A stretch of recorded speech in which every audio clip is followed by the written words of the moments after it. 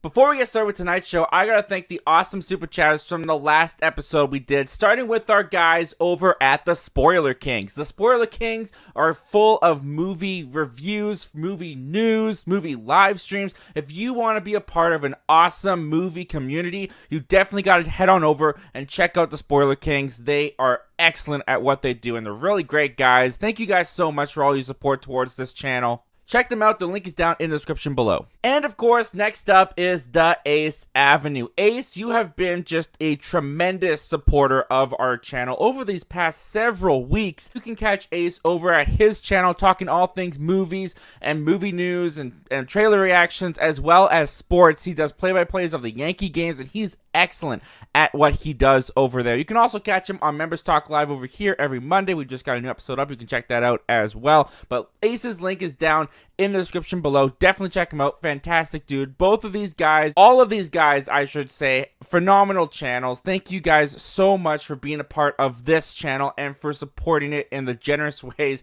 that you have. It really is appreciated and it goes a long way. Thank you so much. Alright guys, tonight on the show, it is the end of June, so that means it is our live Q&A community night. No topics, no restrictions. Okay, keep the chat civil, but we're just going to be taking your live comments and questions the entire night. So this is pre-recorded, so let's get to the live session of this. Oh, by the way, Jacob Hubbard is here as well. Let's get going, guys. Zach Milne Talks Live starts right now.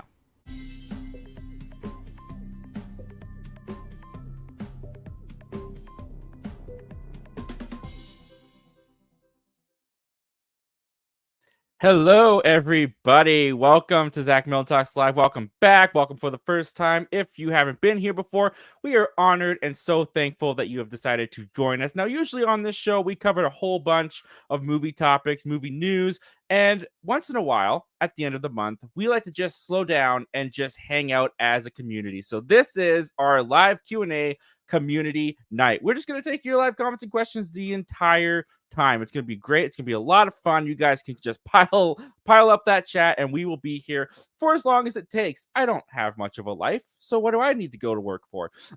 If you do want to add super chat in with your question just to show some support to the show, to the channel, to our channel, I want to help out your channel as well. So with a super chat guide I have created here, for $1.99 you get a community post made shouting out your channel at the end of the show. For $2.99 you get the community post as well as the link to your channel in the description of this video. And for $4.99 or more, you get the community post, the link in the description of this video, as well as next episode's video, and a special video shout out like you saw for Spoiler Kings and the Ace Avenue at the top here. But as always, guys, super chats are not required to get your question or comment answered. And for this community night, we have a wonderful member of our community joining us. So let's just bring him in here. He is a writer. He is a director. He is a content creator. But most importantly, he is the man who can make Catherine Newton laugh. It is Jacob Hubbard. What's going on, man? Oh, thanks for that. When you start off with a writer, I was like, I am a writer. I directed all that kind of stuff. I own a production company. But the best of them all, I did make her laugh. What's going on? You peaked in life. I don't know how you're going to top that. I don't know. Marriage? No. Catherine Newton making her laugh? That's the golden hour. When you see her on the set, that'll be your next big thing. Oh, dude, yeah. I love that quote. It's literally, you know what? That quote will come back one day when I make a movie and she's in it. I will post that. I'll be like, see you on set. That's going to be awesome, man. And I'm going to be sharing this video, riding your tailgates, you know? Oh, yes. You'll be in the movie. I'll put you in there. I'll put you as like the podcaster in the background. Like when I need like a news scene, I'd be like, hey, Zach, I need you to like do your ADR. I'm going to do like a little shot of you. Yeah, you can put you in the movie. Perfect. Look at that. All right. Your career is my career. I'm good with that. Your career is my career. I am encouraging you forward, my friend. Yes, sir. So, guys, also tonight, we have some fun little things going on. We have here, Warner Brothers has been kind enough over the past couple weeks that I keep forgetting to send me some Blu-ray videos in the mail. And we've got 4 here tonight. We've got American Fiction. We've got Purple Rain, The Boys in the Boat, and one that I was very excited to receive, Godzilla: The New Empire. The only movie I think I've seen twice this year in theaters, and I have enjoyed it. It's not one of my favorites of the year, but my brother wanted to see it because he missed it, and I was like, yeah, I'll go see it again. That was a ton of fun. So tonight, if you are a U.S. citizen, that is, because he's come from the U.S., so the codes only work in the U.S. I don't make the rules; I just follow them, so I can break them. But we are going to be giving these codes away. But usually, I'll drop these codes like just randomly throughout the show. But our guest, Jacob, is actually going to have the power of win these codes because we got 4 of them. So you guys got to work for them, okay? So we're going to have Jacob decide how he wants to have these codes dropped. And Jacob, how would you like to get these people to get these codes, if that makes sense? Well, you are watching the one and great only Zach, and Zach does talk a lot of movies. So a lot of you out there might know some movie trivia, and you might watch Zach enough to where you might know a few things about him. And if you watch me, we might ask a few little questions. So what I will be doing throughout the entire stream with the 4 movies, I'm going to ask 4 trivia questions. It doesn't have to be straight up movie trivia. Could be, could not be. Either way, it will be answerable for you guys. And so when we see the answer, and we will confirm, Zach and I, because again, it might be a Zach question, it might be a Jacob question, it might be a Zach's wife question. Who knows? All we know is when the trivia question gets answered, a digital code will be released, and one of you may win a free digital code. That is correct. And it's not the person who answers first. It's just going to pop up on the screen. It's just going to flash. So if you do happen to get the answer first, you still might not get the code. Is that fair? Probably not, but life isn't fair. So welcome to reality. And with that said, let's just get into this, guys, because this is community night. It's all about you. So let's get into what you guys are talking about. See who's here tonight. We got Jay Pylon here, who's been here. He was at 4:44 p.m. Dude, thank you so much for being here early. He said, good chat, thumbs up. Always encouraging the thumbs up, Jay. I really appreciate that. Thank you for being here, my friend. We've got Dakota Man Movies saying, hi, Zach. How's it been? Deadpool and Wolverine is officially 1 month away. Did you ever buy your ticket? Well, Dakota, I'm very aware of that. Thank you for joining us, by the way, Dakota, tonight. And, dude, I have my ticket for Thursday and Friday. Don't show that phone. You're gonna lose your ticket. There, without showing the barcode, I can't really show it without my. I'll try to get closer. There is my ticket, everybody, for the Thursday showing. And if I see it early, I'll see it early. But that is for Thursday in IMAX. If I see it early, I'll see it early. Come on, dude. I'm gonna try. Rub it in. I'm gonna try. Dude, I'm telling you, I have not been doing a lot of early screenings lately. But listen, I could have seen Quiet Place right now. But guess what? I chose you. So. Whoa, really, dude? That is an honor. Well, to not make you heart hurt a little bit, it comes out tomorrow. I'm gonna go see it tomorrow anyway. So it's like, yeah, I'm gonna see it tomorrow too. Oh, you're seeing it tomorrow? Nice. I am. Yep. 6:50, I believe, is when I'm gonna be seeing it. I'm seeing it 3 p.m. I have been cautiously optimistic for it, but also a little bit worried because I do love A Quiet Place for the family central story that it is, and this is just kind of the first day, so I think it's just gonna be like a bloodbath, and I'm fine with that, but I'm worried it's gonna lose a little something. But this past starting Monday, all that kind of just went away, and now I'm just really excited to see it because I love this franchise that I'm just oh yeah, I get to see another Quiet Place on Thursday. That's dope. That's awesome. What am I worried about? I'll say I'm intrigued. But I'm not gonna lie. I said this the other day. I kind of forgot it was even coming out. I'm not gonna lie. Oh, really? Yeah, I was like, oh yeah, that comes out this week. I mean, I want to see it. Don't get me wrong, but I definitely was like, oh yeah, that comes out this Friday. Yeah, I've been keeping my eye on it, so I've been paying attention for sure. But yeah, Deadpool and Wolverine 1 month away, dude. 1 month. All you got to do, you should just fly to Japan. There you go. You'll see it 2 days early. No. I love movies, but no. That'd be quite the experience. You just go to Japan to see a movie. That is a story. By the way, the 8th Avenue just crossed 5 months of being a member. Happy 5 months of knowing you, Zach. So grateful for you and all your support.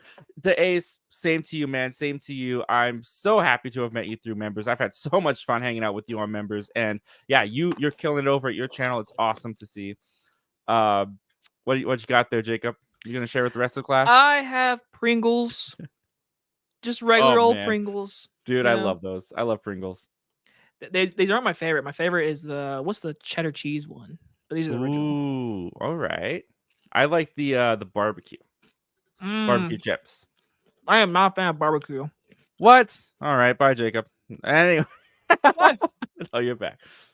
What's crazy is I live in South Carolina, so everything around me is freaking barbecue.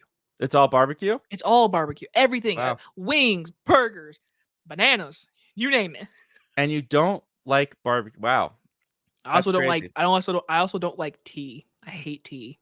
Oh, really? I used to not be a tea drinker, but man, my wife was like, "Have you tried all the teas?" And I'm like, "No." So then she started like sampling all these teas for me, and now I like tea. I do not. There's a fun little tidbit for you guys. Ooh. I like tea. The Laser, what's going on, Laser? Thanks for joining us. Saying hello there. Did you hear that Baby Driver 2 is in the works with John Berthal will have a bigger role? Looks like a lot of the cast won't be returning. I've not heard anything about Baby Driver 2. Am I correct? Is John Berthal the one that died? Was that the villain? No, he's one of the robbers in like the opening scene, but he gets on an elevator and just leaves. He never see his character again rest of the movie. Oh, okay. I'm thinking of the guy who goes on the crazy rampage at the end over his girlfriend dying. Oh, John Hamm. Yeah. John Hamm, not John Bernthal. John Hamm, you're right. Yes, he went ham at the end there. But yeah, that is the highbrow comedy they come to this show for. No, but I tell you what, that cast won't be. Ansel Elgort still has some egg on his face, doesn't he? Is he canceled? Is he uncanceled? I haven't really heard much about him. So the last thing he was in wasn't it West Side Story? West Side Story, yeah, and that was 2019. I want to say 2000. No, was that before COVID? No, it wasn't. I think it was. Maybe no way. I'll be shocked if that came out during COVID. I thought it was like 2021. Oh, it was 2021. It was 2021. Is it 2021? Yeah. Okay. Yeah. See, there's before COVID and then there's shortly after COVID where COVID changed all time. Yeah, but my theater took forever to open again. Like, so I forgot about that one. Okay, 2021. That makes more sense. So he still has been around for. Oh no, he was in that show with The Offer. Was he in The Offer? I want to say he was in something. He was in some kind of show. I can't remember what it was. But what's funny is about him, I've been told a long time ago I look like him. Oh, really? It's the hair, man. That's all it is. When Fault in Our Stars came out, everyone was like, "Jacob, you look like him." I'm like, "Oh, cool." I guess a little bit. I don't really see it, to be honest with you. It's the hair. It's just the hair. You've got his hair. Oh, yeah. Because all of us brunette, brown-headed boys, we look like Baby Driver, apparently. Well, one thing's for certain. I cannot wait to see Kevin Spacey return because that's definitely happening. Oh, yeah. Definitely. I think we all know. I mean, he's a pivotal part to the movie, right?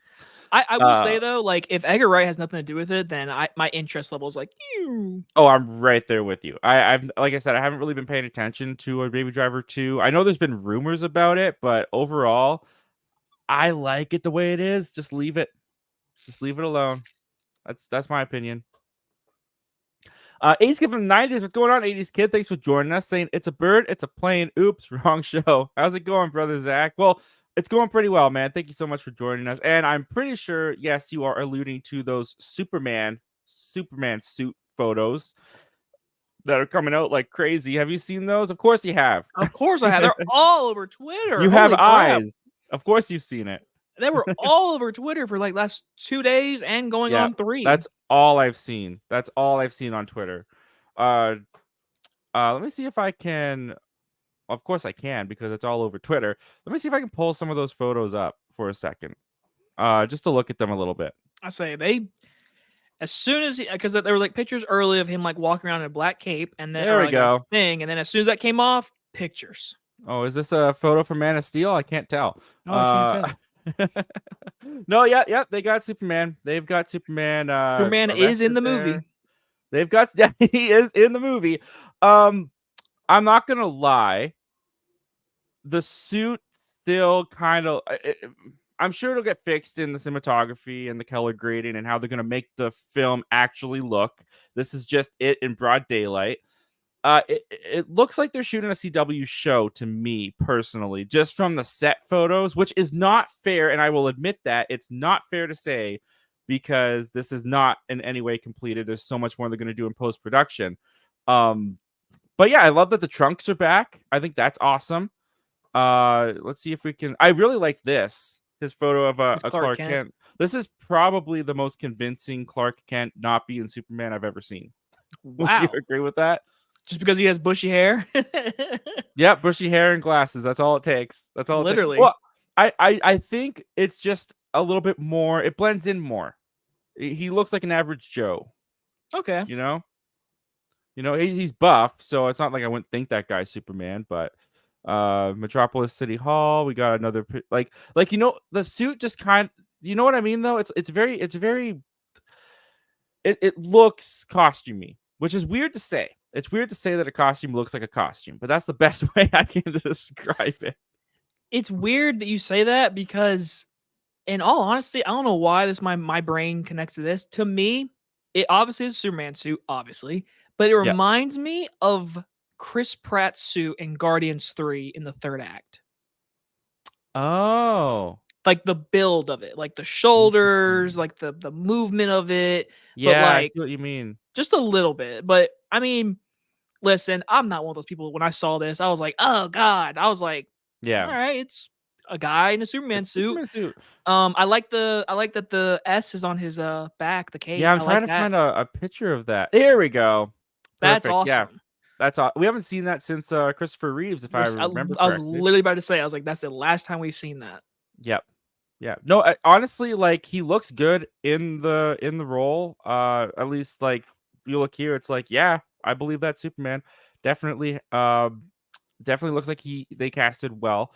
I'm just curious to see this in a trailer. I'm curious to see this not in broad daylight with the lighting, not the way it's supposed to look in the film, and because that's how they've designed the suit, is for it to be in how the film is going to look, not walking down the street of wherever this is, Chicago. I don't know. I don't know where they're filming right now, but yeah, I do like the trunks are back. Honestly, I for some reason I knew that was controversial for some people, but it's classic. It just looks classic Superman, which is what I think James Gunn wanted to go for, and I think he's nailing it. I'd say I don't have too much to say. It was basically just like, all right, yep, there it is. See the outlines, the lines. Yeah. That reminds me of Guardian 3, Chris Pratt's suit. I see what you're talking about. Absolutely. Yep. Oh well, we'll see how it goes. I mean, like I said, he looks good. I like that the symbol is on the back. I'm holding my judgment for when I see it the way it's intended to be seen. He definitely has perfect hair. Yeah, he definitely has perfect hair. Like this suit, like you can like this picture, it just kind of looks like it's made for us to be seeing this suit. These photos are not. We were not supposed to see this yet. Yes. I mean, crying out loud, they've been filming the movie for months now. They're definitely towards the end of production. That know they had it planned. Like, all right, we got to film this last because this is when the suit will be seen. So we have to film this last. Like, well, the thing is too is the first look. If I can pull that back up, the first look, I thought it looked great. Like when they did the official photo release, if I can find it, here it is. I guess I have to share this in order for you guys to see it too. Well, whatever. Yeah, this. Like I thought this looked really good, and that's because it's in the intended way they want us to see it. It's color graded. It's shot for the film, and it's meant for us to see right now. And this looks great to me. Like I don't really have any issues too much with this. It's just when you hit it in broad daylight, it looks a little bit different. Looks a little bit more like it's from the Halloween store. But we'll see how the actual film turns out. I wonder if that's even a scene in the movie. What we saw there, like, I wonder if that's even a scene. I bet it's not. I bet it's not either. Yeah, I think it's just for the photo, which I'm fine with, honestly. Some people might Oh, be upset about 100%. that, but I'm cool with it. All right, we got Michael 101, final one. What's going on, Michael? Thanks for joining us. Saying, hey, Zach. Well, hello, Michael. Always an honor to have you here. Speaking of Michael, we've got Michael Entity as well here saying, what's a movie that gets better every time you watch it? For me, it's either The Shawshank Redemption or Stand By Me. Those are both very good picks. Jaws definitely gets up there for me.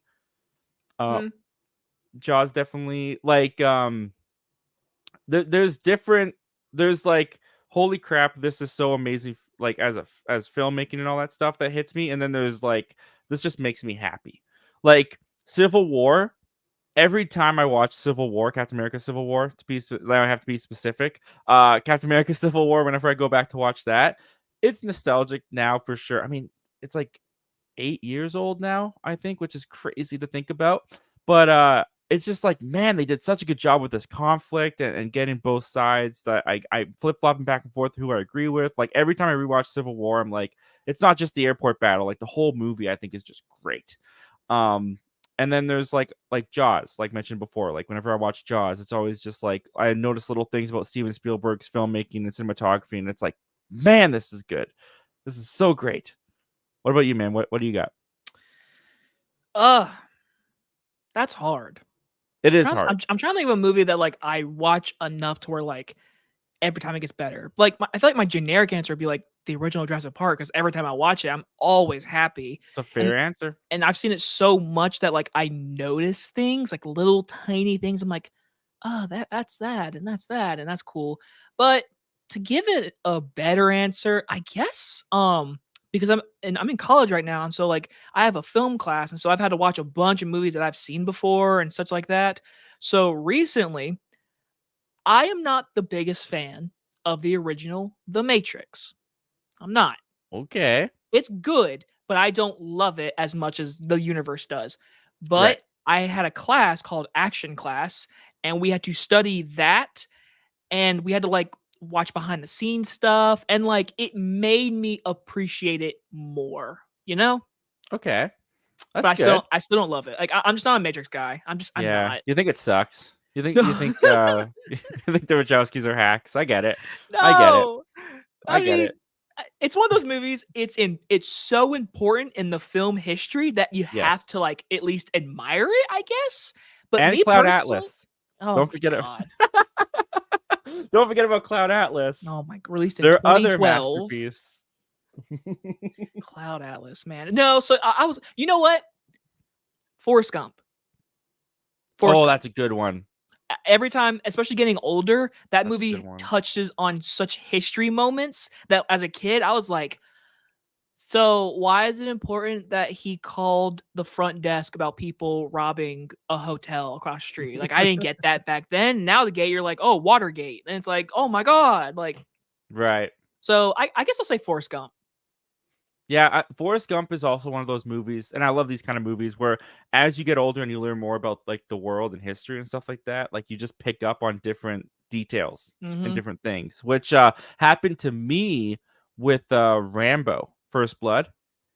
Oh. Because I watched First Blood kind of like not really knowing the context of First Blood. And then when I learned about how it was like commentating on like the Vietnam War veterans coming back and how they were seen by the public and shunned out by society, that whole movie changed in my mind of how I saw it. And I love First Blood. First Blood's like one of my favorite action movies. And Speed. Every time I watch Speed, I'm just like, oh man, this is great. I love Speed.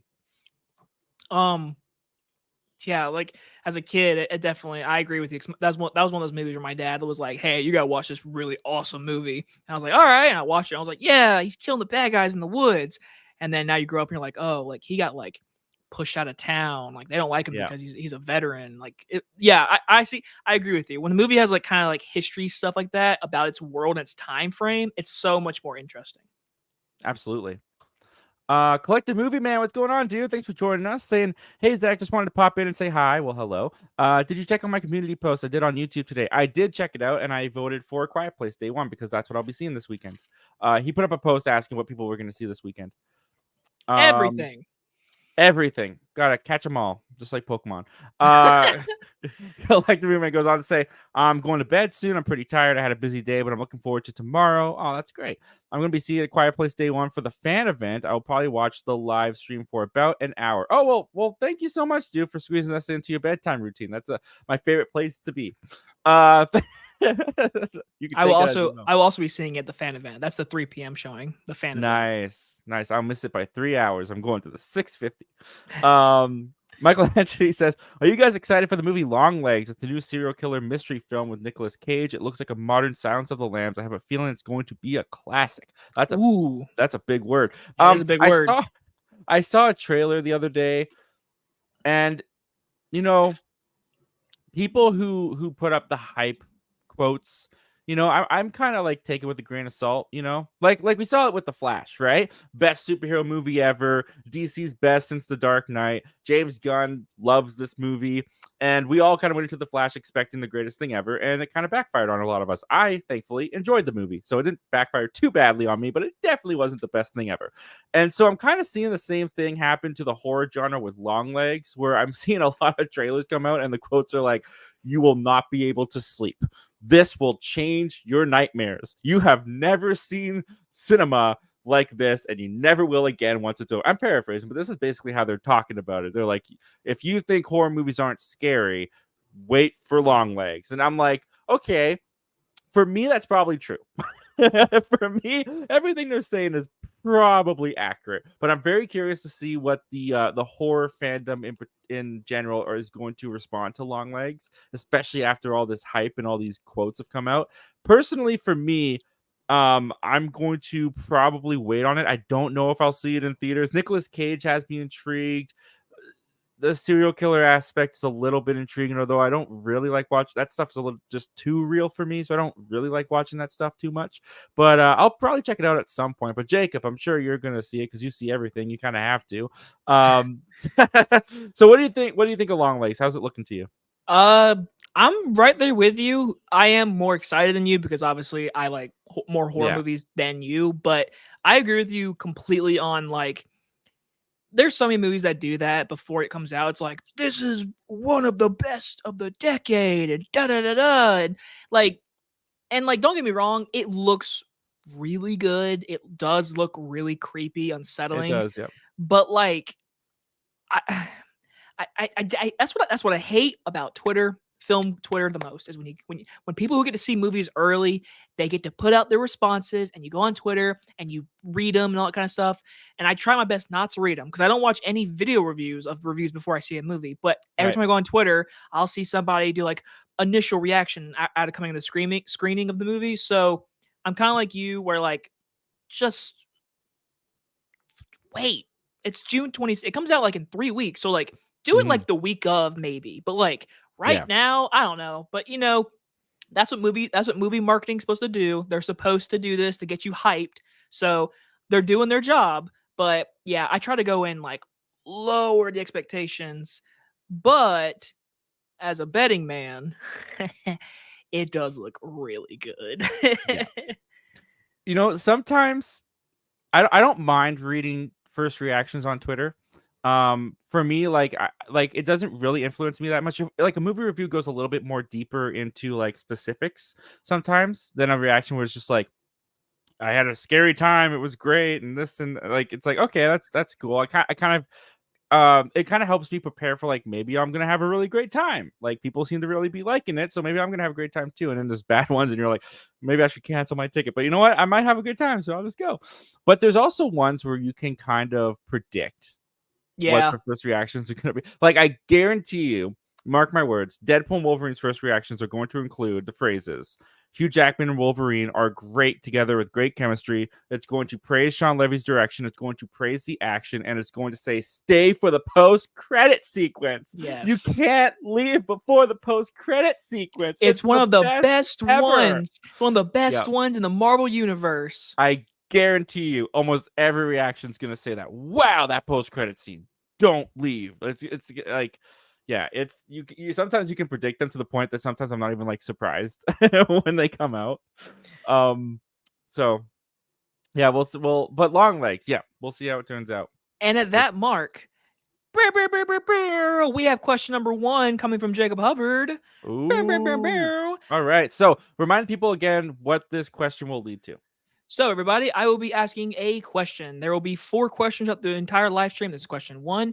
When I ask this question, anyone in the chat can answer this question. And once Zach and I see the first person that has the right answer to the question, Zach will then click on it, say that's the correct answer, and then Zach will present one of 4 US digital codes to one of these 4 movies, which includes The Boy in the Boat, Godzilla X Kong, Purple Rain on 4K, and the Oscar winner American Fiction. So, do you want to name the movie that they will be receiving if once the question is correct? For the first one, let's go ahead and do The Boys in the Boat first. The bows and the bows. The boys in the boat. All right. So, what is the question, Jacob?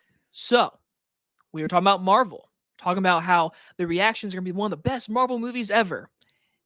Currently, in Zach's mind, what is Zach's favorite MCU movie currently? Currently. Zach's got to think about that. I've been watching a couple MCU movies lately, and some of them, I think I have my answer. I think I still have my answer. So I'll stick with the one in my mind right now. Okay. Good question. That means you got to watch out for the comments first. Yeah. Well, we'll hit them eventually. Age from the 90s. It's saying, "What's up, Jacob? It's been a while." It has been a minute. I last time I came on here was we were in the 70s, weren't we? The 70s, like the number 70s. The 70s. Is that true? That seems really far. Because I remember that live stream specifically because you were like, "I'm gonna get you and Sully back here in June," and then kind of went quiet there for a minute. I was like, "All right." So it was before June. I'm gonna look it up. Right. Okay. That's crazy. I was definitely. It was one set ago for sure because this has all changed since last time we were here. Yeah, this is the first time seeing the TV. But I don't remember when I changed it. Oh well. I was on number 76. Wow. That actually shocks me because that's like that was 4 months. 4 weeks. 4 months. Roughly, yeah. 4 months. Okay. Wow, time flies because I thought you were on here like maybe 2 months ago. That's crazy. Yeah, always a pleasure to have you back, man. Always an honor.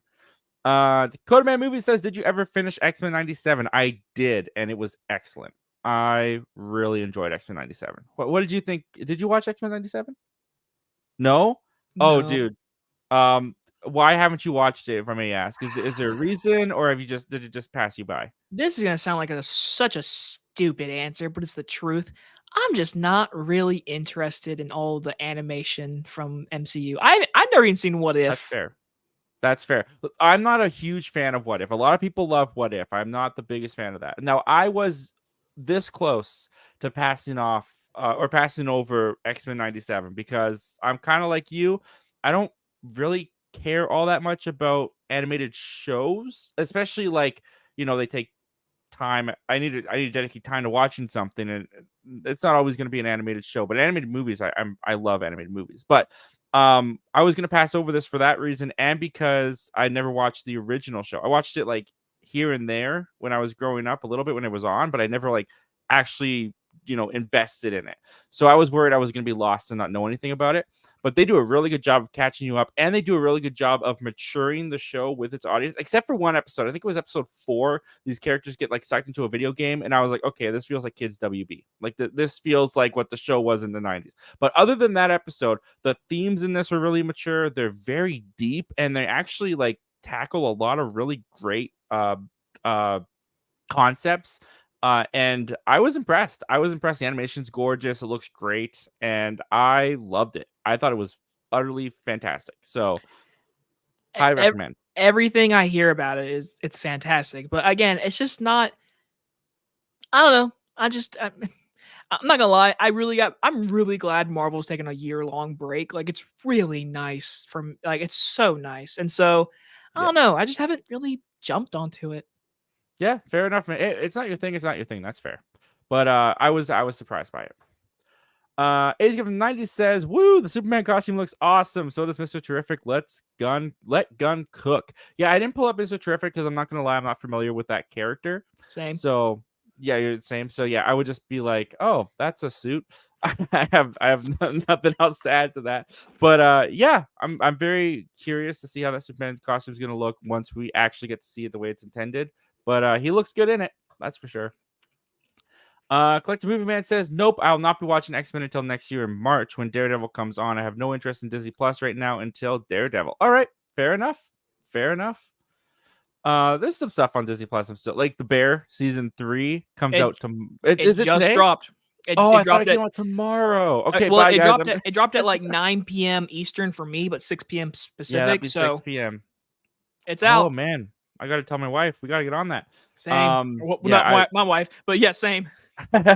yeah, no, I love The Bear. My I wife and I, love The we love Bear. that show. So super excited for season. And I saw it today. They got renewed for season 4 already. So Shocker. oh man, I'm so happy. Love that show. Michael Anthony says, "Jacob, what's the most expensive Blu-ray you've bought, and what's the most rare that you have?" The most expensive for me was a "I Spit on Your Grave," which was $87, and rare is Dead Presidents. Very hard to find. You only got 1,700, so you should be able to think of one. Yeah, I do. I'll be honest, I really don't have anything rare. I don't. Like, rare? Expensive, I think I can answer that. I think this is hard. Um, Okay, so I guess expensive, I guess it has to be the Friday the 13th Scream Factory box set. I have that. I can kind of lift it up a little bit.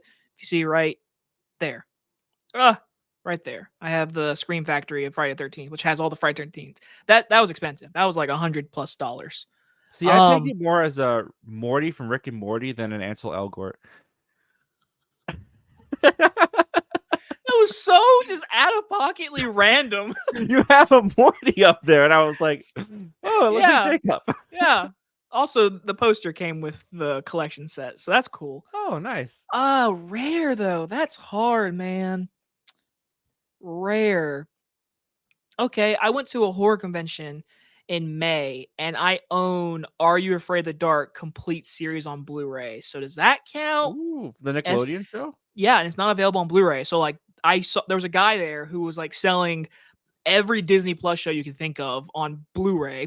And I was Nice. like, I don't care for Andor and all that stuff. And then he had Are You Afraid of the Dark, the complete series. I was like, does this work? He's like, why would I sell it if it didn't work? I was like, some people just buy the copy. People do that. Reasonable question. I thought it was too. He really was like, he was like, why would I sell it if it didn't work? I was like, hey, people buy movies to put on their shelves just for looks. It happens.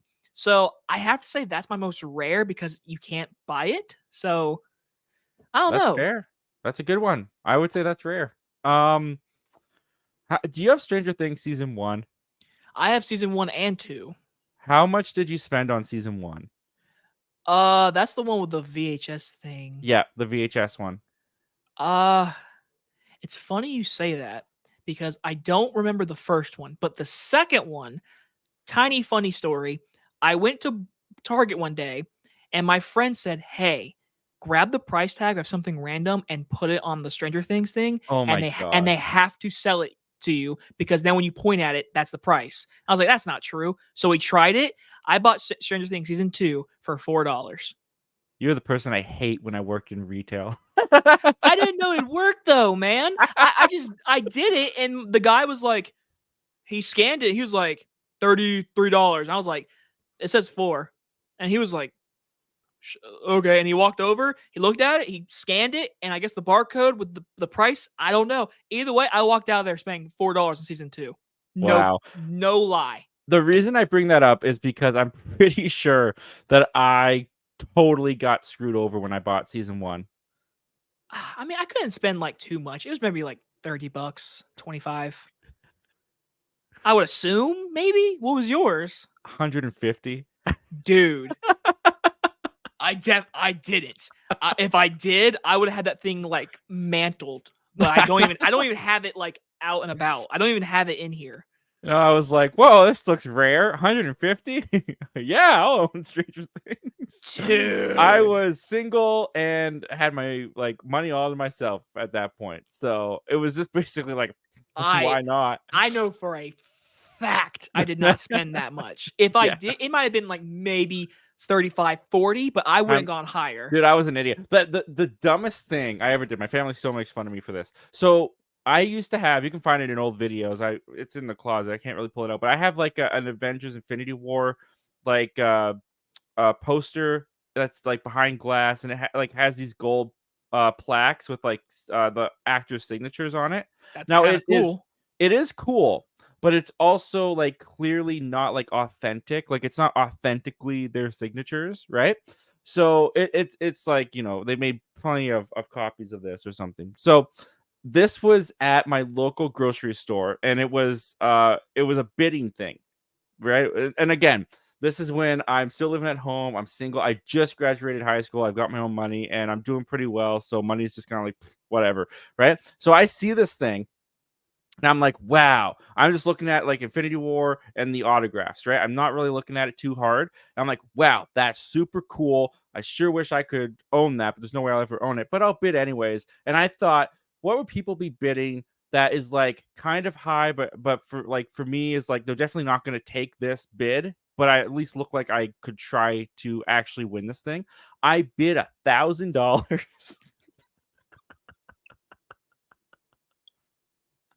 I bid $1,000 on this thing. I guarantee you it probably cost them like a couple hundred to make, honestly, if that. So I bid $1,000. So this is the kicker. I bid $1,000 on this thing, right? Thinking there's no way I'm gonna win because I think this is such a rare item. It's not, but I think it is. So they call me like a couple weeks later, practically in tears, because they've never received such a generous donation in their life. So they call me when I'm at work and I'm on the phone with them, and they're like, we're just so taken aback of your generosity and how you've done. And so they go, because of how generous you were, we want to give you another one on the house. Like you can just like pick another poster made one on the house, and they sent me a couple pictures, and I got this one that had like the Spider-Man poster, Incredible Hulk, and then also mock-up signatures on the side, right? And they totally just gave me that for free because they realized how much of a sucker I was that I spent $1,000 on this thing. It looks cool though. I had it in the background of my video for a very long time. That's cool. But it was not worth $1,000. It was probably worth like $100 max, especially when I got it like up close, like when I was holding it. I could see it's like, okay, so this is like poster paper that they've cut out, and they've put the plaques around it, and then they've put the poster in the center. But this is just like a little movie poster that they probably hand out at fan events, and then they've just put a big frame and put it behind glass to make it look presentable in that way. But it was in no way what I thought it was at first glance. So that's my little financial errors in life story going on. We all have those moments, but I can't think of one thing movie-wise. I mean, if you count a camera, then yes, I have spent that much. Actually, more. But movie? No. Yeah. No. Yeah. No. I was a fool. I was a fool. But you know what? It looks cool. And now it's just collecting dust in the closet for now because I have no place to put it. But yeah, if you go back to like my very first videos, it's hanging in the background for sure. You can find it there. It does look cool, but it was not worth $1,000. Oh, you saying that actually just I was gonna do my kind of a minor spoiler. I have my second question ready, and it involves you and like the past you. The past me. I'll keep it in my head. I'm gonna keep it in my head. All right. I'm looking forward to that. Let's see. We got 80 skip from 90 saying, Cremor Ravagers. Dude, that episode was awesome. He killed Jedi. Okay. The Acolyte. He killed Jedi left and Oh. right. He stabs one Jedi with the saber. Then he uses the Force to pull another Jedi right into the saber. Okay. Are you watching The Acolyte, Jacob? I got to episode 3 and I gave up. Fair. Okay, so last week, 80s Kid from the 90s brought up Acolyte again because he's really liking the show, which is awesome.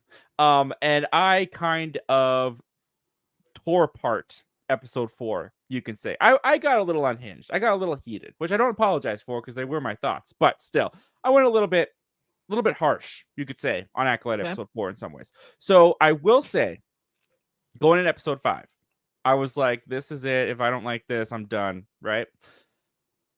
Better episode. I will say, not great. I didn't think episode 5 was great. It still had the fundamental issues that I'm having with the show. I still think the characters are not very good. The characterizations of them are horrible. The character development isn't very good. I think there's logical errors left and right. I'll try to keep it spoiler free for this one. But on the surface level, like on just on the surface, watching it as eye candy, very enjoyable. Really great lightsaber battles, really great choreography.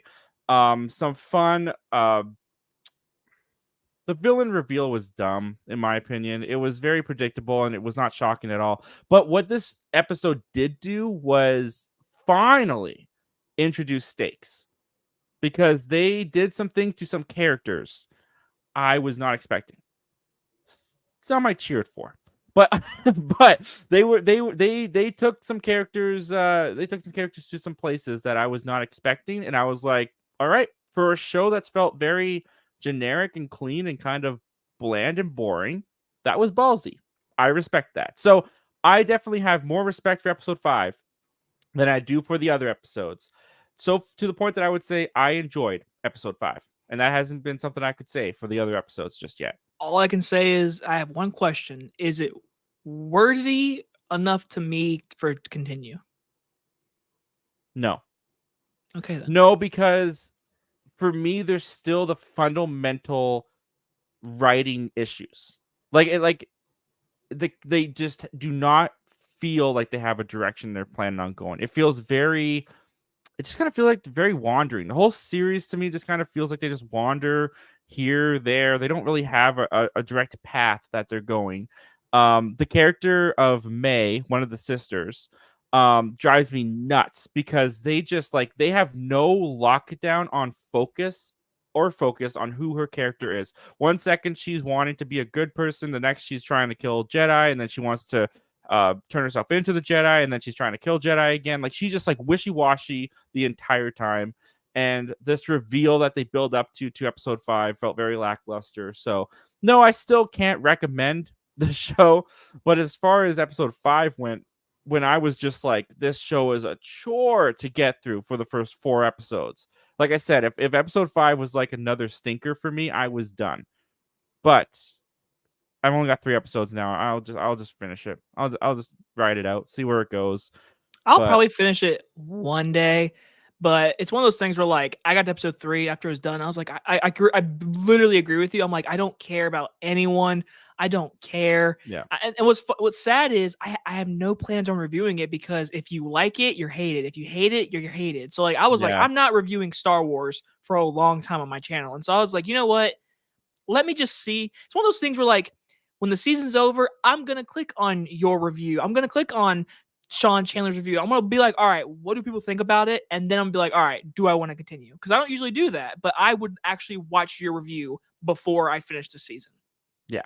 I mean, I'm on the fence whether or not I'll do a review. That's very nice of you, by the way. Thanks for saying that. But and loop me in there with Sean Chandler. That's amazing. Of course. But yeah, no. When it comes to the show, the choreography is literally the only good thing, and it's been like sparingly used, which has been frustrating. But episode 5, they were like, all right, it's been a minute. Let's just have a full episode of awesome choreography, some really cool lightsaber moves, some really cool new introductions to what weaponry, or like the weapons that you can use against lightsabers, so to speak. So yeah, episode 5, improvement, but doesn't like, it's not a redemption. I'll put it that way. It's an improvement, but it's not a redemption. All right. For me personally. Collector Movie Man says, Zach, I'm getting some pretty good 4K movies in July. I'm getting Anchorman in 4K, Captain Phillips, a Steelbook, nice. Jaws 3, the limited edition Steelbook 4K, nice, dude. Yeah, I don't collect too many Steelbooks. They can be quite expensive, but when I see one that I really like, the artwork is what gets me. I'm like, oh, okay, I gotta get that one.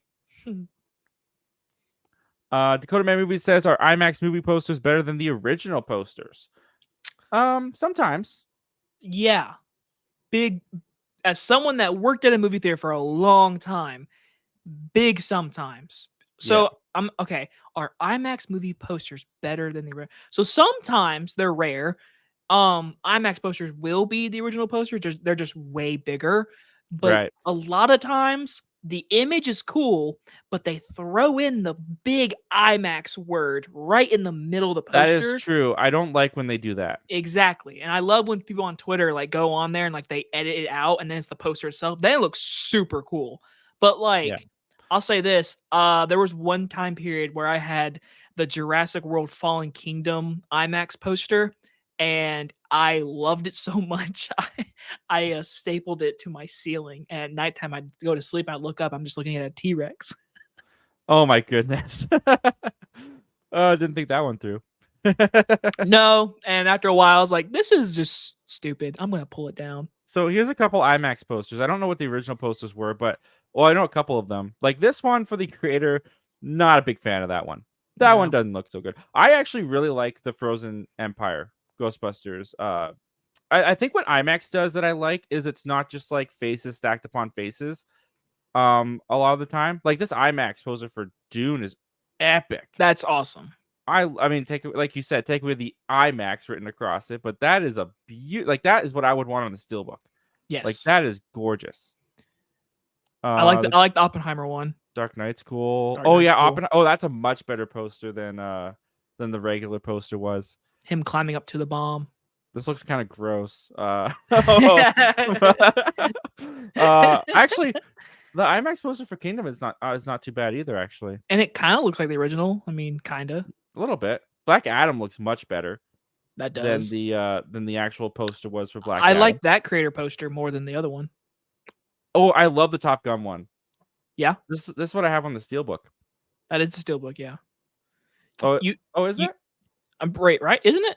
Yeah, that's what I have on the yeah, that's the IMAX poster though. But that is the image I have on the Steelbook. Ooh, I love the Black Panther one. I remember that one. That is nice.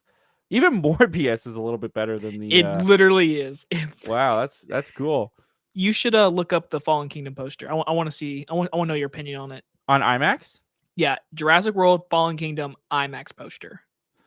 Okay. I remember it specifically. Jurassic World Fallen Kingdom. I'm sure this is great video. It's great video, everyone. We're listening and watching, enjoying, and having a great time. The third one. That one. This one? Yep. Oh, okay. That is so cool. That is pretty sweet. That and the best scene of the movie. Literally. The best scene in the movie. That was on my ceiling for like 2 months after release of that movie. That is definitely better than this. Exactly. I've never liked this poster. I hate that poster. You know what? The Jurassic World posters in general, I don't think have been that great. But I'm such a traditionist. This sounds like a freak because I am a freak, but this is literally, where are they? I only like the original posters on the iMac or the posters on these 4Ks. That's why I love these 4Ks because they all it's just the title of the movies and that's it.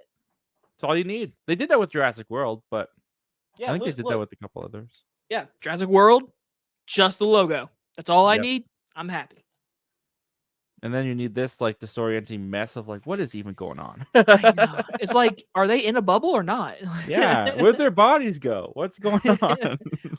But no, that IMAX poster, I can't lie, was freaking awesome when I got it. I will admit I liked this poster. Before I saw the movie, I liked this poster. Yeah, I mean, it's not the best, but I like the logo, and then they just add faces because they have to add in Chris Pratt.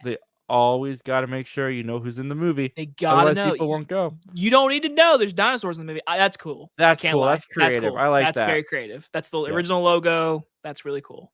So I think we've gone through all that to say sometimes, yeah. Sometimes, yes. Sometimes, once again, they are pretty good. ATF from 90 says, I'll say the weakest part in the Acolyte is Osha and May. Their dialogue is just bad. Their characters are just bad. They're just not interesting to me. I'm not really invested in their conflict of what's going on. And honestly, I think it has to do with episode. I feel like they butchered it in episode 3. If episode 3 was supposed to tell us why did May and Osha split apart? Why is May after Osha? What is going on with this? And it's like, I want to be a Jedi. Why? Don't question it. But I want you to stay here. I don't want to. Then I'm going to kill you. And it's like, what? And then I literally I gave up. I was like, they're trying to do nothing. Yeah. And then she set a fire to a fortress of stone and went, the Jedi did it. And I'm going to go kill them for it. I'm like, she's like, the Jedi took my sister. Dude, you tried to murder your sister. You tried to take your sister away forever. Like, what are you even talking about? Yeah, it drove me crazy. It drove me absolutely nuts. That episode, like, here's the crux of what everything is built upon, and you blew it. You blew it. You blew it. Like, you could not have blown it any harder than they did. And before we get to a that's what she said joke, let's move on to a collector movie man. Says Jaws this is more of what he's getting. Jaws of Revenge limited edition steelbook, The Man from U.N.C.L.E. limited edition 4K box set of Twister, nice. Escape Plan triple feature. I've only seen the first one, and that was enough for me. It's a Blu-ray, it's a steelbook, and it's a Walmart exclusive. Nice. Lionsgate Action and Adventure. Sweet, dude. You got some great pickups. I only own the first Jaws. I don't really care to own the other ones, to be honest. I own all of them. Yeah, the thing is that I could own all of them, but then I'd be reminded of them. You know what I mean? It's the same reason why I don't own Speed 2. It's like Speed 2 exists. Do I want to be reminded that it does? Or do I just want Speed to live on my shelf uninterrupted and untainted? You know what I mean? I get it, but I mean, I guess it's the collector in me. There's a lot of movies behind me that are just bad, but I own them.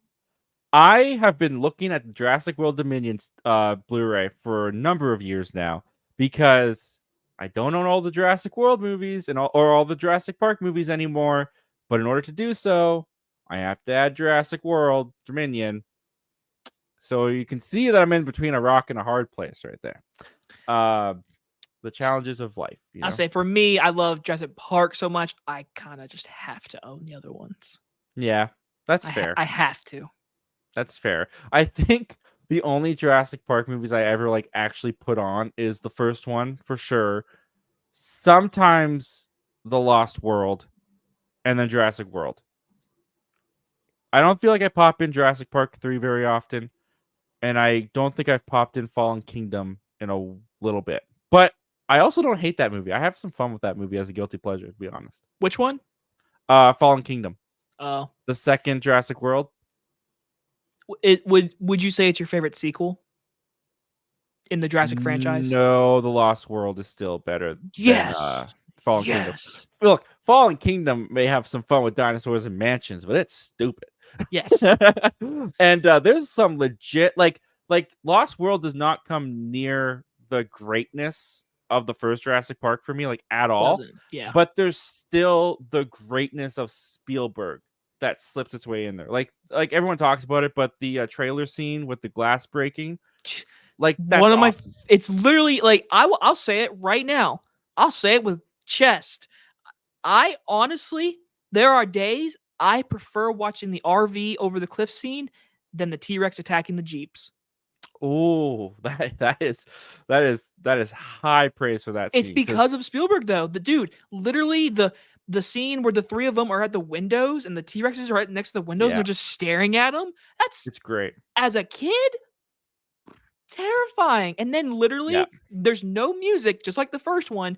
He's like, "Hang on to your butts," and then just bam, the whole thing flips, and it's one shot, and then oh, dude. And the sound design, and then the truck or the bus getting pushed, and then he says, "Hang on to something," and then it just bam, and then she falls in the glass, dude.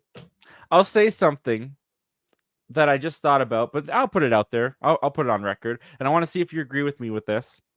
That trailer glass breaking scene is the last scene of true tension in the Jurassic franchise. I don't think there's any scene after that scene that has captured that since. I can't think of anything in Jurassic Park 3 that matches that. I can't think of anything in Jurassic World that really matches that. I say the only thing in Jurassic World that there's two intense scenes. One where the kids are stuck in the bubble, and the second scene where Chris Pratt and Bryce Dallas Howard are next to the RV and the Indominus gets right next to their face. That's really cool.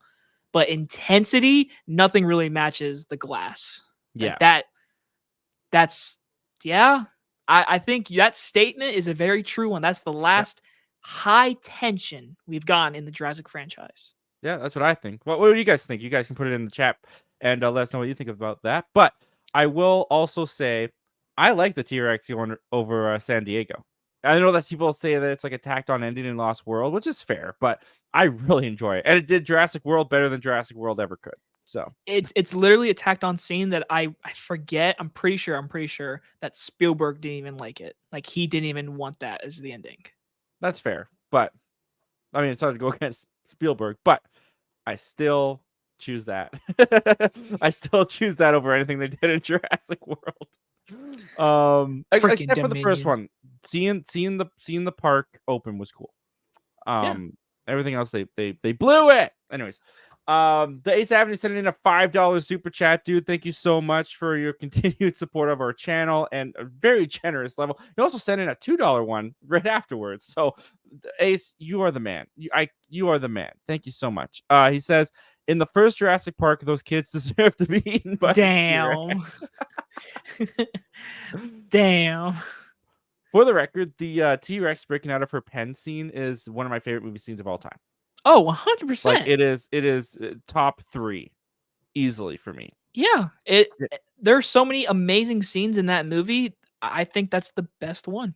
Yeah, incredible. Just incredible. And then the Ace also says, what about the parachute scene in Jurassic Park 3? Nah, not really. Not for me. Is that the beginning scene where they get lost? I was gonna say, because I'm such a freak, I literally just watched all 6 of these movies 2 weeks ago because it's Jurassic June and I wanted to.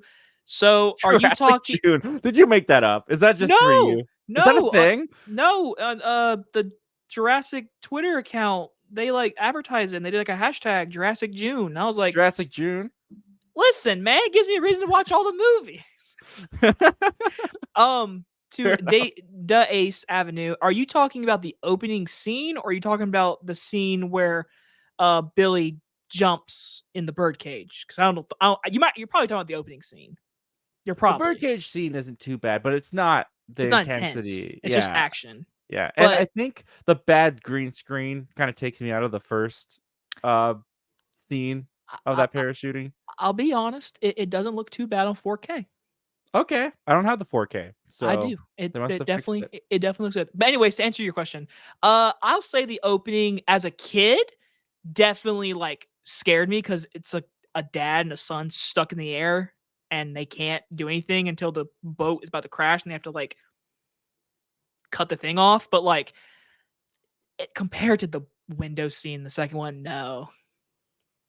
Yeah, as a kid, the dinosaur that like I can't remember, I don't know all the dinosaurs' names, but like when their plane first crashes in the tree, and then that dinosaur is there trying to like eat them out of the plane. The Spinosaurus. That scene as a kid really freaked me out, but now I just see a really kind of obvious animatronic, and so. They went a little downhill as the series went on. Listen, I have guilty pleasure Jurassic Park. You know, people always ask you what's your guilty pleasure. I've come to my life conclusion that Jurassic Park 3 is my guilty pleasure. Hey, I don't hate the movie. I enjoy it. I enjoy it more than all 3 World movies. I'll put Jurassic World above it, the first one. I say that's the only one. That's the only. I might say Jurassic World, but I definitely prefer 3 over Fallen Kingdom and for sure Dominion. And he also just said, Des Ace said was talking about the Billy scene with the So he's talking about the birdcage scene. Okay, Perfect. so then yeah, I agree with Zach. That one's not as intense. That's more of like exciting action. Yeah. And of course, Alan, like the freakiest scene in all of the Jurassic Parks. So stupid.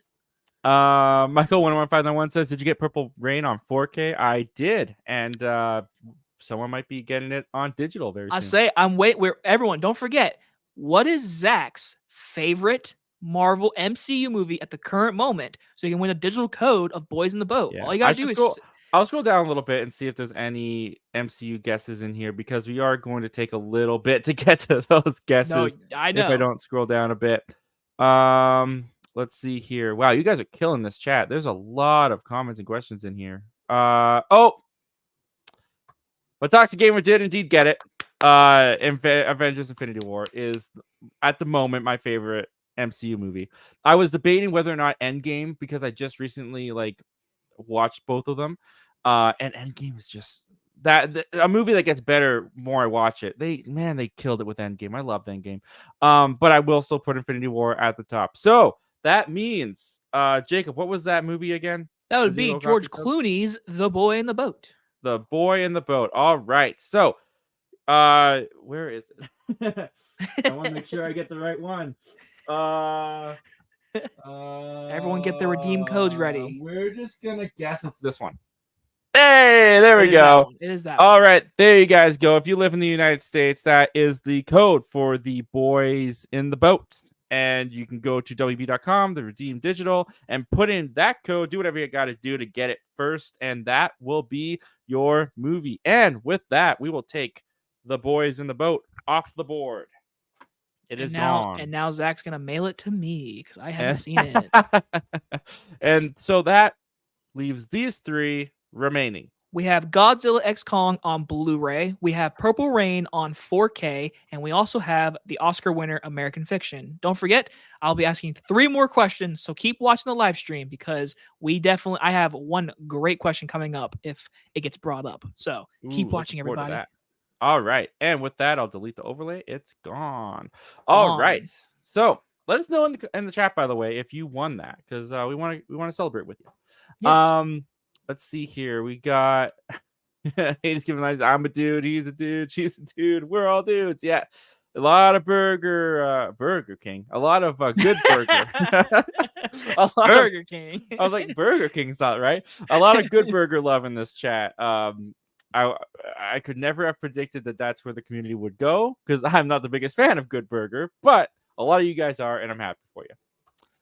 HK from 90 says, "I love how James Gunn took a few weeks off to turn a city into 50s vibe metropolis." He took a few weeks off to turn a city. A few weeks off of what? He definitely didn't take weeks off, did he? There's no way he took weeks off. He probably had a production team do that while he was working on the movie. Well, he's also doing Peacemaker season 2. Damn, that man's busy. Yeah, he was shooting that, right? So. Toxic Gamer 321 says, "Olo, Zach, and Jacob, how's your days been?" Well, thank you for joining us, Jake, or Toxic Gamer and Jacob. Thank you for joining us, Jacob and Toxic Gamer. Doing pretty well, man. How you doing, Toxic Gamer? Doing all right. Really hot right now. Yeah. It's summer. It's summer where I am too. So. I'll say it was 95 degrees early today for me. Jeepers. Oh, that's not. that's Fahrenheit for you, right? Yeah. Yeah, I'm Celsius, so a little bit different. How are you alive? Science. How are you? Yeah. 80skip90 says, "I'm excited for Andor season 2. It's the only modern day Star Wars that feels like classic Star Wars." I'm very excited for Andor season 2 as well. Did you like Andor? I didn't watch it. You didn't watch Andor? I can't lie. Star Wars is really, I don't want to say I'm like not wanting to watch it, but like I'm not into Star Wars right now. That's fair. Hey, you know what? They have given you plenty of reasons to not be into Star Wars I right know. now. The last great moment of Star Wars to me is the Obi-Wan season finale. That moment between him and Anakin goes down in history to me. Like that's one of the best things they've ever done. Disney has, in my opinion. That is the scene that made that whole series worth it for sure. Because I recently just rewatched that series. My wife watched it for the first time. I liked it less than when I first watched it. Man, it's a crushing disappointment. But the ending there with Anakin in the half helmet, half face, the voice, that made it all worth it. It's great. I agree with you. I will say though, for me, the last great moment, because this came after Obi-Wan, was seeing Hayden Christensen as Anakin in the live action Clone Wars in Ahsoka. Yeah. Okay, I did watch Ahsoka. Yes. Yeah. I didn't love Ahsoka as a whole, but that episode was really, really, really special. That was really cool. So him wearing the like Clone Wars suit alone is like Yes, and the hair and everything, and they actually de-aged him this time, which was nice.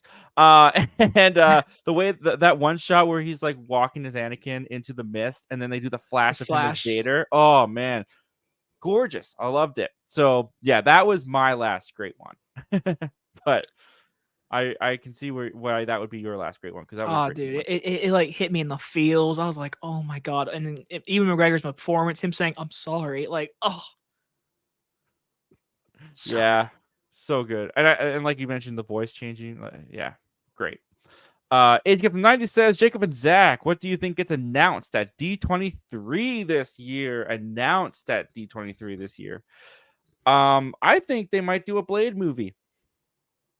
You don't think they're going to do anything? I think if they do anything with Blade, I think that might be for Hall H. Hall H is first, isn't it? Isn't it? When's D23? When's Comic-Con? I can't remember. Google. Oh, Google. You're our best friend. When is D23? When is Comic-Con 2024? I've got July 25th to July 28th is Comic-Con. I got August 9th, 10th, and 11th for D23. So Comic-Con is first. So Comic-Con's first. Okay. Well, for D23 after Comic-Con, I think we'll probably get a Thunderbolts first look. Yeah. Probably a Captain America first look. Like a trailer, like a real trailer. Probably some behind the scenes stuff, maybe a Fantastic Four. Yeah. I think Comic-Con will be more Agatha. We'll probably get a first look at Agatha. I think we'll get director announcements for Avengers Secret Wars. That's we'll and probably a title, because it's not King Dynasty. They're probably going to do a title. So I think we'll get the director announced for that movie, because they keep saying it's filming in early 2025. So like, yeah. And I think a Young Avengers will be put onto the timeline as well. Does that mean Catherine Newton's going to be in the Marvel? I think so. Ant-Man 4? No, probably not. No. Maybe Shang-Chi 2, because there was a little bit of chatter about that like months ago, and where's Shang-Chi been? So I think we might get an announcement of Shang-Chi 2. I think Comic-Con will be announcements for like future shows and movies. Hopefully more movies than shows. Hopefully they take a backseat on the shows for a little bit. Probably some Daredevil. I was literally about to say Daredevil. And then I think D23 will be like trailers and first looks for already upcoming stuff. Yeah. Probably focus on like Fantastic Four, I would assume. Yeah. Well, they start shoot. I think they shoot end of July. Is last Fantastic. Yeah, end of July, right? So they like James Gunn, when they were doing Guardians of the Galaxy in 2014. He shot a week, and he still brought footage to Comic-Con. So they could bring stuff. Batman brought a teaser after 3 weeks of shooting. So very true. Also, yeah, Batman. So I think there's a possibility we get a Fantastic Four. You know what? Here's the thing, though. D23 does exclusives as well. So I think D23 will get a first look at Fantastic Four. I don't think the public will. No. I do think the public will get Thunderbolts, and I do think the public will get Captain America. But I don't Agatha trailer. Agatha's probably going to drop at Comic-Con, I would imagine. What else is coming out? Wonder Man. Have we heard anything about Wonder Man? They're still I making that, just right? saw they like wrapped filming, so So we could probably maybe. get something about that at Comic-Con. Maybe just like information more. Ironheart, where the heck is she been? Dude, I'm not even kidding you. In my head, I was like, what about that Ironheart show? Is that still a thing? Like, They keep saying it is. you know what, Zach? They're gonna make you so excited. They're gonna be like, She-Hulk season 2. Oh. Hey, you know what? Here's She-Hulk season 2 could be great if they fixed the problems with the first season, which was make it funny and make it actually focus on like legal court stuff. Yeah. It kind of lost its way. So, yeah, I think those are some pretty good predictions, but D23 can be hit and miss. Sometimes they just show us stuff we already know. I hate What that do you they're so close. I hate that like Hall 8 or San Diego Yeah, Comic Con's like right there, and then 2 weeks later or however long is like D23. So it's like exactly. What do you think about Spider-Man 4? Do we get an announcement for Spider? Because that has been rumblings it's for got to be a months. director. It's got to be because they You think they'll announce a director? every week they say, "Oh, this guy's interested in directing. Oh, this guy's interested in directing." There's got to be like a director. Yeah. You also got to think too. They're probably going to announce, or not announce. Sorry, they're probably going to show something from What If season 3. They're probably going to show that animated Spider-Man. That's Friendly Neighborhood Spider-Man, whatever it's called, that they're supposed to be I making. forgot that was even happening. Yeah, that's supposed to still be happening. They'll probably show something about that as well. So, yeah, I think there's a lot of exciting stuff to look forward to, and hopefully they don't disappoint. Hopefully. Trev's Movies, what's going on, Trev? Thanks for joining us tonight. Says, I'm seeing A Quiet Place Day 1 tomorrow, but I probably won't review it because I'm editing my South Park movie retro review, and it looks like it's coming out to be somewhere between 30 minutes to 1 hour. Wow, dude. That's awesome. That's a lot of talking. For South Park, too. I mean, I'm not a big South Park guy, but that's a lot for South Park. That is passion. That is passion right there. That is. I don't think I've ever recorded a movie review longer for 30 minutes, and they always come out to be like no more than 10 minutes long. I've gotten it down to a good like 6-7 minutes pretty consistently now. But what's the longest movie review that you've ever shot, Jacob?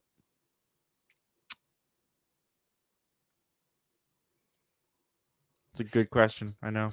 Now when you say that, do you mean like the final published version, like the longest, or like me personally sitting here talking and such? Published.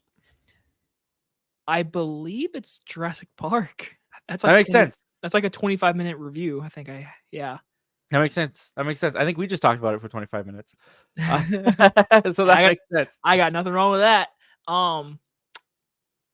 Yeah. I'm trying to think. I'm pretty sure. It's gotta be. It's gotta be like Jurassic Park 1. Nice.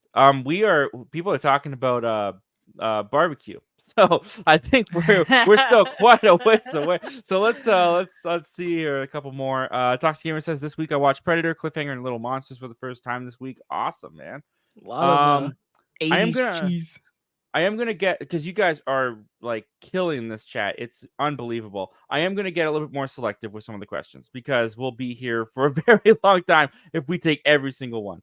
Hey, these last few weeks, I've seen your 3-hour live streams. I'm ready for it. 3 hours, 3.5. I'm ready for it. All right, man. Well, if you're committed, I'm committed. Trev's Movie says I actually picked up both South Park Bigger, Longer, and Cut and Team America World Police on 4K Blu-ray today. I also saw South Park in theaters the other night, and it was great as always. I've never seen any. It was like the movie. It was like its 25th anniversary. It like got a re-release. Nice. Yeah, I haven't seen any of it. 80s Kid says, does anyone remember the movie Big Fat Liar? Yes. That was a great movie. Hold on a second. What? Oh, Paul Giamatti. That's what I'm trying to think of. That's Paul Giamatti. I have not seen that in a very long time. That is Frankie Muniz and Amanda Bynes, I want to say. Yes, sir. Hey, yes, I am correct. I love this movie. I haven't seen that in a very long time. The only scene I remember is when he turns blue. Yeah, literally. I mean, the back of it. It's like, oh, there he is. He's blue. Oh, man. Oh, this is a childhood classic.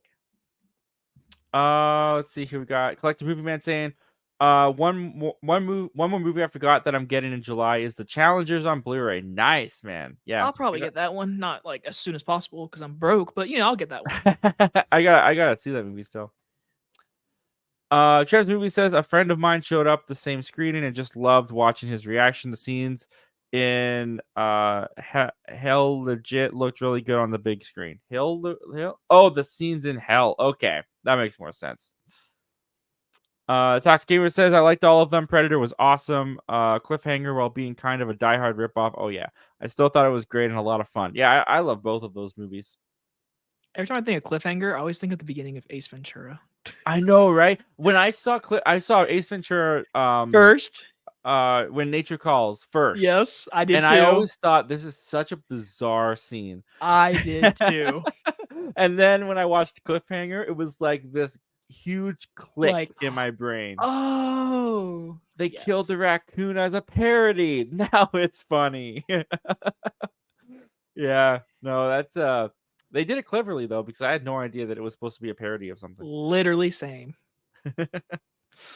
Toxic Gamer says Little Monsters I thought was good, cute family movie, which I had no idea Howie Mandel was the main monster in the movie until seeing the credits. Yeah, haven't seen Little Monsters, but I was shocked when I found out that Howie Mandel was Gizmo in Gremlins when I saw the credits.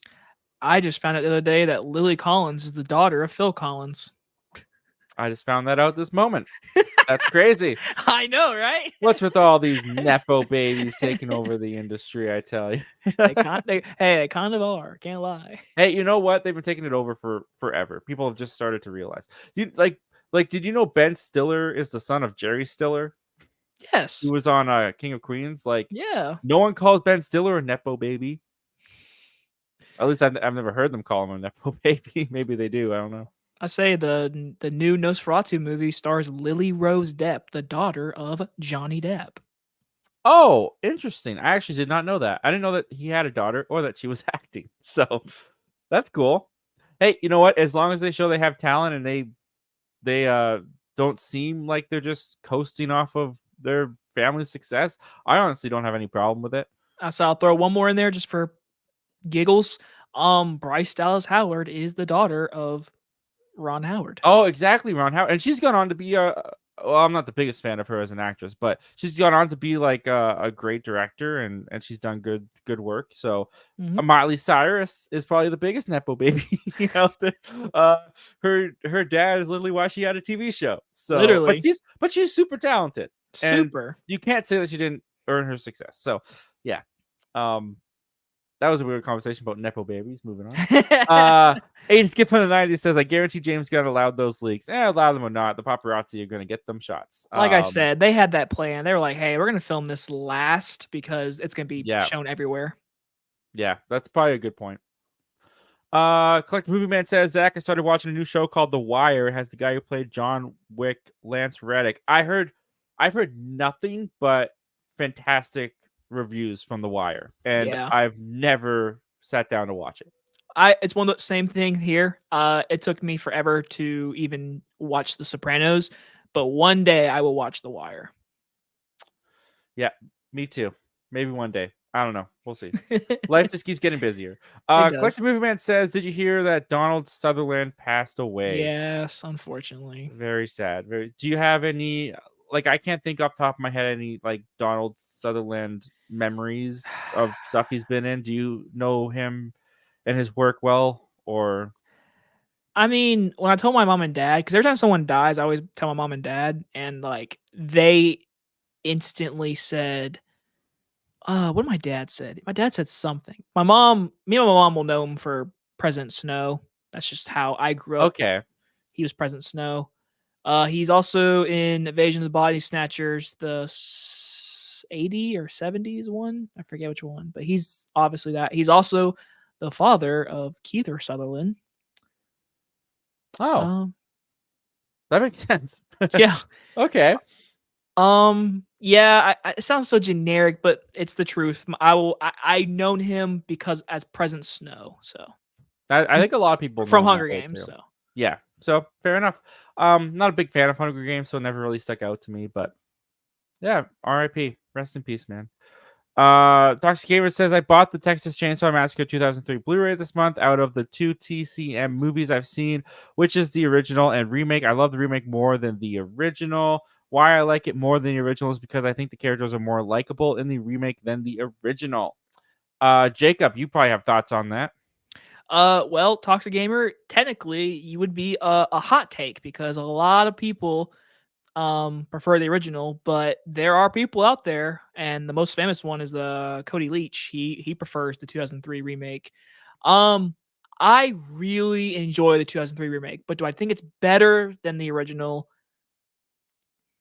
No, but I'd rather watch the remake because it's just more faster pace and like I don't know, like it's got a really cool like grudge to it. So I'm almost there with you, but I do think the original is just like it's the original. So, but yeah, I like your I like the remake.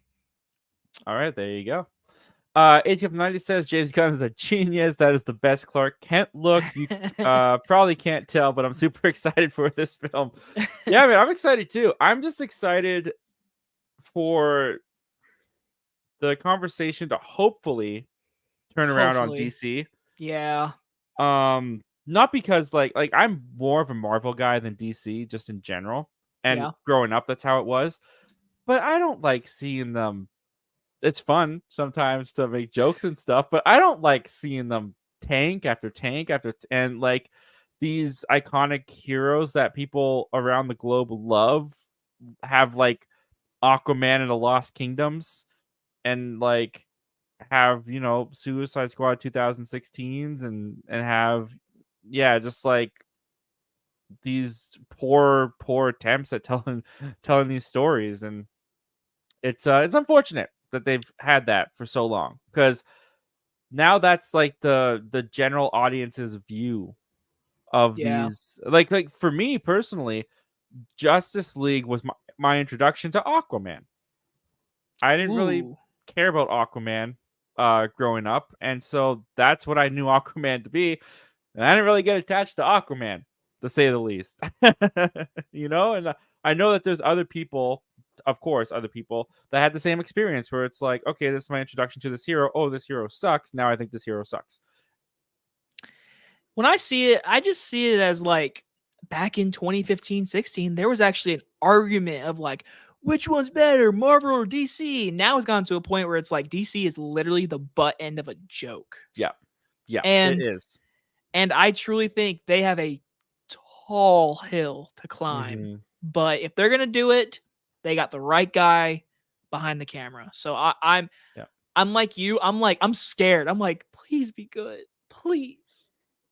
And they're kind of, it depends on how they do it, but they're also kind of being a little bit risky right out the gate too, because they're also doing shows and animated Yeah. shows that they're saying will tie in. Now, Marvel, the biggest box office champ for years, went to do shows, and you can argue that there's other reasons, and of course there's other reasons, but a big reason that they've had fans fall off and stuff is because they haven't been able to keep up with the shows, and the shows have tied into the movies. So DC, if you're already trying to win back an audience, revamp or reboot in people's minds what your cinematic universe is, and you have all this other extra places that I'm they need to get, like, I hope it's great. I hope it's great. I'm literally on the same boat as you. As soon as I heard they were like doing TV shows, I was like, why? Do Yeah. movies. Well, it's just Do big movies. yeah, it's just the fact that like they should, personally, I think there shouldn't have been a slate. It should have been James Gunn is doing Superman. Superman did really well. Okay, we're announcing that James Gunn is taking over and he's doing a cinematic universe as the head of DC, right? Like they didn't do, okay, Iron Man's coming out and then this show will be out and it'll tie into this, and then Captain America's out and then we're doing the event. Like it was, Iron Man did great.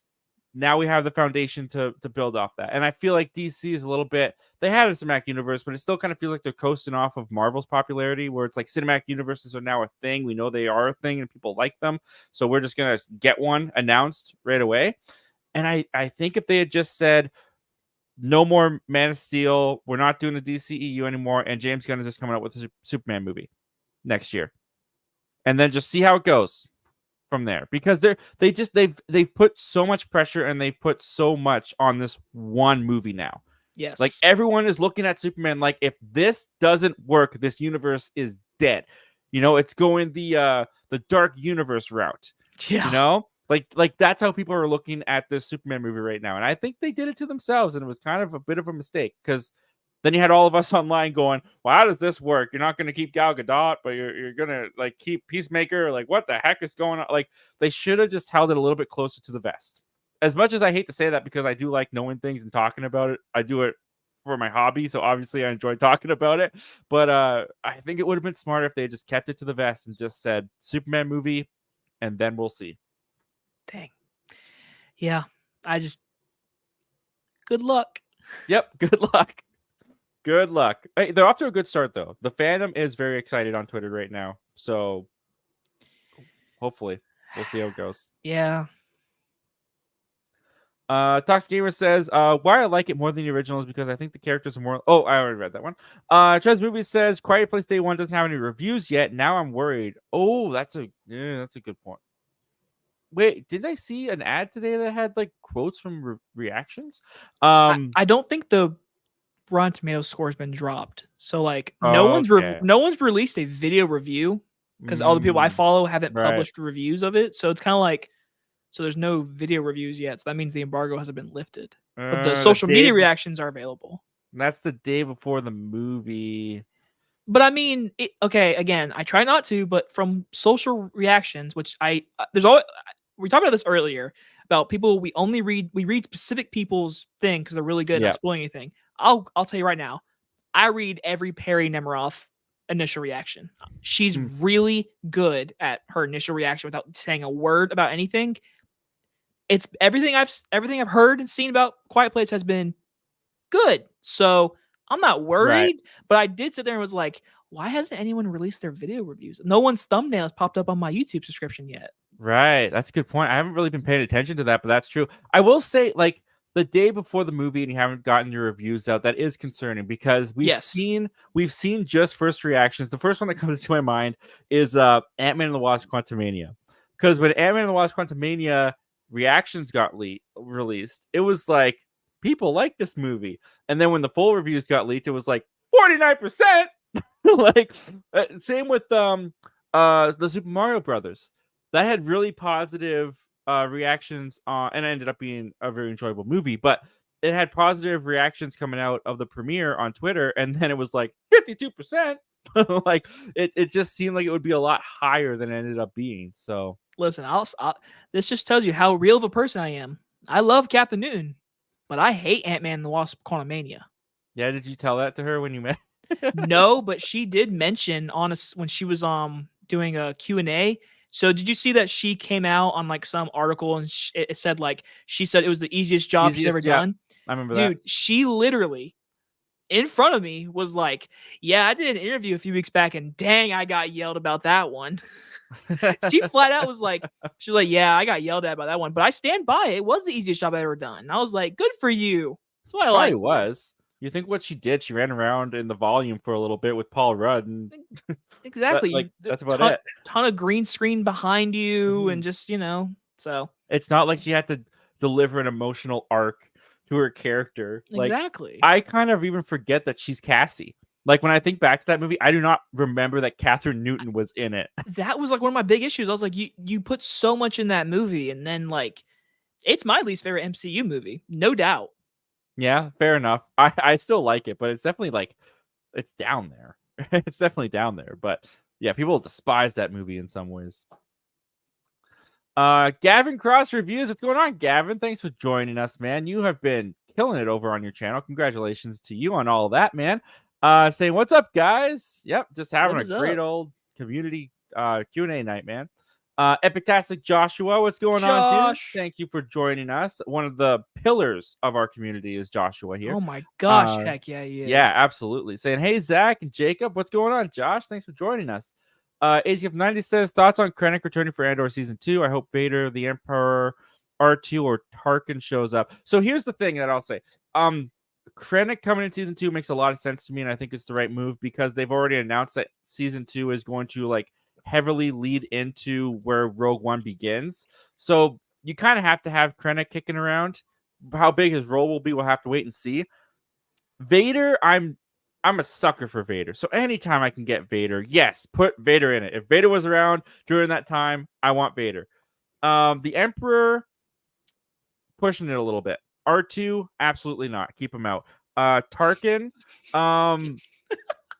not Tarkin does make sense too because he worked with Krennic, so Tarkin's okay, but I don't want them to go crazy with the member berries when it comes to the original trilogy characters, like in Obi-Wan when they had like a young Luke and a young Leia. You don't need to do that with Andor. Talking with you through, says, you guys listen to any specific music or musicians as of late? Just what's on the radio at work mostly. I love me some Post Malone, so Post Malone currently. There you go. And with that said, question number two. Everyone, welcome to the chat who's still in here. We are going to do our second trivia question. And for this one, of course, with the music question, we're going to do Purple Rain. There you go. Rain. Wow, look at that. You got some bars on you. So Zach has a 4K of Purple Rain, and he is going to give away the US digital code to anyone that answers my trivia question. And this one is kind of a fun one, everyone. So, who can tell me what is the first movie review Zach ever published? What? Oh, I know it. I guess that one counts. Yeah, it was a review. Yeah, I know it. I know what it is. So go on his channel right now. Everyone's just going to go old this video. On his first one, we will release the digital code of Purple Rain on 4K. Yeah. Go. Just should clarify that even if you get the right answer in first, the code is just going to pop up so anyone can get it. It's not going to go directly to the person who gets it first. Answering the question just gets a great yay. Yeah, you did it. It just releases the code to the public, and then you guys fight over it and wrestle. It's fun. Yes. What is Zach's first movie review? My first movie review. I know what it is. 80s Gift from 90s says maybe even Bail Organa. No, see, that's too much for me. I don't know why he. Well, I guess with the Rebels, he would make sense to be there. Okay, I'll give you that one. Toxic 51 says, do you think A Quiet Place Day 1 will be on the level of the first two? Personally, no. I don't think it'll be on the level of the first two. I think it'll be very enjoyable, though. Okay. Totally off top. I'm going to answer this question, but totally off top. My mom just walked in and was like, oh, are you live? I was like, doing this. And she was like, oh, mute yourself. And I was like, okay. So she just handed me a piece of gum, and she's like, this is supposed to whiten your teeth. So, yeah. She trying to tell you something? I have white teeth, damn it. Do you guys think A Quiet Place Day 1 will be on the level of the first two? I'm a person that I think part 2 is not great. It's fine. It's fine. Fair. But my favorite part in part 2 is actually the opening scene. So I think it will not reach the level of the first one, but I do think it could be a really cool different point of view. So yeah, that's the hard thing too. It's going to be a completely different movie. It's different directors, different. Yeah, different. Like I would almost put the first one as kind of like a family drama. Yeah, even a little bit of the second one is kind of more of a family drama taking place in this sci-fi survival thriller. Whereas this one just kind of looks like a survival thriller. Yeah. So it may not have, I don't know. We'll see how they do with the characters. I think that's the biggest thing for me is I'm going to care about these characters and their journey. Because otherwise it's just going to be a lot of visual noise for me for a very long time. Even though I've never done this on a live stream, you're not supposed to chew gum. I'm going to try this because my mom wants me to. Yeah, absolutely. We got to listen to our moms. Is she still in the room? No. Oh, it burst in my mouth. Ah. It's gum? Yeah, it's just gum, but she says it's supposed to whiten your teeth. I'm like, my teeth are white. Gum is supposed to be enjoyable. Yeah, this one's like clearing my nostrils right now. I can smell everything. There's a lion somewhere. I'm just kidding. That was a bad joke. That wasn't. Oh, we're gonna move right past that. That's hilarious. 80 from 90 says, I love rewatching the original trilogy repeatedly, as well as Roger Rabbit and the Toy Story trilogy.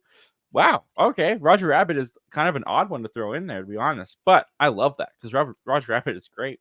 Mm-hmm. Trev's movie says, why can't I click on that? There we go. A movie that gets better every time I watch it is Everything Everywhere All at Once. That's a good Fantastic answer. film. Fantastic.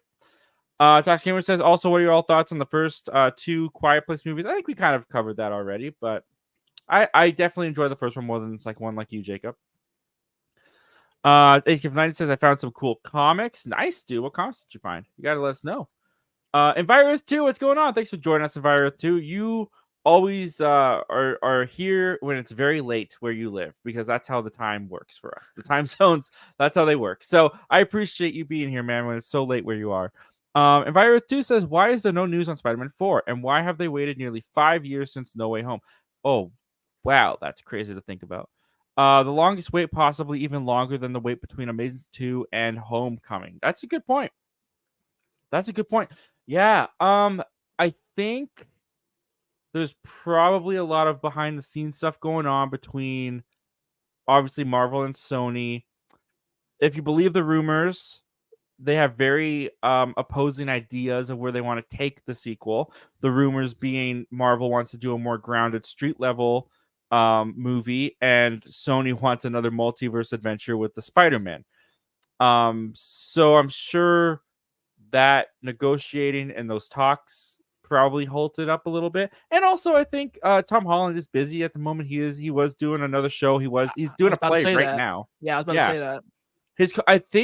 I think his contract did end after No Way Home, and I think he renewed it, if I remember correctly. But he probably had projects that came before Spider-Man. So, but there's rumblings. They're working on something. So it's definitely not dead. Definitely not dead. Chess Movie says, my introduction to Rambo was actually Gizmo imitating him in Gremlins 2, The New Batch. That movie is criminally underrated. That movie is insane. Yeah, he was Rambo. Yep. That is insane. So, do you like Gremlins 2?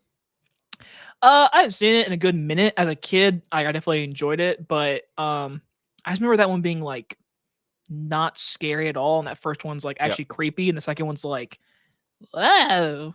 I really disliked the second one for a long time, and then I finally kind of like got what they were doing, and it's such a meta joke on the reception of the first one that it's kind of bizarre that they decided to make it mainstream, because it's such like an inside thing of like, oh, people didn't like, the critics were harsh on the first one, so we're just gonna make this one a farce. I haven't seen it in a while, but like I remember as a kid enjoying it. It's like Looney Tunes. Like the first one is like a legit trying to tell a story and be a little creepy, but also kid friendly. This one, the second one, is just like Bugs Bunny and running around and Looney Tunes and spoofs and parodies. It's crazy. Enviro 2 says, actually, Spider-Man 3 and Amazing 1 had a 5-year wait. That is correct. Enviro 2 says, will you watch the Trump versus Biden debate tomorrow, and who are you rooting for? I am opting out of that. I'm probably not going to watch it, to be honest with you. I'll see the highlights, but I'm not watching that thing. I am rooting for the memes. Literally, same. The View with Drew. What's going on, Drew? Thanks for joining us. Hey, everyone. What's up? What's going on, Drew? Thanks for joining us, my friend. Always great to see you in here. Another pillar of our community is The View with Drew. Enviro 2 says 3 characters who deserve a movie more than anyone: Green Arrow, Catwoman, and Spider-Gwen. I disagree with Spider-Gwen. I think Catwoman deserves another shot. Yeah, Catwoman's had a bad rap, so yeah, I think it's time to give her another chance. Yeah, I think Spider-Gwen is working really well. Not that she can't be a solo act, but I think she's working really well as supporting in the Spider-Verse movies right now. So I'm not itching to see a live action or an animated solo Spider-Gwen movie. Green Arrow would be interesting because I don't think they've had a big screen Green Arrow. He's only been on the CW. and maybe I did somewhere not else. watch Arrow. I was never a fan of any of the CW shows. So The Flash was good for a couple seasons, man. Invited 2 says MCU also needs Miles Morales, Venom, and Wolverine new version. I disagree. I think Tom is still too young to do a Miles. If you're gonna do a Miles, do him in the Sonyverse. Like I want the Sonyverse to have their own Spider-Man. I don't want it to be like, and now it's connected to Sam Raimi's Tobey Maguire, or now it's connected to the Amazing Spider-Man. Like, I just want them to do their own Spider-Man, and Miles Morales is the perfect time to do that. But Tom Holland, he's too young in the MCU to do the arc with Miles, in my opinion. You could introduce Miles probably in Spider-Man 5. I would be okay with that. But he can't become the Spider-Man for like another, I would say, decade, to be honest. I think first and foremost, finish out the Beyond trilogy, or For sure. Yeah. finish that out. Let's see how that ends, because that could easily do something. So I want to see how that ends first. Then let's say next 5 years after Secret Wars. Then let's see. I would say. Yeah. Yeah. But Which will be like, but this moment, no, I don't need. yeah. Which they've already pushed Secret Wars to like 2027. So So yeah, it's gonna be like a while before yeah. we get to that for sure. And then for Venom, I don't really care for the Venom movies, so I really don't care if they put him in the MCU. I really don't. I still think you just follow the comics. You do Venom after Secret Wars. Yeah. Tom Holland will be older. He'll be able to. I think he'll be able to tackle that storyline better, and he would be at a place more maturely where, fingers crossed, this would be like a dream. They could do Kraven's Last Hunt with him. That'd be cool. At that age. I would love it if they did Kraven's Last Hunt, and they did like a trilogy with him in the black suit, and one of the movies was Kraven's Last Hunt. That'd be great. As far as Wolverine, they'll do that. He'll be introduced pretty quickly. He will, because they're building up the X-Men universe. He will happen. The Ace Avenue is also sending another $5 super chat. Dude, thank you so much. He's saying, who would be your picks for live action Miles? I'd pick Dallas Debris Young from Cobra Kai or Miles Brown. Is Dallas Debris Young the one I'm thinking of? Because that's a really good pick. I do not watch Cobra Kai. You don't watch Cobra Kai? Dude, I've never seen a Karate Kid movie. I've only seen the Jaden Smith one. I've never seen the original Karate Kid movie. What? That's one of like real? Yeah, it's for. I've never seen any of the Karate Kid movies except the 2010 Jaden Smith one.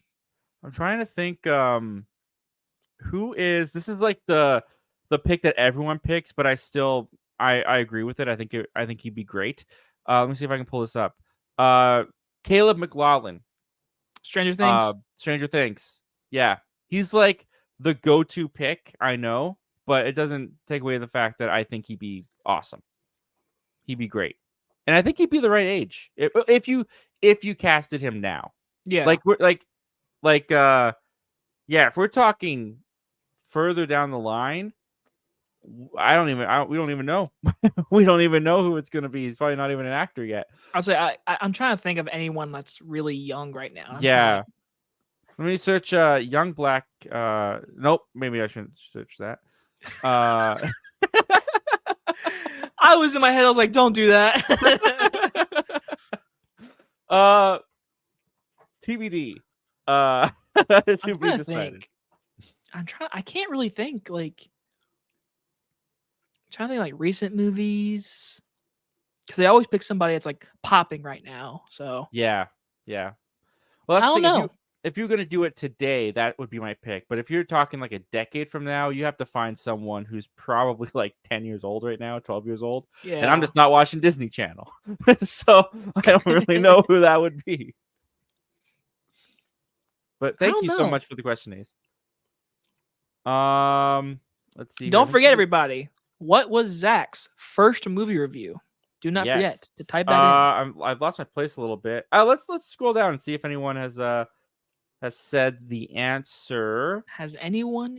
All you gotta say, whatever you guys can say, Zach's first movie review, and if it's right, then Zach will be releasing the digital code for Purple Rain on 4K. Let's see here. The Ace got it. It was Glass. Glass? It was Glass. Yep. Glass is the first movie that, because I was doing Facebook movie reviews for just like friends and family, and they were always encouraging me to get on YouTube, and I just was like, I don't want to put myself out there. And Glass was the movie where I walked out of it where I was like, I have more thoughts than I can write, so I'm just gonna try this YouTube thing. And then I'll delete it the next morning if it doesn't go well. So I recorded a Glass review. Technically, I would say now, like today, it's more equivalent to a first thoughts video than a review. But that is the first movie that I talked about online and put on the internet, and that started all of this. So thank you, Glass. Mine was World War Z. When you were 12 years old, right? Oh, that was 2013. I was 12. Yeah, I was 12. You look 12 in those videos, so I'm not surprised. So now you get to release the digital code for the movie Purple Rain from 1984 on 4K. There we go. All right, guys. Purple Rain. Go at her. This is the digital copy code. WB.com/redeem movie. Or if you're smart, you could just use the QR code. I don't know why I didn't think about that. So, yeah, whichever one of you gets it first. Enjoy. That is literally probably one of my mom's favorite movies. Oh, yeah? Yeah, my mom loves that movie. I literally, I kind of thought about pulling my phone out right now, but I was like, I won't do that. I've never seen it. I don't think I have either, but it's my mom's favorite. I gotta watch it. The only thing I know about Prince is his soundtrack from 1989's Batman. Purple Rain. That's all I know. All right, and with that, it is gone, been deleted, and it is off the board. So now we have 2 more movies to do. If you guys are still watching, if you haven't, or just jumping in, these are probably the big ones. That's why I've been putting them down first. So we have American Fiction, which will be releasing a US digital code, and the brand new Godzilla X Kong. Keep on watching, because I might just be asking a question about me next. So make it a little hard on the next one. There you go. And keep watching, because we're still taking your comments and questions. Yeah. We still want to answer questions. Absolutely. Enjoy. It's Wednesday night somewhere. Or it's Wednesday night here. It's technically Thursday for me. I appreciate your time, man. I really do. I know it's late for you. Dude, I got nothing to do tomorrow except literally watch Quiet Place and Kinds of Kindness. And then Friday morning, I'm going to go watch Kevin Costner Western movie. Yeah. Oh, Horizon. 3 hours. 3 hours. I don't know if I can do it. I like Kevin Costner a lot. So it doesn't look bad. I'll say that. It doesn't look bad. I don't want people to think I think it looks bad. It's just Westerns aren't really my genre. It's not really my thing. That's fair. And 3 hours, and it's a part 1. That's a lot. Do you think it's gonna do well? Just quickly, box office prediction. No. What do you think it's gonna do? Opening weekend. What do you think it does? I'm thinking 10,000. 10,000. It's Kevin Costner, so a lot of elderly crowd likes Kevin Costner, so I'll give that. I'll go 10 million. Okay, I was being just a jokey, but my real prediction is 3 million. Yeah, I don't want to go that low, because people do I like Kevin Costner, but it's also it's coming out in a really squished time, because you got Inside Out 2, which is just annihilating, as it should. Yes, fantastic movie. It's a great movie. Then you have Quiet Place, which I definitely think Quiet Place is going to do good. Yeah. Yeah, I'm gonna go 10 million. I'll be nice. I'm gonna say 10 million, and if it does anything bigger than that, then you know what? Hey, you know what? I'm not rooting for it to fail, obviously. No, of course not. Honest question. Do you know anybody your age that will go see that movie? No. I'll say, you had me. I was going to say, and then you said my age. Nope. Yeah. But my mom, my dad, my grandma, all 3 of them said, that looks like a good movie. All right. For me, I think it's the same kind of actually, I was going to say it's the same kind of crowd as Martin Scorsese. What was that? What was that movie called with Killers of the Flower Moon? Yes, thank you. Killers of the Flower Moon. It's the same. I was gonna say the same kind of crowd, but you had younger people that were like fans of Scorsese and movie fans. Yes. And cinema fans that went to that. But I do think that played to an older crowd, and that opening weekend did about 10 million, I think. It might have done a little less. I can't remember. But it's a 3-hour Western in the middle of summer where you have way more exciting movies. You have Deadpool and Wolverine coming out, which if people our age have to choose between Horizon and going to see Deadpool and Wolverine again, I think they're going to Deadpool and Wolverine. Yeah. And I just that 3-hour Western mark, and it's a part 1. So they're expecting people to not just spend 3 hours in the theater in July, but to come back in August for part 2. And I'm pretty sure I read somewhere when they premiered it at some festival, blah, blah, blah, Kevin Costner said he wants to do a third. So, like... Well, he's financing them himself, right? I read that somewhere as well. Yeah, so I guess he could do it, but I just like... Wow. I just don't know who the... I'll be shocked if it does 10 million opening weekend, like you're saying. Again, I'm being nice because again, it's just I don't know. A lot of older people like Kevin Costner, and so Yeah, we'll see, but it could be a surprise hit, or it could be landing where I think it's gonna land. Enviro 2 says, "What's your prediction for Venom 3 reviews? Do you think they will be worse than Venom 2 or Venom 1?"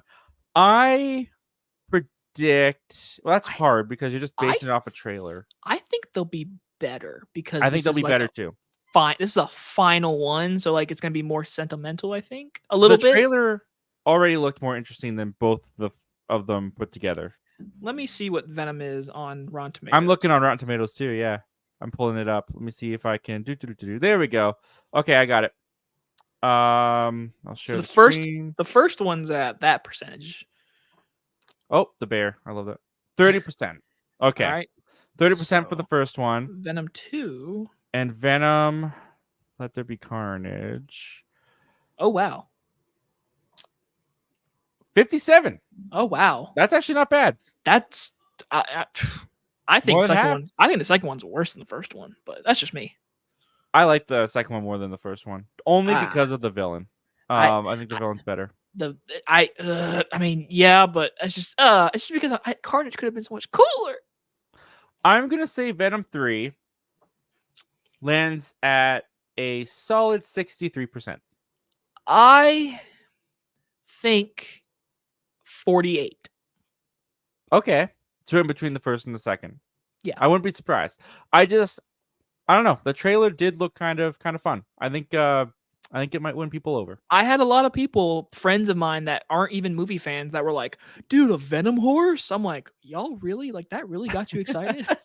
That's all they want is the Venom horse.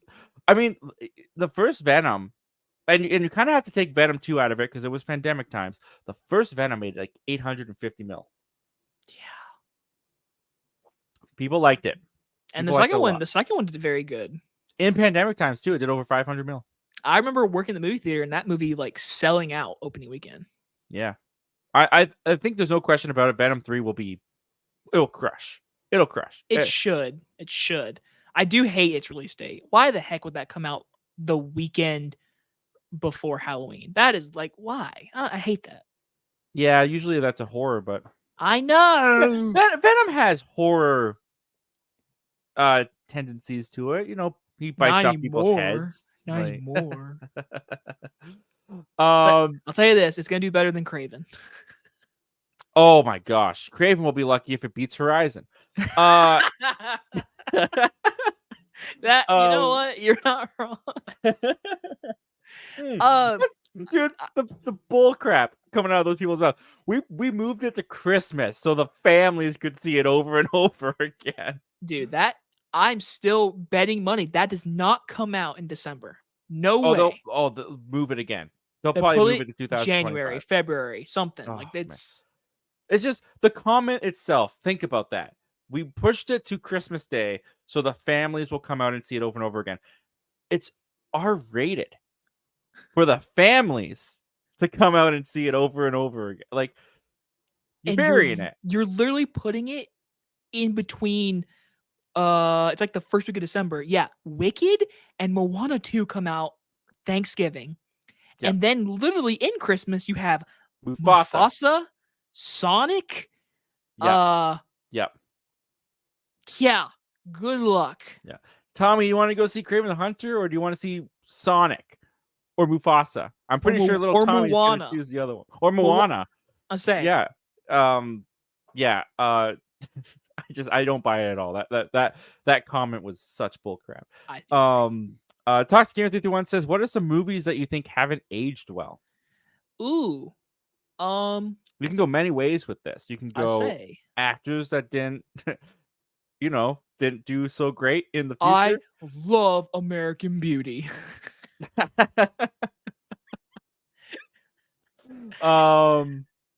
Man, movies that haven't aged well. You could go effects wise. You could go effects, definitely. That's what my mind went to. Effects. Yeah. You can go Of the Time. There's a couple things said in Bill and Ted that probably wouldn't get around very well today. This is very true. But I love Bill and Ted, so I think it's aged well. Yeah, there's many ways you can take this question. I'm trying to think of a movie that I've personally seen, because it's easy to go like Songs of the South, but I haven't seen that because Disney has it under lock and vault for very good reasons. I am going to say, effects wise, I don't know. Like Salem's Lot, 1979. That's really hasn't aged well, and I'm dying for the remake, because I'm like, that movie could get remade, because I think the original is so like outdated that like a new one could do it really wonders. But then you got like this is hard. I know, right? It's hard. Just right off the bat, it's hard to come up with something that's like right off the bat. There's also movies that just like they weren't well aged when they first came out. So you can't really say they didn't age well. There's things in Forrest Gump people could probably be like, Oh, easily. But Forrest Gump is a perfect movie, in my opinion. On a lot of people's opinions. You know what? I don't think what was I gonna say? It's a movie that may not. I don't think it's a classic. It's probably more of a cult classic. But Overboard, the original Overboard. With Kurt Russell. Yeah, I don't think that's aged well. Well, there's a remake. I never did see the remake because my mom liked the remake. You know what? March of the Penguins. Let's get a better version of March of the Penguins. Wait, what's wrong with March of the Penguins? I want an updated version of Penguins, man. Okay. With Morgan Freeman returning. I don't know. I'm just thinking something random. Again, this question could variety. It could be like the times of the movie, because certain movies have certain words that the time frame could be said. Yeah, there's effects. There's aren't appropriate anymore. Yeah. Yeah. I don't know. I'd have to think about that one a little bit longer. The A sending in another $2 super chat, dude. Wow. Just thank you so much, man. Saying can't spell Christmas without Craven. Jesus. I don't think that's true, but they're forcing it. They're trying. I'll be watching Nosferatu on Christmas. Thank you very much. That's another one where I'm a little bit. I don't understand the decision for Christmas. I don't either, but my mindset is awards potentially, maybe. But that's also a thing too, where it's like it's not really going to be taken up by the audience of like Sonic or Mufasa. Like it's a very specific, different audience. Yeah. So like not. Yeah. I'll say this: Nosferatu is not going to make a lot of money, but there will be people. The film snobs will go and see that movie. Yeah. I tell you what, I won't be there on Christmas Day. That's not how I'm spending my Christmas Day. Oh yeah, I definitely will try to see that early or Christmas Eve. I'm not going there Christmas Day. No way. Yeah, I usually cut off like December 22nd, 23rd, because I got to do my everything I watched ranking video, and that takes a couple days to get together and stuff. So I usually stop watching things at that time. But now I'm trying to remember, when does Craven come out? Is it Christmas Day? No, it's like December 5th or 13th. It's like the beginning of the month. Okay. So I'll probably check that out and have it in December 12th. You're right. Yeah. So I'll probably have that in the video. I usually try every year. Here's a little sneak peek. I usually try to get my best and worst list out on December 26th and 27th, and then I'm done the rest of the year. Nice. Yeah. Enviro 2 says Toxic Gamer Spider-Man 3 with Tobey Maguire hasn't aged well. People regret criticizing it now. I don't think that's true. I think it still has a lot of criticizing. I think it's just become a bigger meme. Yeah. It also helps that like Tobey came back, and so like everyone loves Tobey, so we gotta love everything he was in previous. Yeah, exactly. Collective Movement says I just went on Rotten Tomatoes. Long Legs is sitting at 100% with 11 reviews from critics, and I got my tickets for Long Legs. I'm seeing it a day before. 11 reviews is still 11 reviews. That's literally the key word. 11 reviews. Yeah. Yeah. We have to wait till it gets. Where would you say? Like 50, 60 or higher? Probably 100. Wait, for what? For the reviews. Like, how many reviews do you need before you take the number? Like, if it stayed at 100% when it had blank amount of reviews. I would say at least 70 or 80. Yeah. Yeah, somewhere around there. Because think about it. 11 reviews doesn't even mean everyone thinks this is an amazing movie. That just means 11 people liked it. So True. They could have given it 3 out of 5. Literally, like that's literally what that means. 3 out of 5. That's a positive review. But then once people give more 3s, then it'll drop to a 74 or who knows. Yeah. Yeah. Rotten Tomatoes isn't perfect, but it is the best system we got. And they do not pay me or Zach. No, they do not. Toxic Gamer is saying we had that iconic mermaid moment last time you were on. Yes, we did. Oh yeah. Still the only person that has made me spit take live on camera. I've never done that before, and I've never done that since. That is the hardest I've laughed on a live stream I've ever been on. Me too. It makes me want to watch that video. It was pretty great.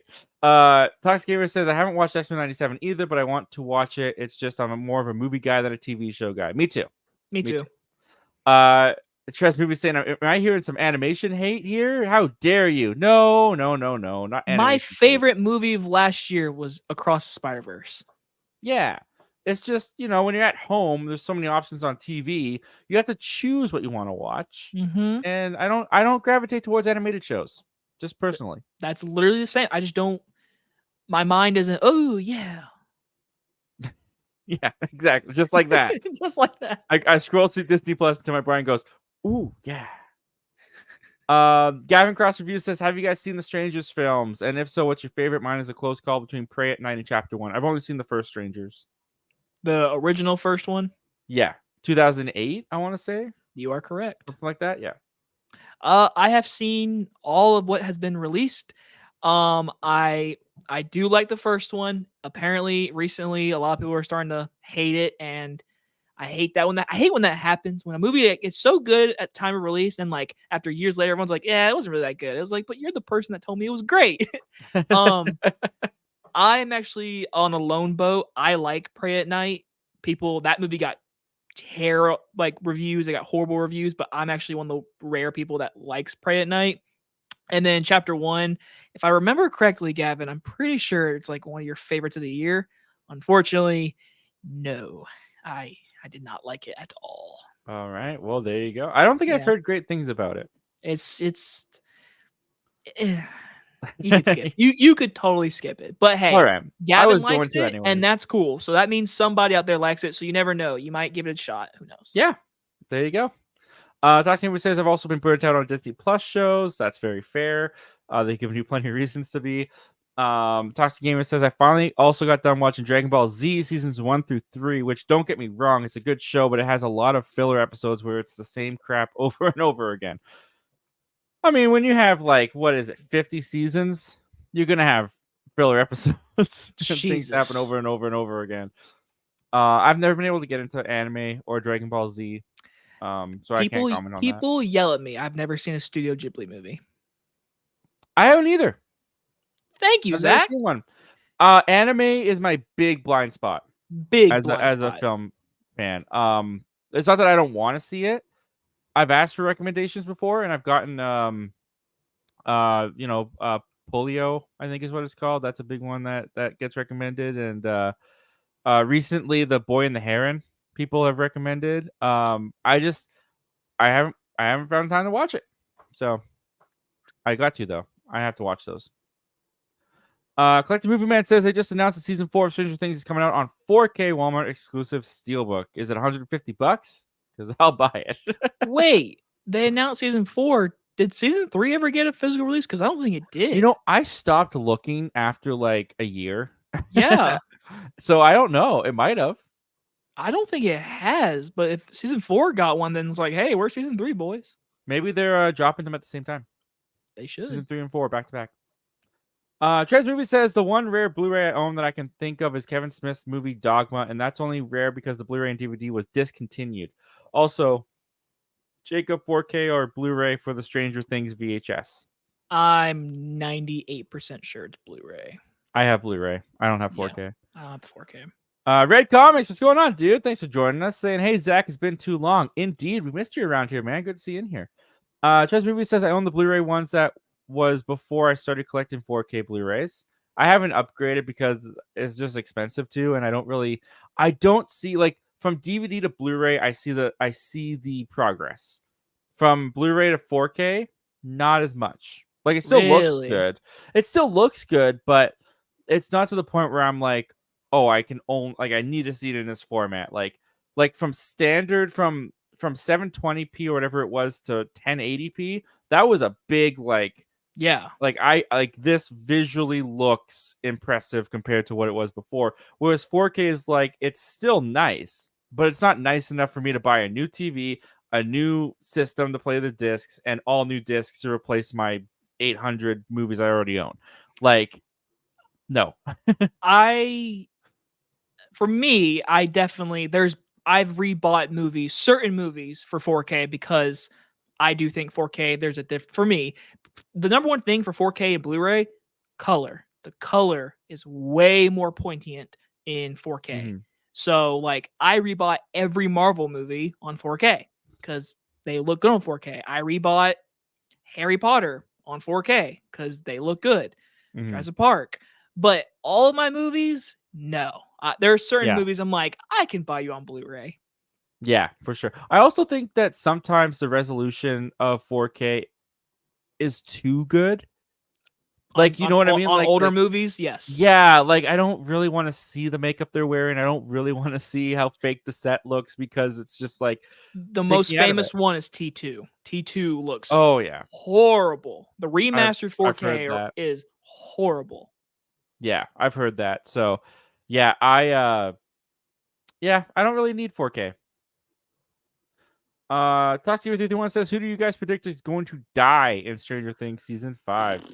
Probably 11. I'd lose 11. But they've teased her so many times dying. Would it even impact at that point? I mean, maybe Joyce. Maybe Harper. He's not dying. He's not gonna die. Yeah. They've already done a fake death for him. They put him in prison. He's not gonna die. That was the end of season 3. Yeah, they can't do that again. Who's the kid with the bad haircut? I forget his name. The one that in season 1 got taken. Him. Oh my goodness. You're talking about oh my goodness. Why can't I remember his name? It's not Mike. It's not Mike. That Mike's the oh my goodness. Why can't I remember his name? You're killing me here. I'm sorry. 1 sec. I might be able to find it because I had the cast up not too long ago. Here we go. Will. It was freaking Will. Yeah, I can see Will dying. Yeah, maybe. I mean, he did start it off. He's the one who's been to the Upside Down. It is kind of his journey when you look back at the whole show. Yeah. I don't know if they'll do a kid. I think they will. No. You think so? Well, I guess they're not really kids anymore. I'll say they're not really kids. They're going to have beards and mustaches when they come back in season 5. But I mean, another thing is about because 11 is the obvious choice. It doesn't help that Millie Bobby Brown has literally been like, "Kill me, like do it." Like she's been vocal about it, so it's like, yeah. But I could totally see her do her ultimate sacrifice and da da da again, like she did at the end of season 1, and then at season 2. I don't think you'd kill Dustin because he's just kind of like Steve would be quite the heartbreaker because Steve has become a fan favorite. He has, and he could easily have a hero's death. He could. I thought he was going to in season 4. I was like, oh, he's my number one choice. So I do think, I mean, if they really want to throw a wrench in there, kill Dustin. Do it. I don't know if you killed Dustin though. That would everyone's be heartbreaking. That would be heartbreaking. Who would you kill that no one would care about? That's a fun question. Joyce. Joyce. Honestly. Maybe Nancy. Never really been the biggest Nancy stan, you know? I really wouldn't care if they killed Robin. Oh yeah, Maya Hawke. I don't know. I kind of like Robin. I like her. I like her dynamic with the friends. Yeah. They will not kill the redhead. They definitely won't. Oh. She hasn't even woke up yet, technically. That's true. Yeah, she's in like a coma. So she's not gonna die. Yeah, that's true. I don't feel like it would make sense for her to die. My money's on Steve. Now that I said it out loud, I'm gonna say Steve. All right. Question number 3. Everyone who's in the chat or watching, I'm gonna be really repetible, but Zach has 2 more Blu-rays of US digital codes to give out, and he's given me the task to give out trivia questions. We have Godzilla x Kong and the Oscar winner American Fiction, which we will be choosing American Fiction. All right. And this question is a movie question. We've done personal Zach questions, but this one's going to be a movie trivia question. What movie is the highest grossing movie in 1990? Do you know the answer to this? I do. Okay, you're gonna. I don't know it, so you're gonna have to look at the chat and see when someone gets it. So when someone puts in the correct answer and Jacob notices it, the code will flash on the screen, and you got to be the first to grab it. You got to be the first one to either scan that digital copy code or put the numbers in. All right, that's a fun one. I'm looking forward to seeing what the answer is. Travis Movie says the most expensive that I have is probably the Harry Potter 4K collection. I spent about $110 on my Harry Potter collection with taxes and everything when it was all said and done. Collector Movie Man says my most expensive thing is my Columbia Pictures Volume 2 4K box set. It is worth now about $450, and I only paid $125 for it when it first came out. Holy crap, man. Good for you. Good for you. That's awesome. Travis Movie says I work in a movie theater, so I already have a lot of movie posters from the last 3 years. The oldest poster I have from a theater is, shocker, the poster of South Park Bigger, Longer, and Uncut. I imagine that'll make an appearance in your video. That's pretty awesome. I say, when I worked in the movie theater, man, I had so many posters. So I agree. It's fun working in a movie theater to get those posters. Red Comics says, have you seen The Rocketeer? I saw it recently and I loved it. I've never seen it, but I've heard a lot about it. Toxic Gamer says soon I might be getting the 4K collection of all Harry Potter movies. Nice. Blu-rays are fine with me. Red Comics says, though unfortunately the only thing I'm watching now is The Acolyte. I can't believe it. It is undoubtedly the worst Star Wars thing ever made. I can't wait for it to be over. The latest episode just wasted characters willy-nilly for shock factor, thinking that's good storytelling, but it's not. I mean, no one cared about those characters anyway, but it was still so poor. The writer does not understand Star Wars and breaks the lore. The directing is laughable, the writing is awful, and the cinematography is so average. Well, I love that you just came on here and just started bashing The Acolyte, because I share a lot of those frustrations and a lot of those criticisms. I will say the only thing I kind of disagree about is the wasted characters willy-nilly for shock factor, because yes, no one cared. Well, not nobody, but I certainly didn't care about those characters anyways. And I guess like spoiler alert, we're kind of talking about some deaths here, but for me, instead of being like for shock factor, it felt more like it added stakes. For like the first time in the show, I felt like no one was safe for the very first time. And I haven't had that feeling in any Star Wars show, really. So that's kind of nice. But other than that, I still think this is shaping up to be the worst live action Star Wars series. Dang. They have to do something miraculous to redeem this for me. Like, they've got 3 episodes left. Maybe they'll finally pull a story out of their butt, but I'm not hopeful. I am not hopeful. I've already invested over 2 hours into this show, and I finally just now feel like we're getting momentum to it. So if they can keep up the momentum from episode 5, I may give this a weak recommend in the end. But right now it's a strong not recommend. We'll see if it changes. Collective Movie Man says, "Hey Zach, did you see the video I posted on my community page? There's this guy that I follow on YouTube and Instagram who was talking about what Star Wars needs to be fixed to make it at least halfway good. I did see that, and the man that you're talking about is John Campea. Big John Campea follower, big John Campea fan. I did watch that video. I thought he had some solid points. I didn't agree with all of them, but I thought he had some solid ones. Toxic Gamer says, what's the last few movies that have made you guys cry at home and in theaters? Do you have one? I'm trying to think. What's the last few movies that made you cry at home and in theaters? At home? Recently? Hey, I'm actually going to use Letterboxd for the first time. I recently welled up at the Bike Riders. Really? Yeah. Can I ask what part without doing super spoilers? The final scene. When he's on the porch. On the porch. That's fair. I thought it worked. I thought it worked for me. I wasn't streaming down tears. I just welled up. I felt the emotion of it. Recently in movies in the theaters, I did tear up at what was the Mark Wahlberg dog movie? What was that one? Damn, what was that called? Mark Wahlberg dog movie. Yeah, it came out like in March. Oh, I know what one you're talking about, but I didn't see it. Yeah, there's a part where the dog's in danger. Abraham or something? No, that's not right. It's like a night dog. It's like right. Alex the Arthur dog. the King. Arthur the King. Arthur the King got me. I cannot lie. I sat in that theater. I was like, damn it, man. I was like, not the dog. Again, I won't spoil the movie, but like something happens to where the dog's very much in peril, and you're just like, no.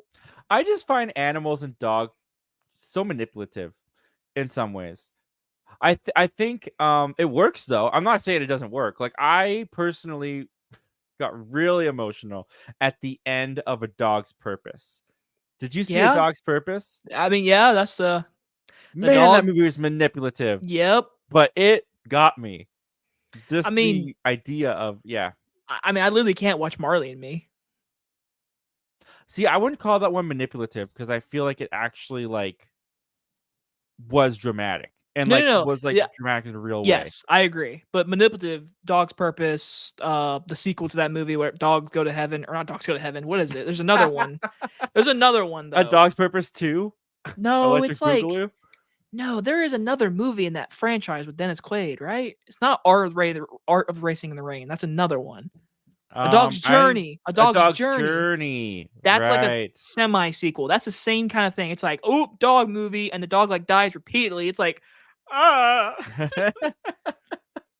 I didn't see that one. But yeah, no, I can't think of the last time that I really cried. Iron Claw might be one. That got me. I cry. What makes you cry? That's a good place to start, because what makes me cry is people's reactions to things. Like the things itself, like someone dying doesn't get me. It's the reactions of the people to their death that gets me. That does get me sometimes. Like when Spider-Man's like, Mr. Stark, and that's like, oh yeah, or even Tony's death. Yeah, it's Pepper's line of, you It's can okay. rest now. You can rest now. Yeah. Like that is what got me. It wasn't Tony dying. It was what she said in the reactions to it. I mean,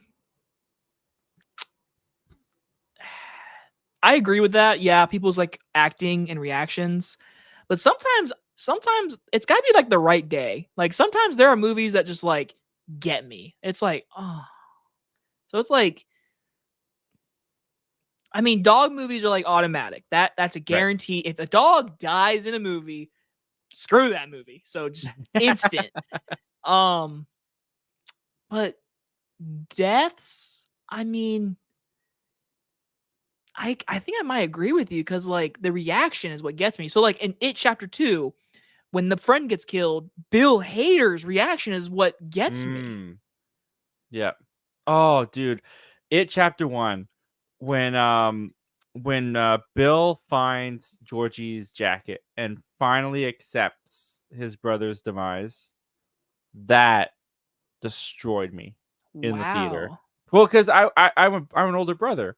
And at the time, my brother was around the same. Well, he wasn't around the same age as Georgie, but I looked at him as if he was the same age as Georgie. You know, like just really young. Yeah. So that got me as a brother, and I think that was the same thing with Iron Claw. Was Zac Efron's reaction and his final line? Like, yeah, great. Also, music can really get me. Like, yeah, the music swelling up and everything. I'll say music can really get me. So like, I don't know. There's just sad things like in Interstellar, Matthew McConaughey watching the tape. Oh my goodness, dude, that scene kills me. And like the camera's on the tape, and as soon as the tape cuts off, it turns to him, and he's just, it's heartbreaking. Yeah. So I agree with that. There's things out there, but nothing recently. I'll say nothing really recently where I'm like, ah. Well, certainly nothing from this year. I certainly haven't really cried at anything from this year. I say I'm trying. The only Arthur the dog, but again, that's dog, so that doesn't count. Yeah, fair enough. Yeah, if I think of something that I teared up from this year, I'll say it, but I can't think of anything. Trez Movie says, Jacob, would you rather review The Acolyte or Sausage Party Foodtopia? Sue me, I love Sausage Party. I just rewatched it the other day for a video I'm doing, and I still found it hilarious. Honestly, this is an easy question. It's only one reason. I would do Sausage Party. It's only because The Acolyte, people say the meanest things, and I'm not doing that. Star Wars is literally something I don't want to review right now because people are way too mean. Fair enough. That's very also fair. I'm seeing in the comments a few people say the 1990 highest grossing movie. Let me go down there. Let me see. It's not Home Alone. It overall Home Alone, yes, but that year it was technically not Home Alone. It was another movie. All right, so no one's gotten it yet. Nope. But I think Home Alone was second or third last time I checked, but number one was a summer 1990 movie. All right, keep trying, guys. Do you know what it is, Zach? No, I don't. I don't know what it is. Oh! Summer 1990. Summer 1990. It's not Home Alone. It's not Home Alone. Home Alone, I think, like, in the end became, but, like, you look at domestic. Because Home Alone rolled over into the next year? I'm pretty sure something like that. I read somewhere an article because the number one movie is a movie I just watched for like the first time. So that's why I know this answer. That's interesting. No, I don't know. I'm looking forward to seeing what the answer is. I'll say anyone's all gotta do is just go on Google. I did it just to make sure. And I was that's like, cheating. I had to make sure. I was like, not you, the people. Oh, well, no, yeah. People, I mean, at some point you gotta find out because Trez Movie says Jacob gets me. He knows what it's like to work at a movie theater, and he just subscribed to your channel. Yay! Awesome! That's what we love to hear. That's what we love to see. That means I'm at 330. Oh, I'm past that. Dang. Nice, man. Yeah, killing it. Toxic says, do you guys think Inside Out 2 will beat up Quiet Place Day 1 at the box office this weekend? Dude, yeah, maybe. It might. Because Inside Out 2 had a second weekend of $100 million. That's like, insane. What the heck? So if it drops, let's say it drops 60 million? 60 million, 50 million. A Quiet Place Day 1, I could see having a 45 to 50 million opening, maybe, but that's like big. Like that's like the upper end. The projections were 40 to 50, I'm pretty sure. That's the Quiet projections. Place. Okay. Hey, I haven't even looked at them, so I feel pretty good about myself. It's gonna be a coin toss. I'll put it that way, which is crazy. I'm gonna say Inside Out beats it by like not much, but I'm gonna say it does. Well, here's the thing. In my country, it's Canada Day weekend. So it's a long weekend. Ooh. So there's going to be people going to the theaters in Canada. And I think they'll be going to Inside Out 2 over Quiet. I think it does. I'm going to say it. I think it does too. I think Inside Out 2 does. But it won't shock me if Quiet Place does beat it. Agreed. It'll shock me by the margin. Like if like Inside Out had a, I think, 35% drop from weekend 1 to weekend 2. So if it drops like from 100 million to like goes down to like 20 million, and then a Quiet Place is like 30 million, that'll surprise me. Yeah. But otherwise, no. And we have an answer, and it's correct. All right. Ace. What is the answer? Ace. It's Ghost. Is it Ghost? It's Ghost. It's Ghost. 205 million domestically. Really? Okay. Yes. So we're not going worldwide. Okay. Okay, interesting. It's Ghost. Because I watched it for the first time. That. I watched it for the first time. My mom made me watch it. It was fine. It's great. It's fine. Oh, dude, I love Ghost.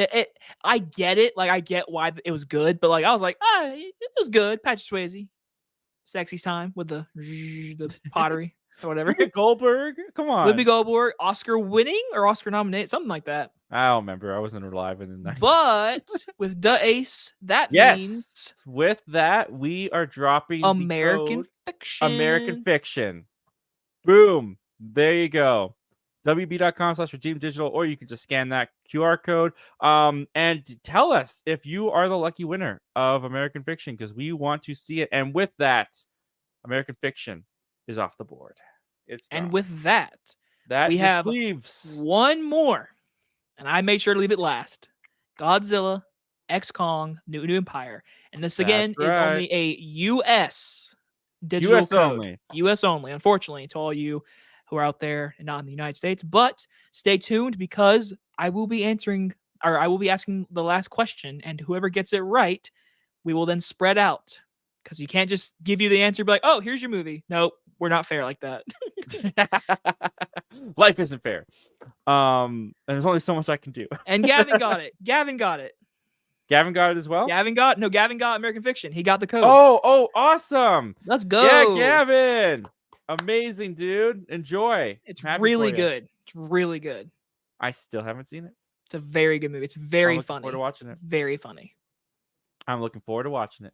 Let's see. Your Toxic Gamer is asking, what do you guys think is worse, Jurassic World: Fallen Kingdom or Dominion? Dominion. Yeah. Easy answer. Easy. Trez Movie says, when it comes to steelbooks, I'll buy them either when I prefer the cover art over the original release of it, or the original release comes with just the 4K disc and no Blu-ray. I only have one 4K player. Fair enough. Yeah, I think steelbooks, the art is a big thing for me. Yeah, I don't care for the cover. I honestly care more about the movie itself. I'm like, is this movie worthy of a 4K? That's what my mindset is. Honestly, I just care about the price. First and foremost, because it's the same movie inside, whether the artwork is better or not. It's the same movie you're buying. So if I can get it for $20 as opposed to $50, I'll get the standard Blu-ray. Okay, I'll ask this though. If you had a 4K player, and let's say you had money for both, no matter what, wouldn't you rather own Dune Part 2 on 4K than Blu-ray? Yes, that movie. Yes, there are definitely exceptions, but I don't feel like my life would change if I had it on 4K. I think it looks just as amazing on Blu-ray. There's only so much they can really do with resolution before it. You also have to account the space you need between your television set and your furniture to really make the resolution the way it's supposed to be. Like, I believe 4K is supposed to be further back.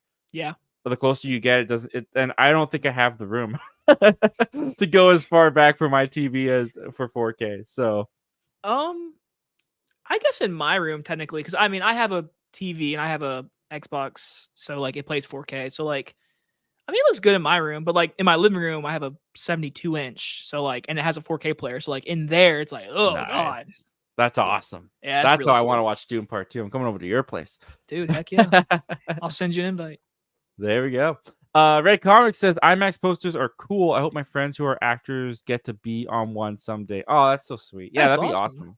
Heck, when I direct a movie one day and it says starring Zach, I'll put Zach straight in the middle of the poster. And his glasses will be I'll be Mike IMAX. Wazowski. You're gonna Mike Wazowski me.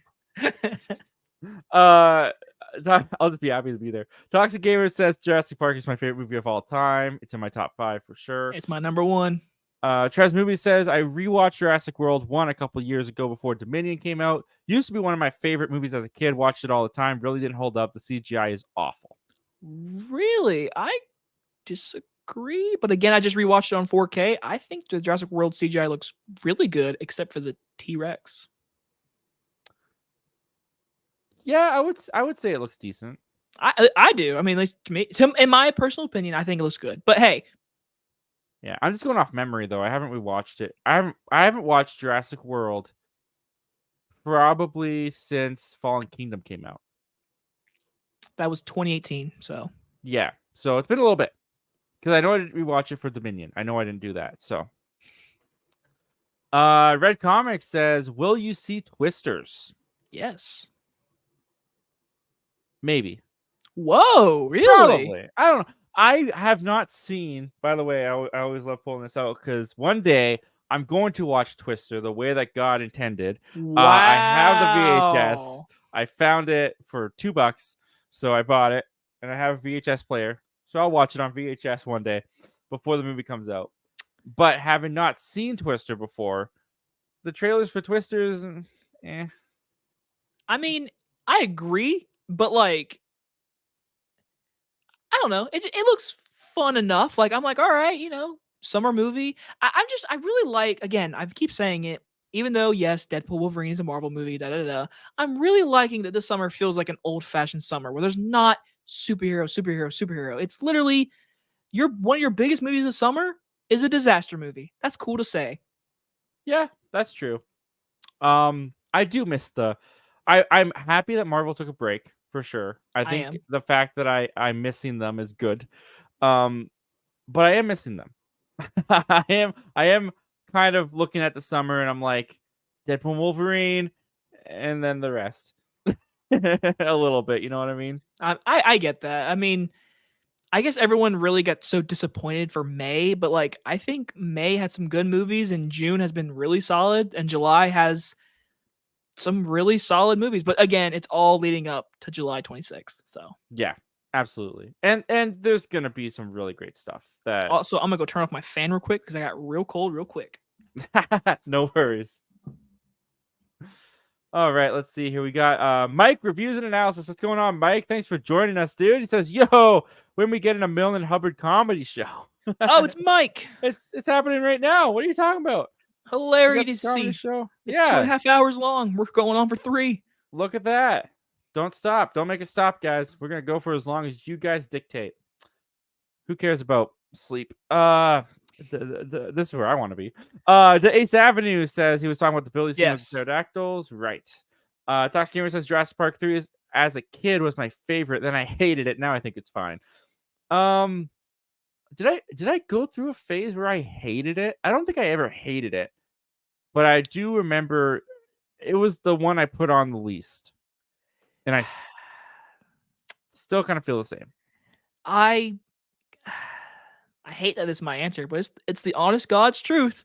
So I had Jurassic Park and Lost World on VHS. Jurassic Park 3 was on DVD, so it was easier to watch. So technically, as a child, I watched Jurassic Park 3 more than the first 2 because I didn't want to sit there and hold down the rewind button for the first 2. Yeah. Well, the thing about it is, like, it's dinosaurs chasing characters for 90 minutes. It's literally 90 minutes. It is 92 minutes of just pretty easy. Yes. Like, they're kind of talking about I'm the new Jurassic World movie that they're doing with like Scarlett Johansson's been announced to be on the cast, and Gareth Edwards and stuff. And the brief synopsis they've given kind of sounds like Jurassic Park 3, where it's characters on an island trapped there with dinosaurs. Yep. Does that bode well for the fandom if they don't like Jurassic Park 3? For me, they have Gareth Edwards directing that. And to me, if my imagination can be real, that sounds really cool. But it does make you feel like, didn't we just set up this entire world being dinosaurs? Now I feel like we're kind of like, why are we going back to an island? Yeah.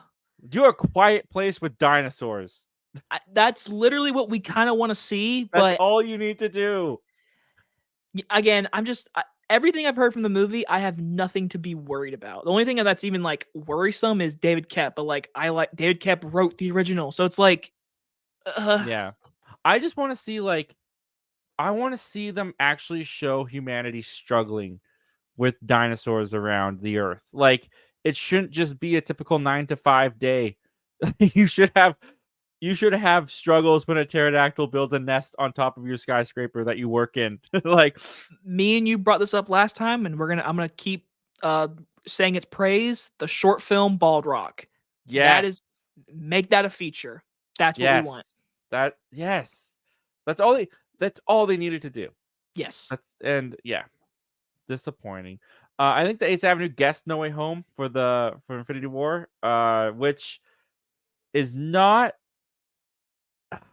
I don't want to say it's not in my top 5, but it's hard not to put it in because it's all my Spider-Man. How do I not love all my Spider-Man? It's the MCU is probably the hardest ranking I have to do. That's probably why I haven't done a ranking video for them in a very long time. Is it hard because there's so many, or just because it's hard for you to choose? There's so many, so that's time consuming in and of itself. But I legitimately love so many of them. Like, and even like when I think ranking, I think of like the number 1 movie is like, if I could never watch any other movie again, that would be my number 1. So it's like Infinity War. Oh, but then I'd have to lose Endgame. Oh, but then I'd have to lose No Way Home. Oh, but then I'd have to lose Guardians of the Galaxy and the first Avengers. And I'd have to I'd have to lose like the first Ant-Man. Oh, the first Iron Man. Oh, the Captain America trilogy would be gone. And I love all 3 of those movies. And yeah, there's a lot. There's a lot of movies. I've never done a ranking video ever, and so many people ask me to do ranking videos. One day I might do one. They're fun. It's fun, but it sounds freaking time consuming. How the heck does Sean Chandler do one every single time a Marvel movie comes out, man? He's smart, man. He first of all, I'm convinced that he plans ahead. He definitely plans ahead, but I think he shoots them over a number of days as well. He doesn't just do one sitting. I mean, he can't. No. And he also does it as a living. Like, that's literally what he does. Like, when we're working 8 hours a day, he has those 8 hours to do that video. So of course we can't compete. If Zach and I were getting paid a lot more, we would be doing the same thing. Oh yeah. All day, every day. Toxic Gamer says, what are your guys' favorite zombie movies and shows? Ooh. I love Zombieland. I'm a big sucker for Zombieland. Shaun of the Dead, of course, is another one. That's a great one. And I do like recently Zack Snyder's remake of Dawn of the Dead. That's one of those ones where, even though the original is one of, if not the best, that 2004 remake is really good. And underrated, but still works. Warm Bodies. Aw, Warm Bodies is great. I had my special friend. She had to do her final project on like romance and film, and I actually suggested Warm Bodies. I love that movie. That movie's not talked about enough. I'll say it's a cute movie. For me, TV shows, I feel like the obvious answer is like Walking Dead. But yeah. Movie wise, for me, do I be very basic and say the original Night of the Living Dead? Because that movie's great. That's a movie that you could look at, didn't age well. You know? Yep, that's fair. You could say that. Do you think Clue has aged well? Because that just popped into my head. I've only seen it one time. I have not seen the movie multiple times, so I really can't tell you. I like that movie, but I don't think it's aged well. Like, Then I look back on it, the original Clue with Tim Curry. For my answer, zombie movies, I'm going to say, I'm gonna go Shaun of the Dead. Why not? I love Shaun of the Dead. There you go. There you go. I mean, you can't beat it. I love so it's a perfect balance of horror, comedy, and drama. Like it's perfect. it's Edgar Wright and Simon Pegg at their best. Some people would say Hot Fuzz. I like Hot Fuzz, but it's not my favorite of the Cornetto trilogy. It's actually my least favorite. I think I would agree with you. I think I would go Shaun of the Dead, then At World's End, or World's End, and then Hot Fuzz. Yep, I agree. I like World's End more. I like Simon Pegg as the drunk. Like he's so good in that movie. Yeah, he's so funny. Toxic was saying it's insanely hot in Florida. He thought Andor was good, but it was so slow except for the prison scenes. I loved the prison storyline that went on in that show. Toxic Gamer says we should get a Darth Vader solo show based on the Darth Vader comic books. Yes. Sing it from the rooftop, similar to Obi-Wan. That would make better. that would get so many views or money or however you want to say it. There is so much to explore with the Darth Vader character, especially at his peak. I want it so bad. Next to Obi-Wan, which is a dream come to fruition, but also a nightmare because it turned out so disappointingly. And it was their one shot. They had one shot and they blew it. You blew it. And so now I'm just kind of like, yes, Vader stuff. After Kathleen Kennedy's gone, then bring on the Vader stuff, because you get one shot. You get one shot to explore the Vader stuff that could be so great. And so far, I don't have faith that you guys could pull it off. You did for 30 seconds in Rogue One. 30 seconds. And Rogue One, that was like, oh, that's amazing. It was fantastic. And there was some really good Vader stuff in Obi-Wan. Oh, sure. Yeah. Yeah, for sure. But yeah, I want it so bad, but I fear it now. I fear it because I don't think they could do. But there's so much complexity to that character with like the conflict within Anakin and Vader and there'd be so much you could do.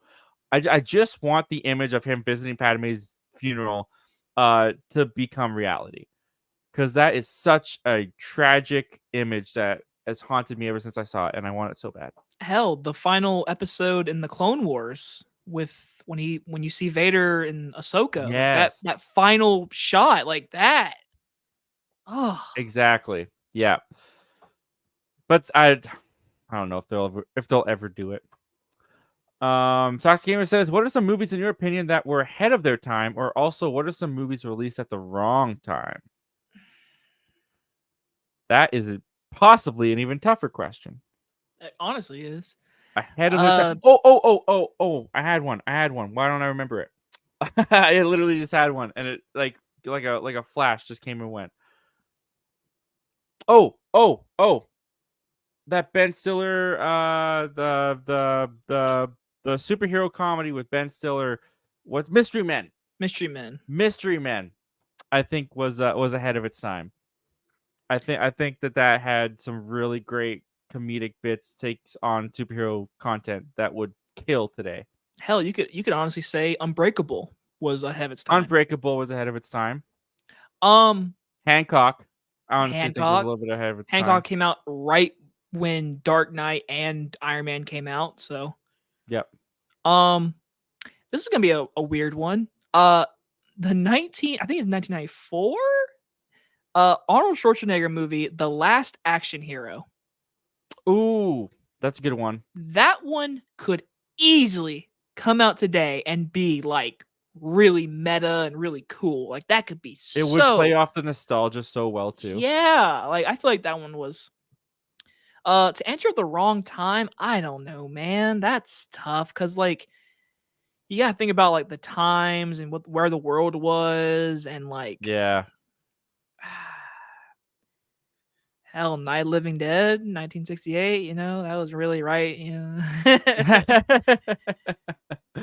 Yeah, no, that's tricky. I mean, you'd have to think of a movie that possibly either just didn't have the effects that could hold up to it, or was just like not in the where the culture was when it came out. Yeah. And that takes a lot of thinking, and I don't have that power at my brain right now. So, oh, there we go. Last one, everybody. Let me say this for the 4th time. I probably sound really annoying. If you are watching, you've been watching, Zach has been giving out digital codes of 4 movies, and we are down to our last one, which is, of course, a 2024 release of Godzilla X Kong, The New Empire. This is a US digital code, so only a US code. Whoever can answer my trivia question, unfortunately, it won't go to you, but you can open your phone really fast and get digital code. This is have your phone ready. Yes, have your phone ready. So, I've done 2 of Zach. I've done 1 movie trivia. I haven't done 1 about me, but this one's gonna be a Zach and I. So, Zach, you're gonna have to think about this because this one's gonna be hard, and people, you just gotta predict right. What is Zach? How am I going? What is Zach and I current favorite movie of 2024 at this moment? Like we have the same one, or No. Your whatever yours is yours, and then whatever mine is mine. Because I was like, I know what mine is, but I've never told you what it.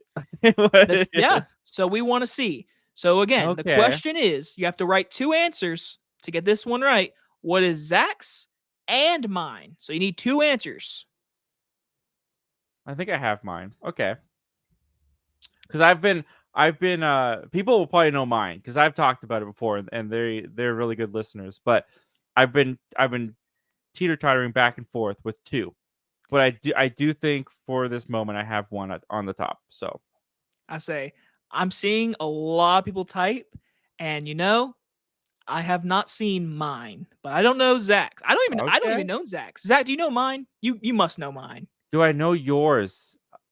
I have to assume I know yours. You gotta know because I think it's. I don't think you would see this movie as many times as you did. You know it. Wasn't your favorite? You know it. Yeah. You know it. Dean in real life. What's going on, Dean? Thanks for joining us. This guy, great channel, and he's got a lot of success over there. So I'm glad to see it, man. She-Hulk season 2 could be great if they change literally everything around She-Hulk. True, I agree with that. It has potential. It still has potential, but wasted. Trez Movie says I watched South Park Bigger, Longer, and Uncut for years, and I have such a passionate love for the movie that I can talk about it for hours on end. That's why my review is going to be so long, and because I go very in depth about the songs in the movie one by one. That's awesome, dude. I love it. I love seeing people passionate about things they love. I love that. Trez Movie says the one movie I'll definitely pick up next month is the SpongeBob SquarePants movies on 4K Steelbook. See, to me, that is something that looks perfectly fine on Blu-ray. Yeah, I'll agree on that one. Yeah. But hey, man, I hope you enjoy it when you get it because nostalgia. That movie is nostalgic. I'll give a little shout out to a good friend of ours on YouTube. Mr. Luke Ponto is doing a live stream of the SpongeBob movie for its anniversary. So very cool. Very cool. Do you know when that is? I believe he told me it was Saturday because he invited me to it. So I'll do my best to join. But if he has it still planned, it's this Saturday, I'm pretty sure.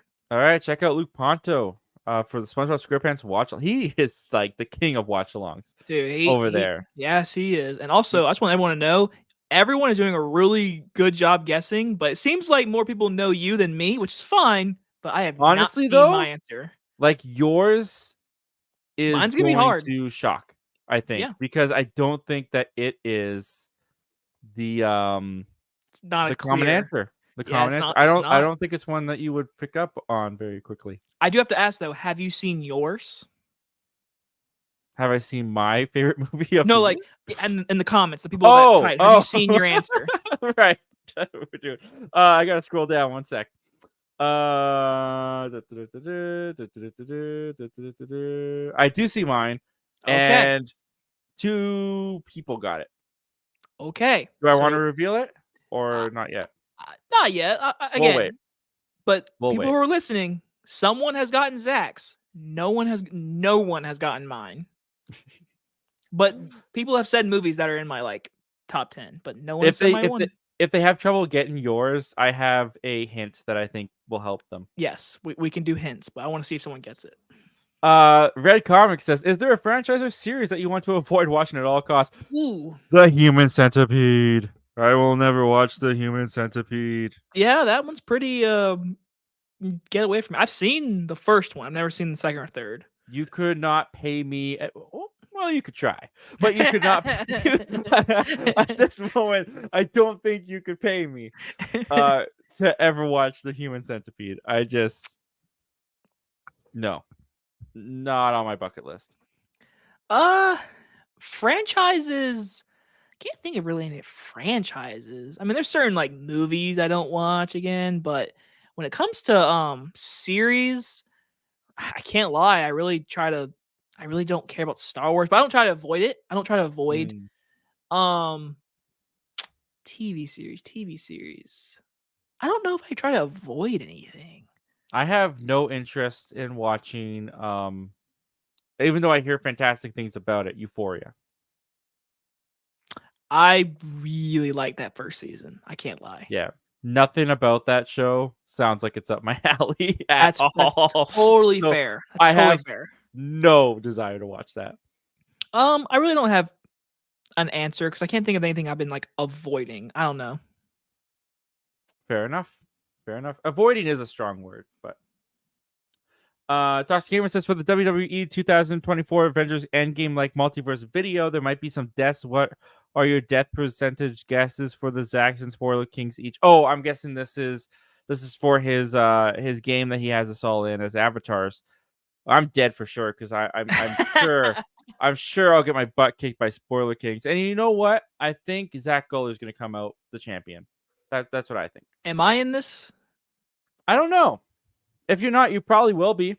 After this stream. Cool. People come on the stream and they get added to the game, it seems. So that's kind of cool. I had Zack Attack on, and then he added Zack Attack. So yeah, get Jacob in there, man. But he does say he's gonna head out now. Great stream from two great guys. Have a great rest of your days and night, everybody. Pizza time. Well, good night, Toxic Gamer. Thank you so much for being here, dude. Hanging out, giving us fun things to talk about, and the show was made better because you were a part of it, my friend, and I appreciate you. You have a good night. You need that on a t-shirt or something. I love that.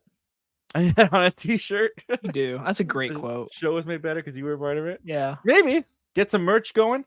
I was talking with Ace actually a little bit about merch not too long ago, and he showed me he told me about a cool site, and so maybe I'll get some Zach Milne merch going, but I don't know. We'll see. Maybe I have to see if there's demand for it first. Hint, hint, nudge, nudge to the chat.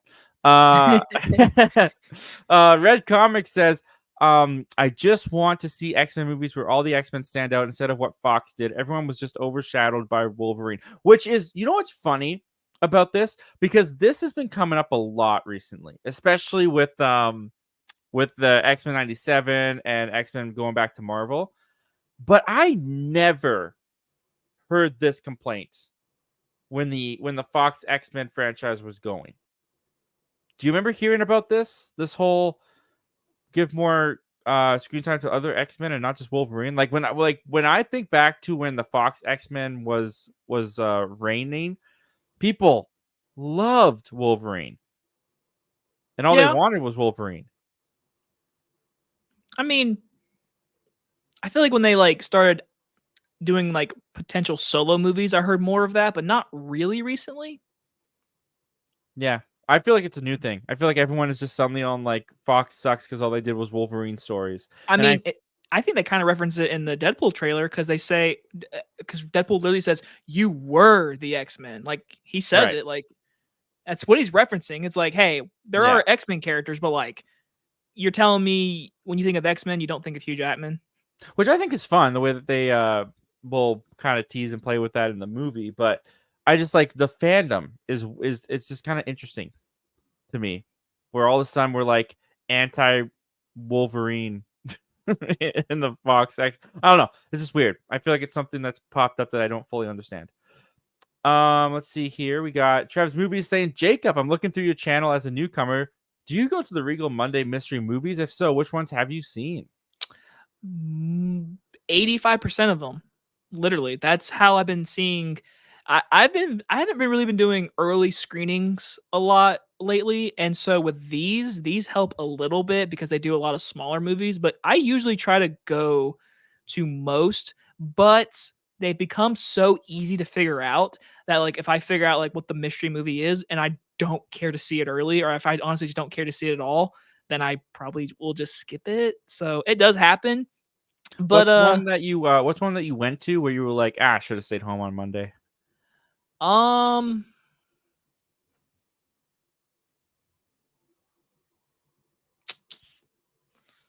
I feel like I had an easy answer, but I kind of blanking. They had they had some anime movie, and I got up and left. So like I did leave. Oh, dang.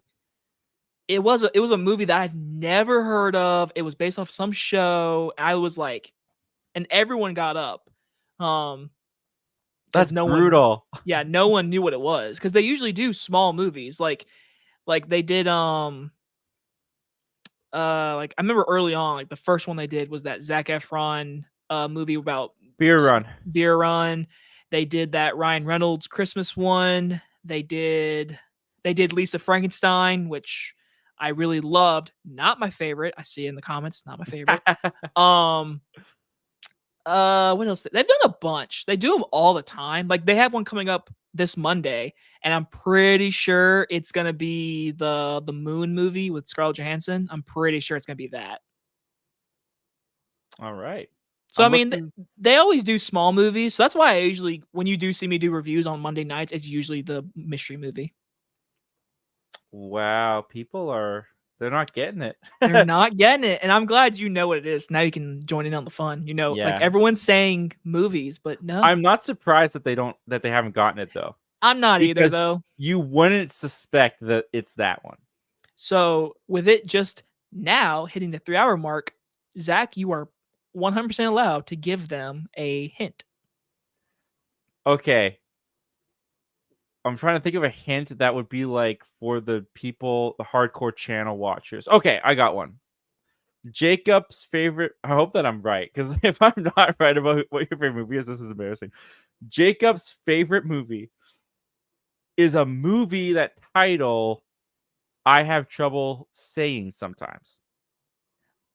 To the point that I mispronounced the title a couple times in my review. That's a good one because that's a good reference to your channel and mine. But as soon as I see it, I will say. Absolutely, no one said it. And yes, I'm pretty sure now. I'm pretty sure I made a joke, or you made a joke about you saying the title wrong. And with that said, Nathan's Random Movies. Look at that. It's coming in. There it is. There it is. It is indeed Abigail. Abigail. Abigail is indeed. Yeah. The movie. It's freaking Abigail. Yep. Hey, I loved that movie too. I'm glad you did. Ate that movie up. That movie was so fun. It was so fun. But yeah, no, outside the box for sure. I mean, I hate being that person that's like, oh, here's a movie that's not the popular answer. Like, don't get me wrong. Dune 2, I saw a lot of that. Dune 2 is for sure like up there. Hell, even Kingdom Planet of the Apes, I saw someone say that. That one's really good. But yeah, man, Abigail, I'll say with confidence, it's not just become one of my favorite movies of the year. It's become one of my favorite movies. I'm not even kidding. Wow, of all time? I'd put it in my top 50 right now. Okay. Yeah, Inside Out 2, Furiosa. I say those are all some good answers. Roadhouse. Yes, okay. I say someone said Roadhouse. I liked all the things, but no one was saying it. I was like, oh. Hitman, Challengers. Yeah, it was a Monkey Man. Oh, that's thinking outside the box there, Ace. Yeah. Thelma. By the way, thank you for joining us, fans of something. Eddie and or Haley. And Nathan. Thank you for joining us, Nathan. We jumped down here. Civil War. Zach loved If. I haven't seen If yet, so I can't say that. Yes, fans of something. Madam Web for both. Absolutely. Yes. You are the true winner. Yeah, Dune 2. But I think the first person to write in, I just want to make sure I'm just going up a little bit. Yep. It looks like the first person to write in was indeed Nathan's Random Movies, and at this moment, I am going to say Kingdom of the Planet of the Apes is my favorite. That is in my top 5 for sure. I think, yeah. Yeah. I just Dune 2 though. Trev or was it Ace? No, it was Trev. Yeah, Trev movies. Dune 2. That is like tomorrow. It could be Dune 2. Like I just, man, I gotta watch Kingdom again, and I gotta watch Dune again, and really, I gotta see how they play at home. Because in the theater they were both immaculate in my mind, but let's see which one plays at home better, and then I think I'll decide in that weird tiebreaker. All right, guys, so you got it. You guessed what our movies were. So everyone get their phones out, get their fingers ready to type, go to wb.com/redeem, whatever you got to do, because here it comes. Godzilla X Kong, the New Empire. That code is kind of smudged, so I would use the the QR code for that. Yeah. But there you have it, guys. With that, it's off the board, and that is the 4 movies that we had to give away tonight to you wonderful viewers. And let us know if you got that code. Let us know if you got that movie. We want to see it, and we want to celebrate.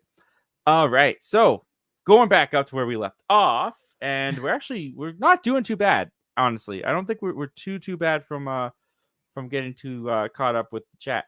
Also, before we move on, just a little discussion. Why Kingdom? Like, what was it about it? Like, what like?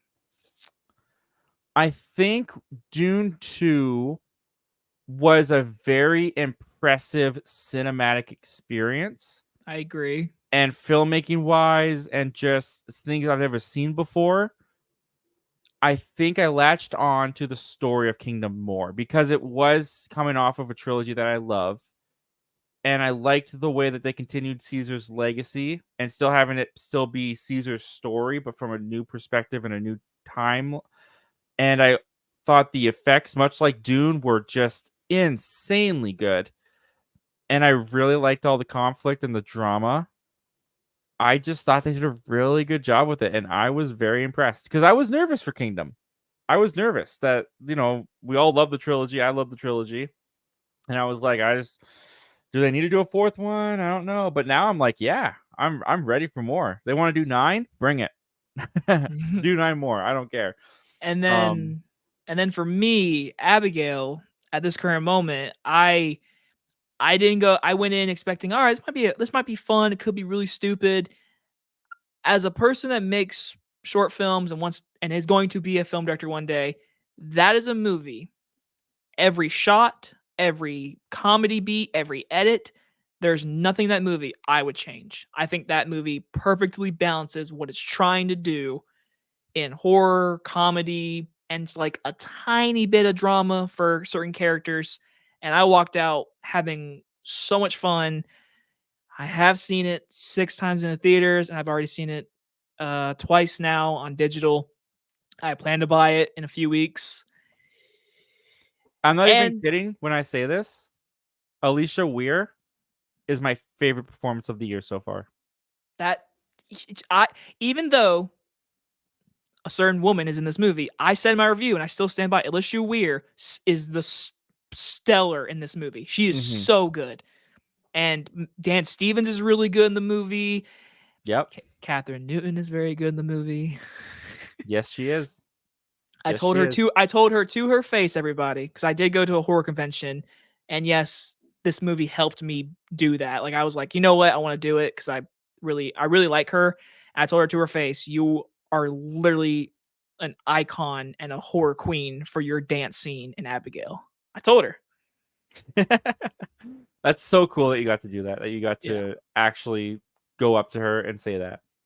Because you don't know if they see it on Twitter. She was very, very nice. And then, mine's Abigail currently. Zach's is Kingdom, and one of you currently has King Kong. And if you did get it, please tell us. I want to know who got it. Yeah, but in a month, my favorite movie of the year could easily change. We'll see.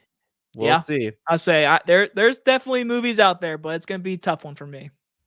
Trez Movie says Megan was my first ever review, and for a first video, it did great. It got over 2.5 thousand views at the time. Wow, good job, man. That's awesome. It's great. That can be a little bit of a double-edged sword because sometimes you launch big and then you feel discouraged when you don't get there after each and every video.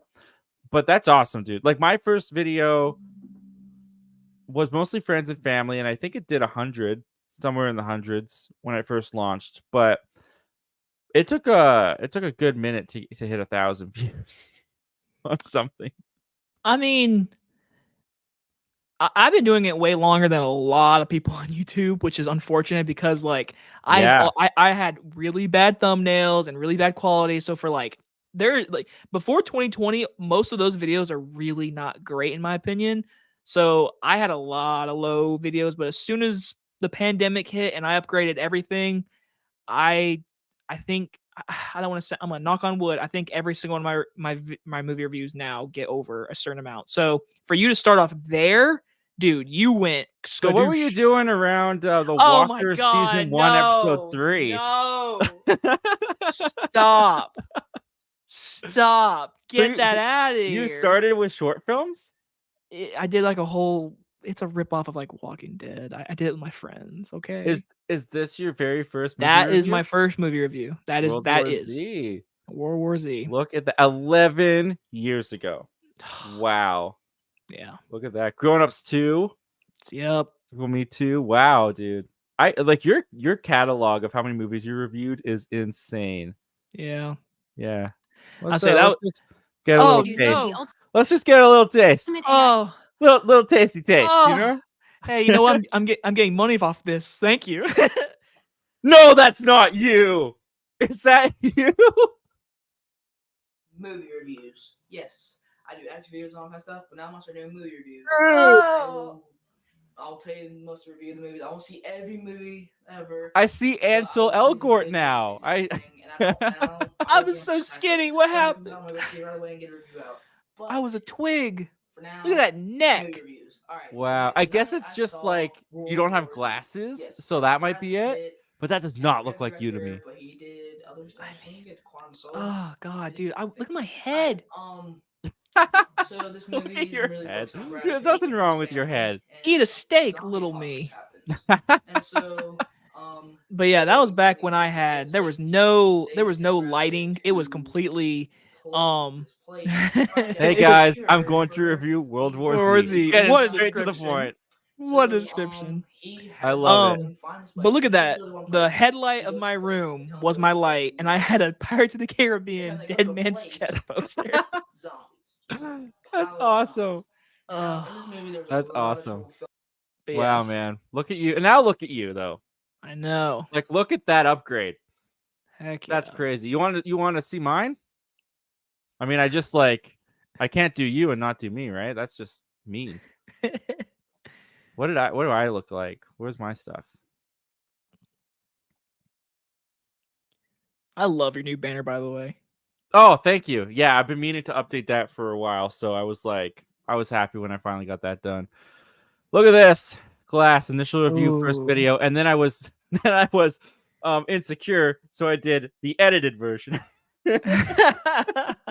Which, as you can see, people came back for. Heck yeah. Heck yeah. Yeah, this was how I planned my YouTube channel. This is okay. I did you, so I might as well do me. It's only fair. Get that ad revenue. Heck yeah. Get that ad revenue. Enough. This could be. Oh goodness. Everyone. So in 2019, I want to try and start making YouTube videos. This is something. This is me talking to my friends and family, by the way. I'm not expecting anyone else to watch this. That's fine. That's what we all had to go through. I'm thinking about doing with this. I loved that Star Wars poster. This whole wall was posters, but this room was so small.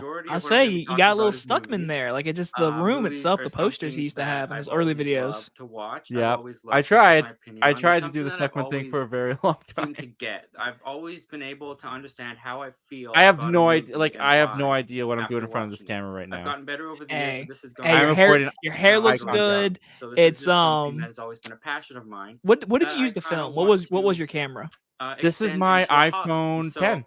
Nice. There's a couple things I'm that's my thinking of iPhone doing 10. with this channel. It's propped One of up them would on be books. a segment called My First Experience. It's propped up on books on a little I didn't grow table. up watching That's a lot great. of all-time great movies. My brother So and there's a sister lot are of next movies out there to me that I playing missed. Fortnite, and So, I'm for terrified example, their I'm audio is going to looking come right through now, I the have video. Top Gun, which is a very popular movie that I haven't seen I'm yet. super So that could be skinny a in this movie though. Like that I this could is talk about this because of its is popularity. I just haven't seen it yet.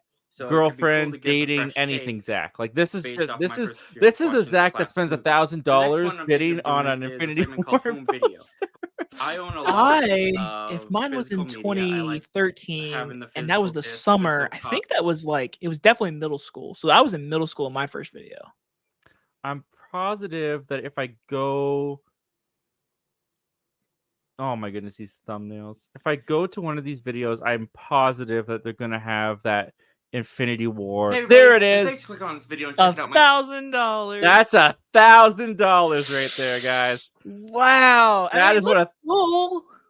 it's not bad, right? It's just it's Right? not $1,000.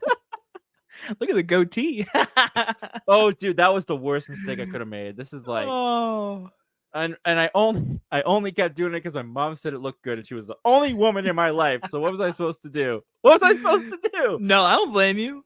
This is my dad's office off of my parents' bedroom that they let me use when my dad was not working. So I had this little corner, and I had that Infinity War poster in the back of this corner, just so I had something movie related. Hey, that's pretty cool. Oh, super cool. Super cool. Yeah, no.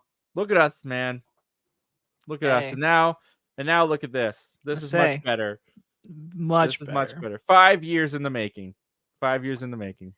See, that's what sucks about me. I can't lie. Everyone who got to do it had better thumbnails and had a more time start. The things you just saw, that was for like 6-7 years before I finally got like an upgrade. Honestly though, like I think a poster of just the movie itself is better than whatever the heck this is. What's a home video review? Like, what was I doing? If I remember correctly, I'll tell you. Let's just go down memory lane. If you look up Keanu movie review, Jacob Hubbard, that is the worst mistake I ever made with my hair, ever. Your hair? Ever. If this is the right video, I hope it's the right one. Is it this one? Yeah. This is your chance to get 2. You're building this up, man. I'm excited. If this is the right video, I hope it is. It's the worst. I know these reviews are late. Oh, I saw whoa! on Thursday night, so I've seen all weekend. I've just been busy all weekend, so don't worry. I've seen the cute cat and I've seen Key and Peele before, so it's a pretty good movie. Keanu. So this is the first Key and Peele movie. I'm pretty sure that they have come together to make an actual movie of theirs. Key and Peele used to have a Comedy Central show. It was really and fun. I did a freaking wave. I can't stop looking at it. That is, dude. That is literally Ace Ventura. I enjoy them. We watch them in school sometimes. Key and Peele. Oh really, my really funny. goodness, dude. Key went into Wow. Did you think it was so cool? Dude, I was like, this is gonna be so cool on this video. I'm gonna look so like retro. Like I was like, dude, the shaved sides, dude. It's literally a wave. It's literally a wave in my hair. It's bouncing. Wow. But you can tell you're way more comfortable in front of the camera. Your background's a little bit better. A little. Your camera's still a little crooked, but that's fine. All of ours are. Oh, all of us. But that hair, man, dude, that is wild. I hate myself. I say bring it back. No. It will never look like that. I say bring it back. Have you reviewed Ace Ventura yet? Because that should be it. I should, and that should be the hairstyle. You know, some could argue Ace Ventura hasn't aged well. I don't care though. I love that movie. I love that movie. Exactly. Oh God. The Ace Avenue sub to you, by the way. Hey, appreciate that. Perfect timing. Oh man, that's always fun. Trip down memory lane. Oh my word. That hair. that You saw hair, that man. and you knew. You were like, oh, dude, I'm screenshotting that, and that's gonna be on the thumbnail. That's gonna be with Jacob Hubbard, and it's gonna be that picture. I gotta change it. That's amazing. I love it. Oh, that's amazing. Trev's Movie says I couldn't find a single copy of Godzilla X Kong on 4K last week. It kind of made me happy because it's a good sign, people, or good enough sign for physical media. Yeah, the hardcores are still buying it. They also could have just produced less, which isn't great. Not to burst your bubble or anything. I say they might not put it up. You never know. Trev's Movie says I'm taking my dad to see Horizon at some point. Oh, that's sweet. That's gonna be awesome. The definition of that movie. Ace Avenue says Jenny is the worst in Forrest Gump. Jenny. I agree. She's a little bit of a of a bag. Gavin says The Strangers Chapter 1 is not one of my favorites, but I do really like it. I gave it a 3.5 out of 5. I think it's better than the original. Well, there you go. Yeah. Ace Avenue says it's not anime, but have you seen Avatar: The Last Airbender? I watched a little bit when I was a kid. Didn't really get into it. Watched a little bit before the live action show, and it just wasn't really my thing, so I didn't really continue with it. Oh, look at all that. You got the full show. Full show. I also have Legend of Korra, which I have not fully seen, but yes, this is childhood. Yeah. Nice. Yeah, I think for me, really all I need is the M. Night Shyamalan movie. I think for me. Oh, really? That's great. Yeah, I think that's my canon. That's the Avatar: Last Airbender for me. Yeah. I've never seen it, by the way. Trev's Movie says I've heard Terminator 2 on 4K was terrible, but the Best Buy Steelbook doesn't have an awesome design. Fair enough. Yeah, I've never watched it on 4K, but the Blu-ray doesn't look too bad. Nathan John Movie says, hi, Zach and Jacob. It's been halfway through the year, so what is the best and worst? Mine is Civil War and Megamind 2. Holy crap, I'm still recovering from that. I want to say this. I don't want to be a cheater or anything, but I cannot lie. I saw this comment, and you inspired me to do that as the fourth question. So there you go. I say. Beautiful. So to answer that question, Zach and I've already answered our best. So his is Kingdom, and mine is Abigail. Our worst, I don't know yours. Oh. Imaginary, I think, is the worst. See, I see a lot more. So mine's got be... okay. Yeah, mine just shove it under the rug. Doesn't count. Jacob seen more. Who cares what Zach thinks? Have you even heard of Founders Day? Shut up. No, I have not. No, Founders Day is the first movie I saw this year, and at this moment, I might say it's the worst. But then again, I didn't like the movie Drive Away Dolls. I hated that movie. Oh, I was looking forward to that. It's not good? People seem to like it more than me, but I thought it was horrific. Well, I've already said that as if it hasn't been out for months. I'm looking forward to that. Also, Madam Web, even though it's a running joke, it is one of the worst movies of the year. So. Oh, absolutely. Yeah. Also Miller's Girl, that one was really bad. Oh, my wife and I turned that off. She was not into it. See? Yeah. That's a movie. Literally, there's the answer to that question earlier. What's a movie that came out during the wrong time? Yeah, let's put out a movie in 2024 about a teen student trying to have sex with their teacher. Perfect movie for this economy. Yeah. Yeah, not the best decision. Not the best decision. So yeah, that one and the other ones I listed. But at this moment, I guess I would have to say Found. But Imaginary is bad. Imaginary is bad. Yeah. I'm sorry. No, I didn't mean to put you down like that. I know. It's all in fun. Yeah, no, Imaginary was just like not scary. When it tried to be scary, it failed miserably. I don't know what the old lady was doing. Especially by that third act. Like, what movie are you in? Oh my god, her little monologue. It's an endless possibility of dreams. I'm like, what the heck are we watching? And her kill was hilarious though. And then in the end, when it was like revealed, it just looked like a cheap suit to me. It did. I was not into it. And then the lead actress was like in a really serious family drama. Like her performance. Yeah. too good for that movie.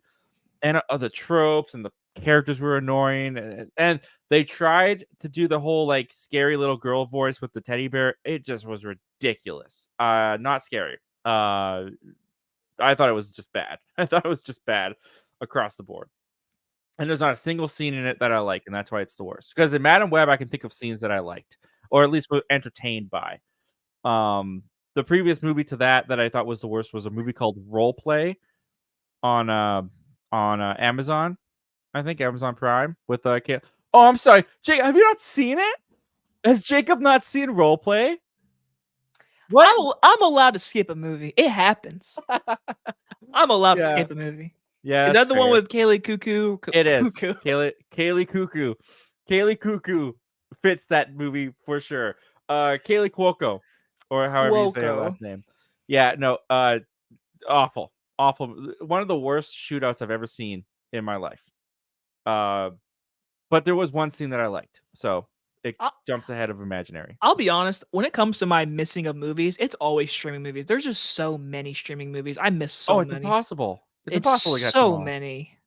Yeah, I only got Damsel and Ricky Stenicki and Spaceman reviewed on my channel because I was unemployed at the time. So I was able to catch up on all the streaming movies. But now, forget about it. Yeah. Nathan Movie says I'm late because I watched Prey with my family for the first time. If it Prey, like as in the Predator Prey, because that's an awesome movie. I love that movie, and I hope you guys enjoyed it. The Ace Avenue says I always have to skip over the dog scenes in I Am Legend. Gets me every time. Yeah, that's sad. That's very sad. Chaz Movie says Arthur the King got me to tear up as well, but it mostly had to do with the fact that we had to put my dog down last November. And I couldn't help but think about the moment. Also, ironically, her name was Marley. Oh, dude, I'm so sorry. That's hard. That's really hard. Yeah, and it's actually 7 when he got her and named her. Aww. Yeah, I don't even want. It's not really funny, but I also had to put down my childhood cat. She was 19 years old, so like I had her for a long time. We had to put her down last August, and so in the movie there's a scene where Mark Wahlberg is in a scene with the dog, like petting him, and man, dude, that's hard. That's losing a family member. It really is. It literally is a family member. But yeah, also that was another mystery movie. Arthur the King it was a mystery movie. Oh, okay. Nathan Ruby says I also watched Independence Day. It was okay, and Spaceballs. It was okay. I love Spaceballs. I love Spaceballs. It's so good. They're doing a sequel. Did you see that? I saw it. Josh Gad and Mel Brooks. I'm like, okay.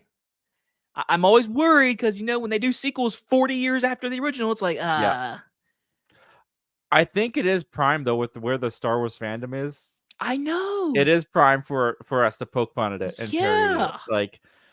Like just get a female lead and just parody how female leads in Star Wars are trashed or something. Yeah. No, there's so much you could do. Do you think they get Rick Moranis back? No. You don't think so? You don't think he'll come out for that one? I was really hoping they'd get him for Ghostbusters, but if he wouldn't do for Ghostbusters, like I just don't see him doing it for that either. I don't know. Yeah, it's tricky. Wherever he pops up, that'll be a moment I'll tear up because I'm like, oh my god, it's him. There he is. Who doesn't love Rick Moranis? Dude, remember when he got attacked on the street? Yeah. Remember when that like brought Twitter together, where they like found the man that attacked him, beat him up, death cell. Like they were all like, get rid of this horrible person. Yeah. No, Rick Moranis is a sweetheart. Favorite Rick Moranis movie? Go. I gotta say Little Shop of Horrors. Dude, I'm going with that one too. Yeah. Little Shop of Horrors. I was like, my mind was like, Honey, I Shrunk the Kids, but then again, I was in the Little Shop of Horrors play. I think that's probably my favorite musical, so I gotta say Little Shop of Horrors. Feed me, Seymour. He is amazing as Seymour. He is amazing. Yeah, he's great. I love that movie. I love it. The Ace Avenue says when Friday says life functions critical, that gets me emotional every time. R.I.P. Tony. Yeah. They did that so well. They did. Don't bring him back. I don't care if he's a variant. I don't care if he's from this universe, that universe. Do not bring him back. It won't shock me though. It won't shock me, and I'm not gonna lie. When they announce it, I'll be like, but then I'll be like, oh man, They're doing it. I can't lie. In the movie theater, when he pops up from a portal, I'm like, oh my god. Yeah. It'll be a moment. But it might be a moment where I'm like excited, and then when I think back on it, I'm like, it depends how they do it. Maybe they do it great. Maybe they surpass my wildest dreams of how it could be done. But you know what? I don't want to sound like a hypocrite because I'm really excited for Deadpool Wolverine, like everyone else, but that Logan ending was perfect. Yeah, it was Perfect. But I think there's security with them saying they're not touching it. Yeah, but and they're respecting it. But I get it because it was supposed to be the very last time you ever saw him as Wolverine. And now another this movie is the about encore. crying.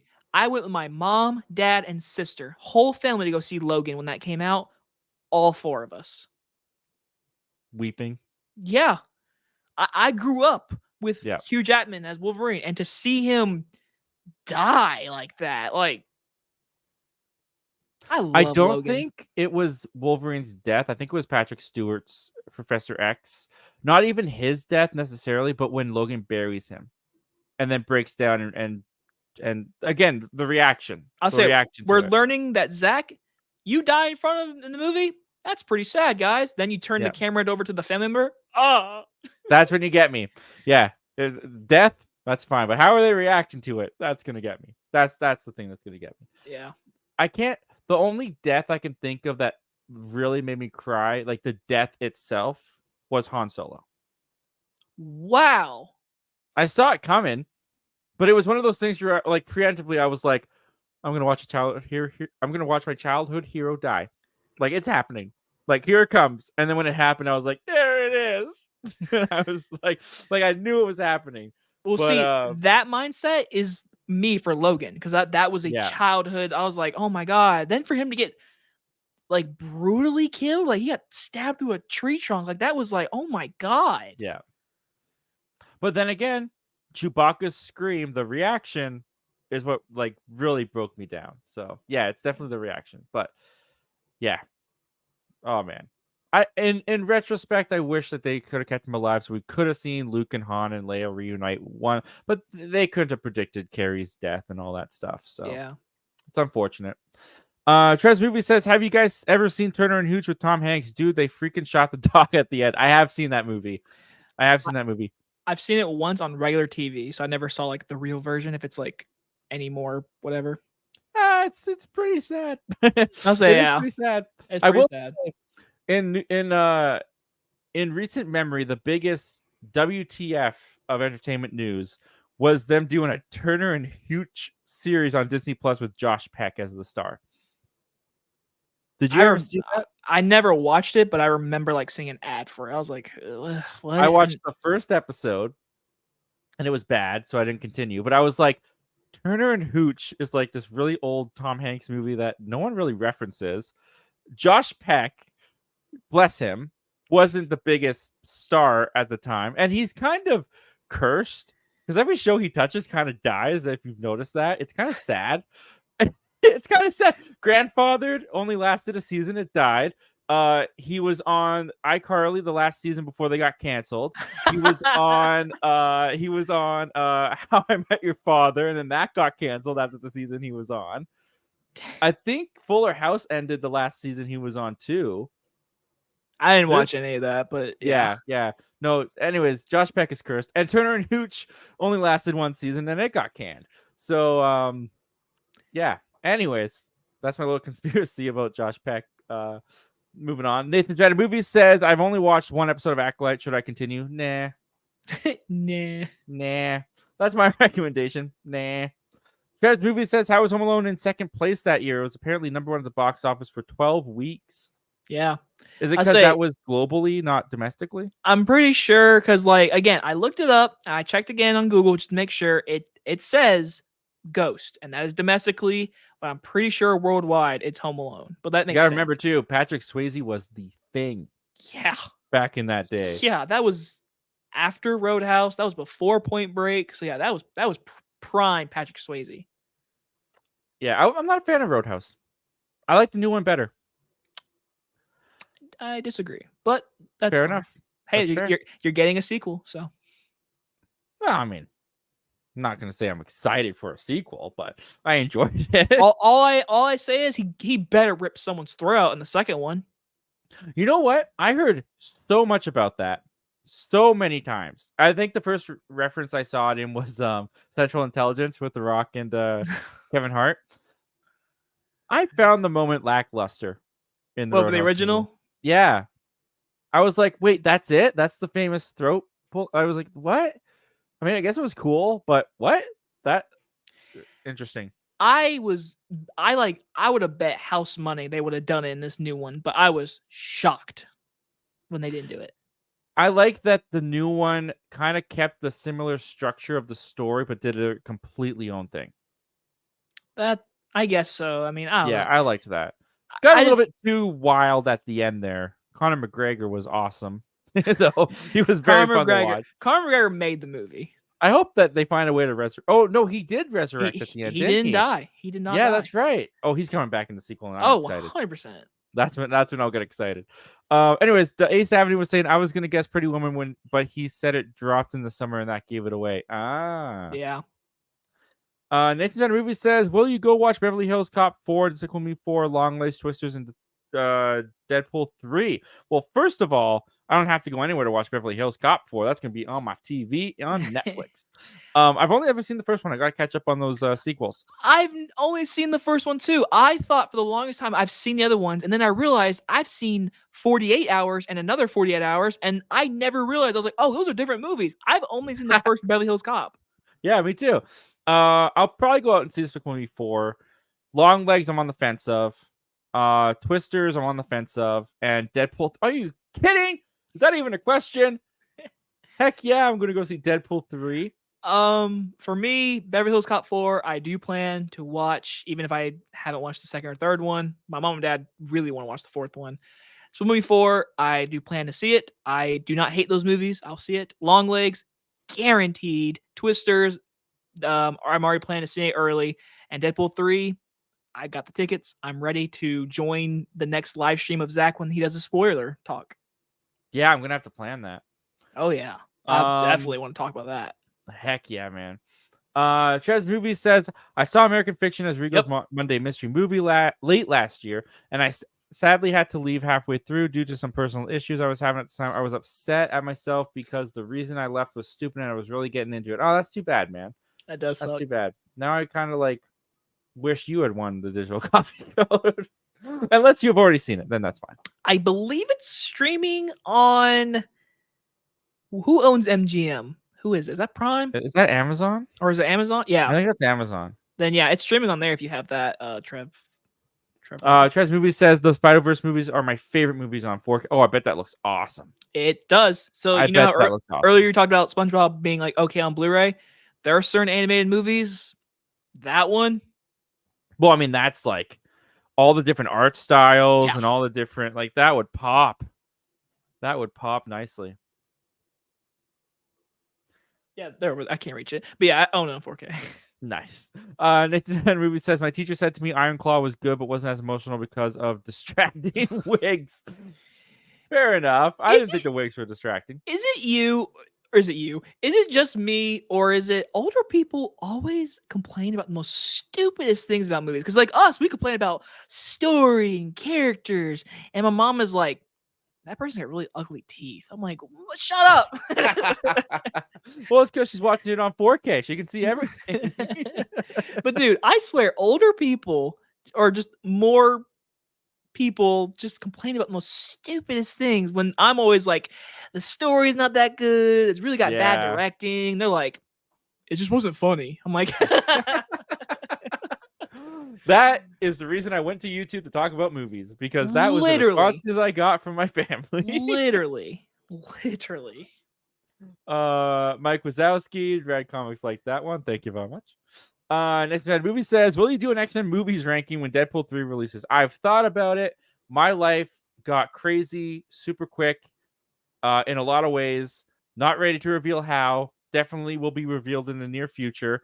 One of them may involve a new set. We'll find out. We'll find out. But there's a lot going on that has put a lot of projects that I've even been working on pause. So I haven't found a way. I actually was planning on doing this. I was planning on doing not just the X-Men movies, but all of the Fox movies ranking with Deadpool 3. And I had them mapped out for when I was going to watch them. But that's all up in the air now. So I don't know if I'm going to be able to watch everything and get it ranked before. Also, there's a possibility, I'll just say, that this place might be packed up before Deadpool. Possibly, no promises. And some other things are happening too. So life is to put it plain and simple, life is just really crazy right now. So my YouTube schedule is not as free and open. You guys will probably notice that I went and saw the Bike Riders and I didn't post a review for it because life is just crazy. More on that later. It happens. Yeah, more on that later. Trez Movies says, I have that same VHS of Twister. Nice, man. I'm sure it's probably the standard one that they sold at the time, right? Like I'm sure there wasn't too many. It looks very familiar. Turnaround, is it like the Dark Cloud and them running in the field? Yeah, dude, I literally knew it. That's literally that's literally the one I grew up with. I don't imagine VHSs did many different types of style. I feel like it was one and done, you know? Yeah. Oh, that just brought back a whole childhood memory though, because again, I actually might. I'll go ahead and say it. Man? How about that one, huh? This is like my favorite. This is like holding this is like being transported back to 2002. Dang. Like that's fun. It makes me so sad people don't. It's sad that I lived in an age that people right now will never experience a VHS, rewinding that tape, turning it on, pressing play, having the and then the tracking. Yeah, dude. What a time. I'm so glad I was born in 1999. Like I'm glad I was born then. We caught the tail end of it, man. Very tail end. I think DVDs was 2004 at the latest when they kind of took over. I kind of judge it by you can't get Spider-Man 2 on VHS. You can only get it on DVD. Yeah. And the last VHS for the prequels was Attack of the Clones, and that was 2002. Which I had Phantom Menace on VHS. I didn't have. Which was 99. Yeah. I guess it probably would have been on VHS in 2000 though. I do own that. I don't know where it's at. I do own the original trilogy, that collection pack on VHS. I have that. Which original trilogy? Star Wars. Oh, like the original trilogy. Yeah. Not the prequels. No, just the originals. I have that. I got this one. Is each one of them like one of them's Yoda, another one's Vader? It's these special edition ones. Okay, then no, yeah. I own the ones that have the solo faces on. Those are the I believe those are the original cuts. Like these are the altered, the first editions of the altered special editions. Then in my house somewhere I own that original then. Yeah, so Han doesn't shoot first. And Darth Vader doesn't say no when he throws the Emperor off the thing. But some of the CGI elements are in this one. I can't remember. But this is one that my dad owned the original cuts before the special editions, and those are the ones that I grew up watching. And then he also owned this one, so this is just as nostalgic. This is just as nostalgic for me as the other ones, but the other ones are harder to find. That's fair. I mean, because they're the last truly original cuts of the movies. I wish I had more VHSs to put up, but I have no room. Yeah, I've been trying to just buy a couple that fit my nostalgic bones. Yeah. Fans of something saying, speaking of rankings, yeah, someone should do a High School Musical trilogy ranking. Feel like that would be easy since there are only 3 movies and very fun to watch. A little bit of a shady there, huh? I had a High School Musical trilogy ranking planned with Fans of Something Eddie, which, by the way, guys, if you're not subscribed to Fans of Something, Eddie, Haley over there, they do great work. Really fun channel. Definitely check them out and head on over there. But as mentioned before, life is busy. Lots happening. that I haven't been. Yeah, that's my guy. That's my guy. I've pushed the High School Musical trilogy off ranking video, and I don't know for how long. But yeah, it's unfortunate. But one day it might come out. I literally remember when High School Musical 2 premiered on Disney Channel. It was like Me the most too. hype movie. Biggest day of the childhood, man. That was I the remember. big day. And then I remember when this came out in the theaters, everyone in my grade Another big day. skipped school to go see this. Everyone. Nice. Yeah, my parents took me opening night. I think it was opening night. I don't remember. I was a kid. I definitely went opening day. But we went opening day. My mom had never seen the movie. She was just like, the kids like it, we'll take them. She fell in love with it. We went straight from the theater to the Walmart and bought the soundtrack and listened to that for the rest of the summer, rest of the year. Also, just want to say this. The comment you had before, we actually didn't answer. You just selected it and we got distracted. Oh shoot, I'm sorry. It was the guilty pleasure one. Guilty that pleasure. one. Yep. This that one? Okay. Yep. Sorry about that. Thank you for catching that. Nathan Van Movie says, what are some examples of so bad it's good movies? 3 that come to mind for me are Trolls 2, Batman and Robin, and Moonfall. Well, I've answered one. Jurassic Park 3. That's my guilty pleasure. I've got a couple. I actually have a whole video of guilty pleasure movies. A couple that were on that list were Dude, Where's My Car? I am so in that boat. That movie is awful, but And so then... funny. And then, yeah. What's another one? Honestly, dude. Yeah. This is probably the one that got the biggest reaction in the Guilty Pleasures video. Baywatch. The Dwayne Johnson one? Yep. Dwayne Johnson and Zac Efron. That's a guilty pleasure of mine. My dad and mom found it more funny than me, and I own it. So I mean, I'm not on that boat with you, but like I could see why. I don't think it's good, but I find some of it kind of funny. Oh, I know me and you made this joke one time, but the Mike Myers Cat in the Hat. Yes, the Mike Myers Cat in the Hat. That is, I actually watched that with my wife a couple months ago. We just put it on. You know what was funny though? It was on Amazon, and it was the cartoon, like 30 minutes short of Cat in the Hat. Yeah. And we were like, I don't know what mood we were in, but we were like, oh, I've never seen this. Let's just put it on. And when we hit play, it just started playing the live action movie. And so it was like, what? And then we just let it play. We just watched it. Oh, that movie's horrible. Oh, it's so bad. It's so bad. I'm trying to think of another guilty. So entertaining. Some of the Friday the 13th movies that are really bad, I have guilty pleasure over. I can't lie. Trying to think of anything. I'm always trying. Whenever someone asks me a question, I always try to say something recent because people always like recent movies. They always like that. Yeah. It's hard. You gotta dive deep. There's like childhood movies that like there's plenty. Like I just watched Casper Meets Wendy. I haven't seen that movie in 20 years, and I watched it, and I was like, oh my god, it's horrible. But I watched that as a kid. You want to know what movie I watched as a kid that I still secretly kind of like? I like these answers. Fred the movie. Ooh. Yeah. I was the biggest Fred fan. That premiered on Cartoon Network, didn't it? Or was it Nickelodeon? Nickelodeon. In the States, man.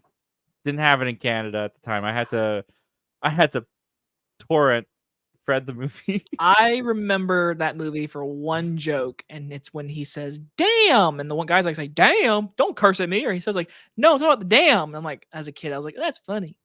I love the joke. It's probably not one that you could do nowadays. I love when he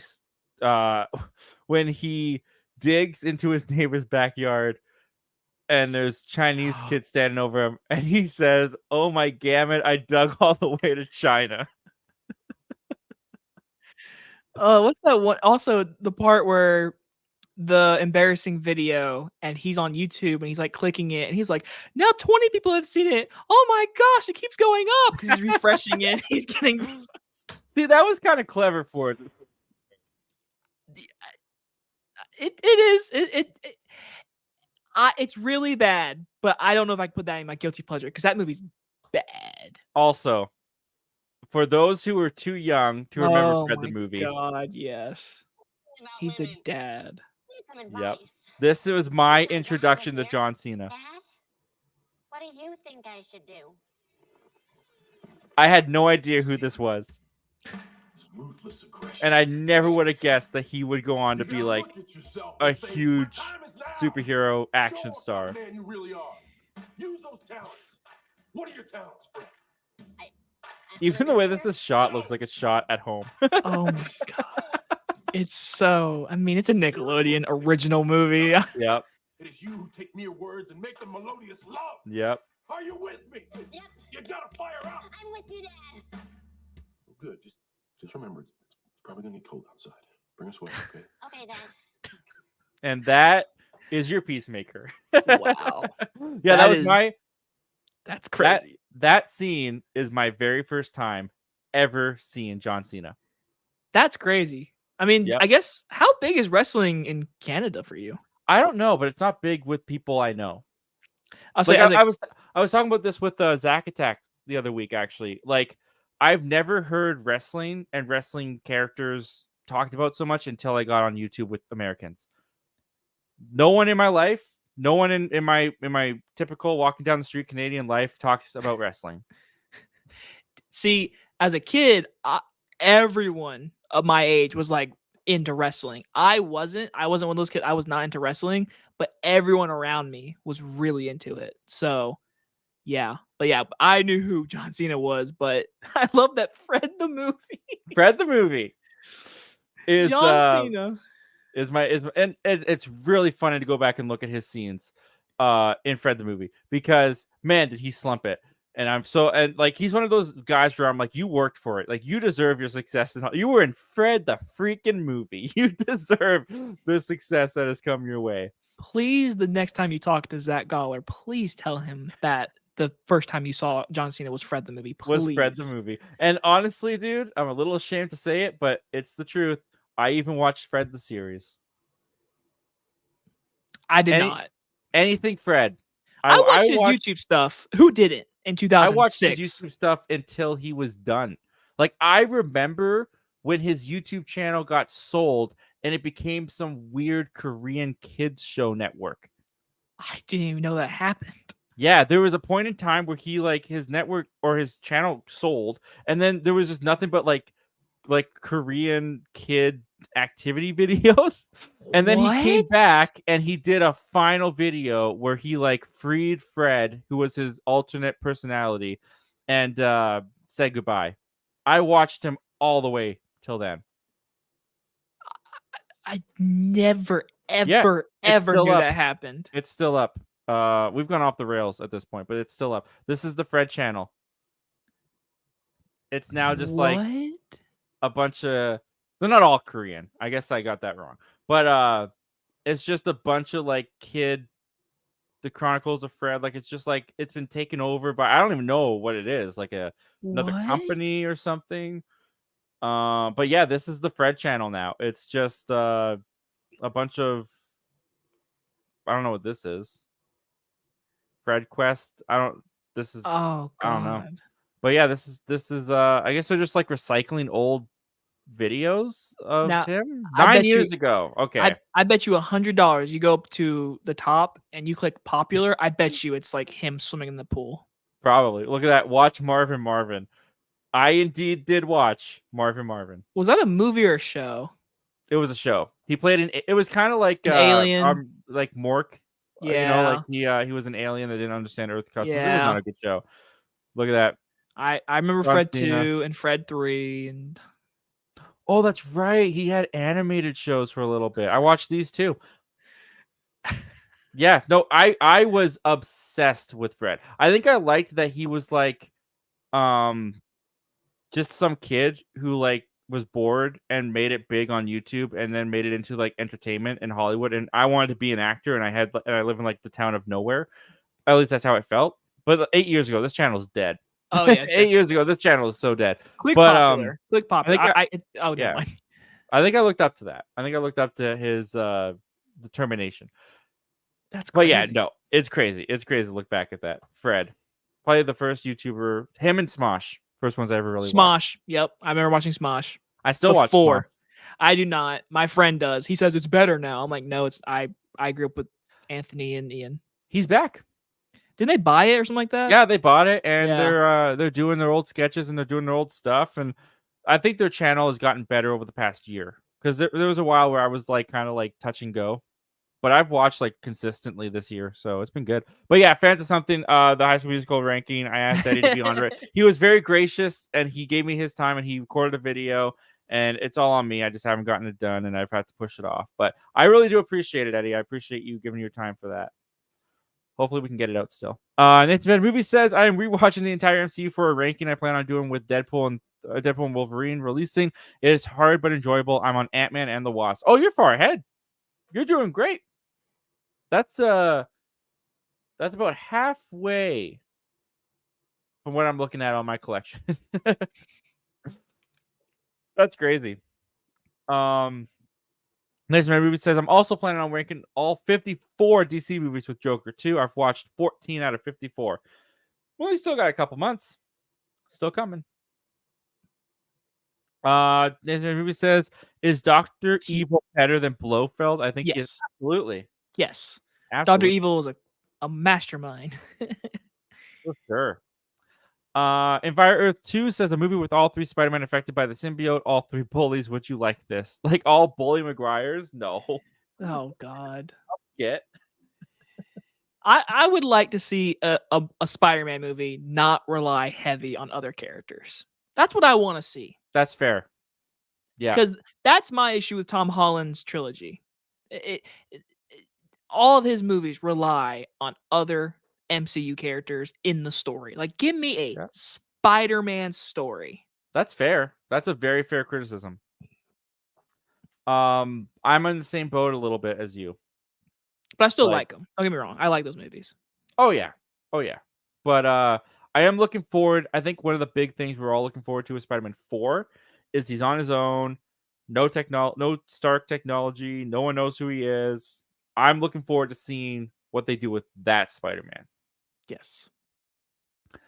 Let's see here. We got a bunch of people trying to guess your movie now. Trev's Movie says, Jacob, again, I'm looking through your channel. I've noticed you've reviewed almost every movie this year except for one. Where is Not Another Church Movie? I don't want to be alone on seeing that. Listen, man. You took one for the team.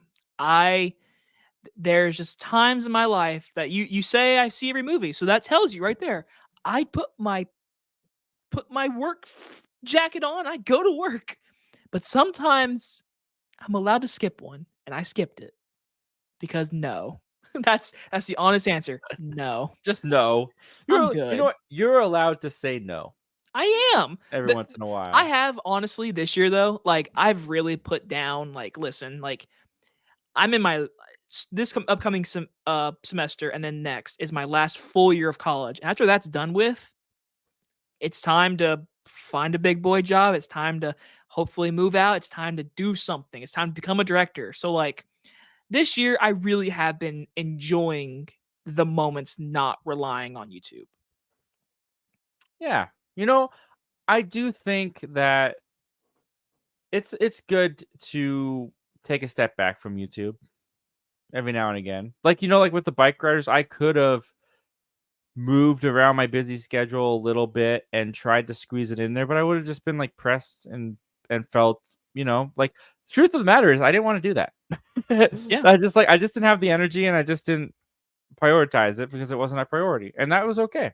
This is kind of a little secret, but it's the time has passed, so it doesn't really matter now. I almost thought about taking a break in January. Like I was like, maybe I should give like a month off because I've never done that. I've never done a month, or I think the only like break I've ever done is like maybe like a week because I went on vacation, so I missed like a week. But like I've never since starting doing movie reviews, I usually get 2 movie reviews out a week usually. Yeah, in 2020, I went to a camp. I volunteered at a camp all summer. So I was off YouTube. I think I came back and did a Bill and Ted Face the Music reaction. But other than that, I think I was off YouTube for pretty much like 3 months. But that was the last time that I was off YouTube. Does it sound sad? That sounds honestly great. I mean, sometimes the grind is exactly that. It's a grind. It is. But then again, right now my channel's doing that, Right. and if I didn't post any video for a month, my algorithm would be gone. Right.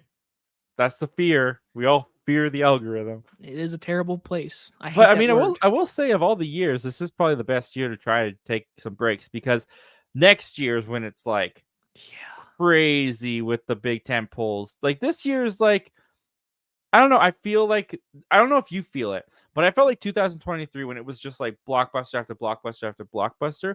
I felt like the entire community was thriving. Like I just felt like there was just like this energy around it.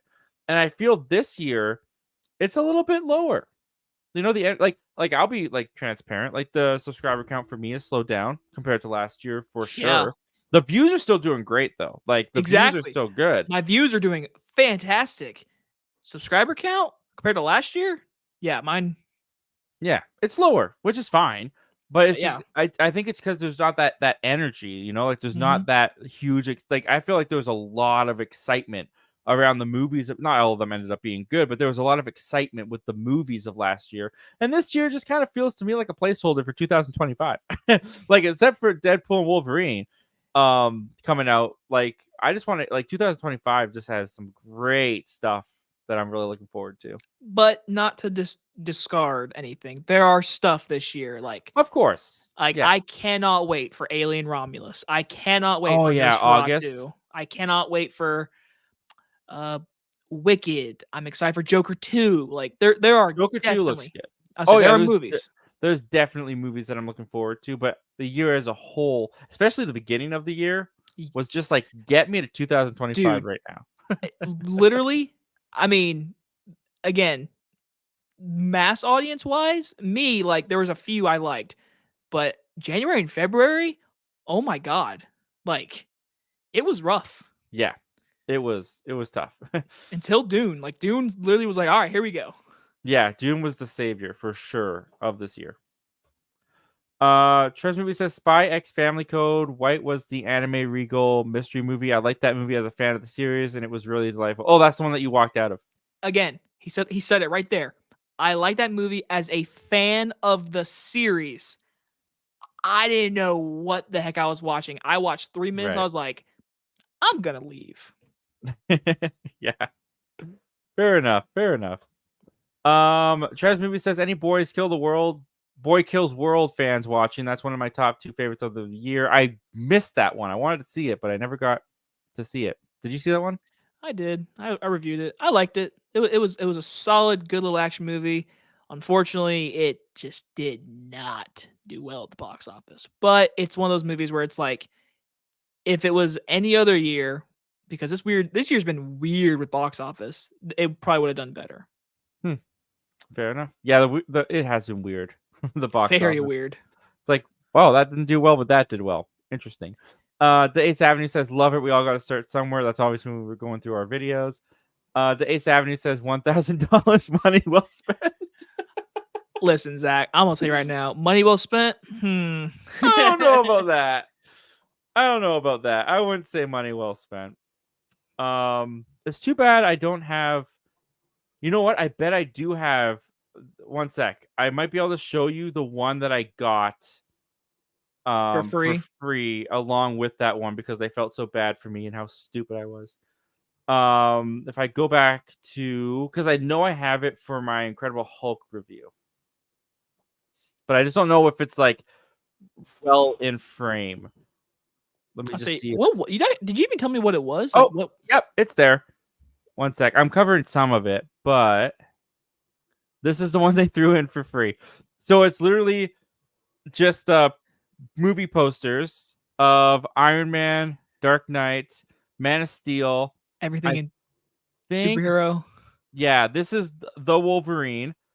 And then we got the Incredible Hulk, which is I was reviewing it, so that's why I hung this up. Behind me, I'm not quite sure what the other one was. I want to say maybe Spider-Man. The It might have been Amazing the first Spider-Man. Spider-Man. The first Spider-Man. Tobey Maguire's first Spider-Man.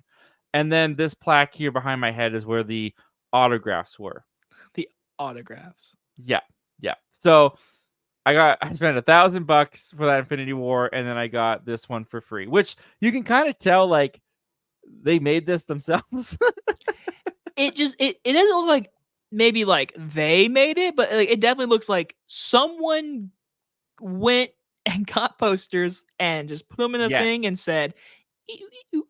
Exactly. Also, I didn't take off the corner covering, so good job, Zach.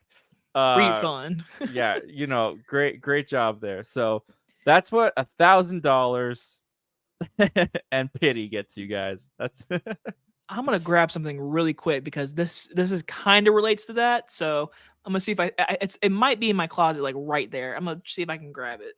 sure, no worries. Jacob, that Keanu review here. What the F? Yeah, I think we were all thinking the same thing.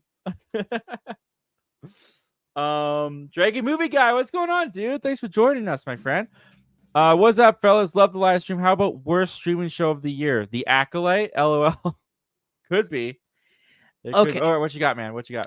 So this is basically in the same type of thing that you have. So to give it a little background before I show it,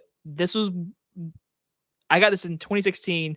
The girl I dated at the time gave it to me for my birthday, and she got it from a website that does this, and it's still really cool. So it is the Jurassic Park script with signatures of Spielberg, Jeff Nice. Goldblum, Sam Neill, Laura Dern, Goldblum. I can't read cursive. Spielberg, yeah, that's him. That Laura is Dern. very cool. Oh, it's the two kid actors. Yeah. There's no Samuel Jackson, though. But anyways, it's literally the script of Jurassic Park. That's sweet, dude. That I just know, looks right? cool. I know, right? Like it's probably not real, but it is the script. Wow. What are we That's looking really for? cool. Dilophosaurus in the rear car. Grant looks at his map. Ellie hearing the voice reacts. Oh shit, Dilophosaurus. Great. Malcolm and Ellie press against the windows. Down near the riverbank. Yeah, like this is. Wow, that was angelic. You should do you should do like a book reading. I cannot lie to you. I have watched Jurassic Park and sat there with the script. And I sat there and looked at it and watched the movie. That's awesome. That's awesome. That's a great way to learn as well. know. Like that's super cool. No, literally same. I make that. I say that all the time. I'm like, listen, this script helps me know how to, first off, format. Second of all, write a scene and write a script. Like that helps. It's it's David Koepp and Steven Spielberg, so you couldn't get any better than that. Screenplay by Michael Crichton and David Koepp. Yeah, it's really cool. Trust me, says Jacob, that Keanu review here. Oh, dude, I'm I telling love that you, one. I've never pointed that out until now. It's obviously on the internet, but no one ever talks about it. But I pulled it out. I had to show somebody. That's great. It's going on the thumbnail. I think I'm That's going to great. title this "Exposing Our Beginnings," and it's going to be that hair and my goatee on the thumbnail. I think that's what we're going to do. I think I've decided. The 8th Avenue says, Honey, I Shrunk the Kids and Little Shop of Horrors are both incredible. The 8th Avenue says, I was distraught for a day and a half after Logan. Oh, dude. Yeah, no, I'll never forget it. Dragon Movie Guy says, Josh Peck sounds like the new Ted C. McGinley. I don't know who that is. So I don't know who that is either. Poor Josh Peck. He's got a little bit more credit than that. He's got a podcast that does fairly well. Listen, he's still making probably some type of revenue from Drake and Josh. He has to. No, he's talked about it. There's no revenue on kids TV. They don't get anything from Nickelodeon. Now that you say that, I feel like I've read that somewhere. Like the Yeah. kids can't get. Dang. No, I'm still Drake and Josh is my thing. Like those are my guys. Like I still follow Drake Bell and Josh Peck. So I've seen recent interviews with both of them, and yeah, they've both said that there's no residuals for Kids Network. They don't get anything from Nickelodeon. Oh. Well, he's definitely not doing bad. I mean, hell, he was just an Oppenheimer for 2 minutes. Oh yeah, yeah. That's connections though. Like he's got. I also read somewhere that he's going to be the host of some new game show or some new cooking show, something like that. So it'll probably last a season. A season, yeah. It'll be a season long. The 8th Avenue says "Be Kind, Rewind." Yep, classic. Jack Black. Ancient words now.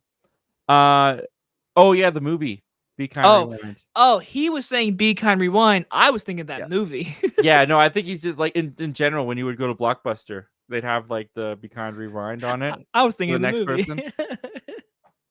Yeah, it's pretty crazy. You don't like this is literally an extinct phrase. You don't need to say this ever. Crazy.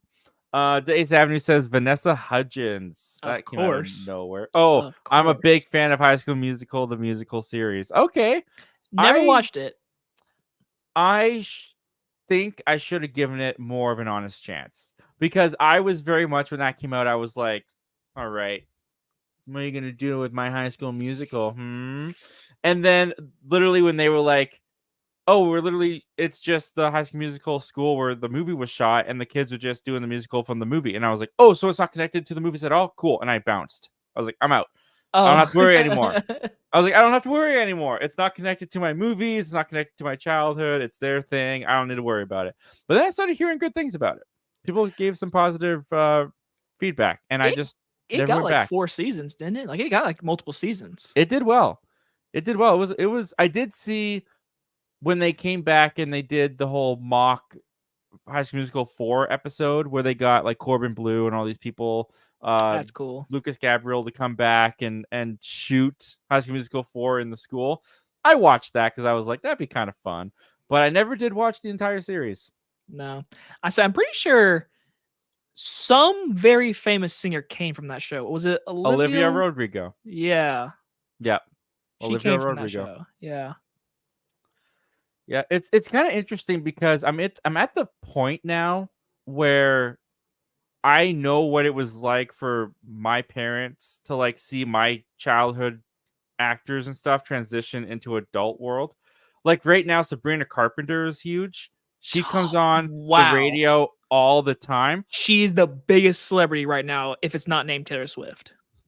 Full disclosure, the last and I watched Disney Channel way longer than I should have watched it. But the last Disney Channel show I watched because I loved Boy Meets World was Girl Meets World. And Sabrina Carpenter is on Girl Meets World. So to me, she's like a little 12-year-old girl, right? On Girl Meets World. But now she's like becoming like a sex symbol right now in the pop industry. And it's freaking weird. Dude, she is.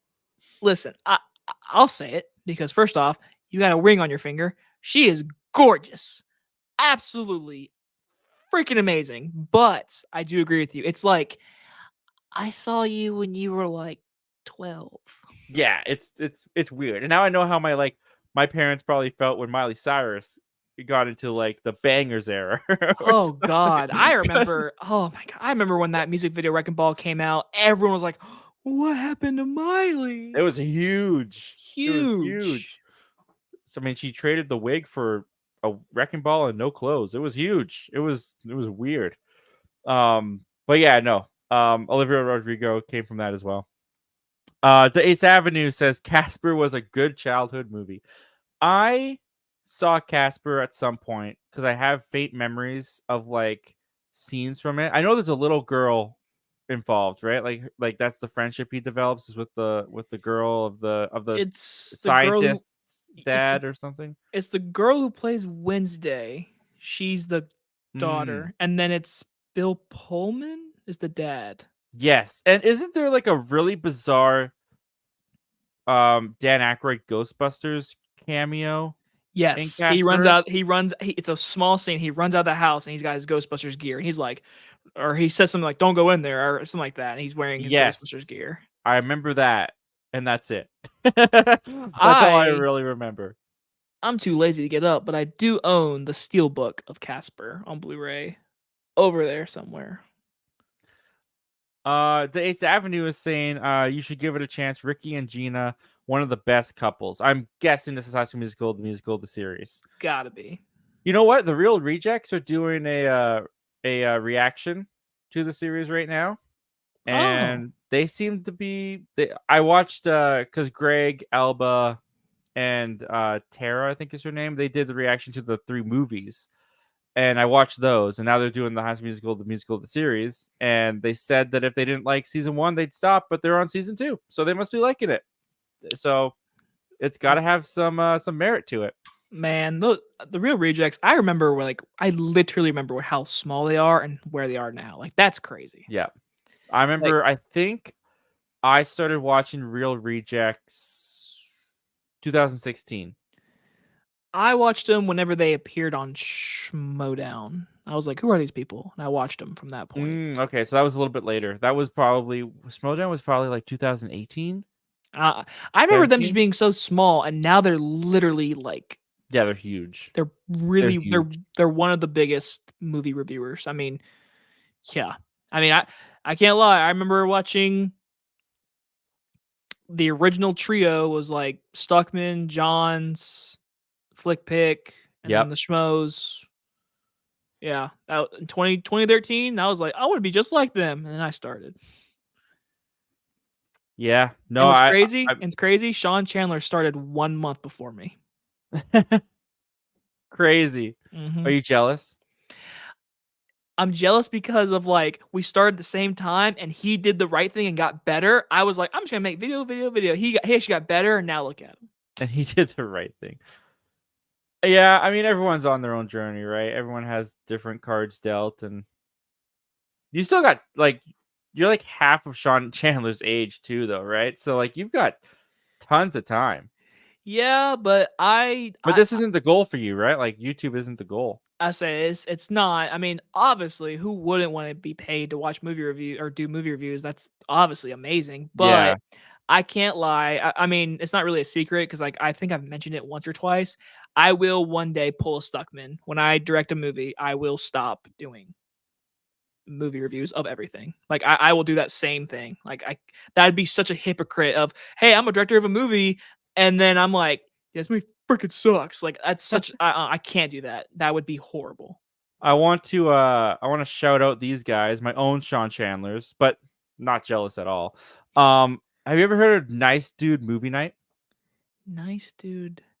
I've seen the thumbnail. I've seen their channel logo. Yeah. So these guys are incredible, and they've done incredible. So they're at 91,000 subscribers. When I was at 400, 500 subscribers, they were around 400, 500 subscribers as well. Wow. Yeah, and we had like some communication, and we talked about collabs. Nothing really ever took off. They've helped me with some like YouTube advice, in messaging on Twitter and stuff like that. Their older stuff, they tried to do like the general like. Oh, it looks like they might have gotten rid of a lot of their older stuff. Because they tried to do the general like movie review stuff or talking about older movies, and then they just kind of fell into this movie reaction success. And ever since, all their channel has been is movie reactions, and they are killing it now. Like they get hundreds of thousands of views on their movie reactions, and I'm pretty sure they've gone full time on YouTube. I think like they're doing really, really well, and it's kind of crazy to watch their success just like go nowhere but up and be like, I remember when we were the same size.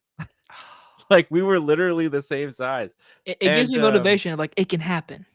It does. Absolutely it does. And they were just smart. They saw something that worked. They have great chemistry together, so it's really fun to watch them watch movies together and joke around.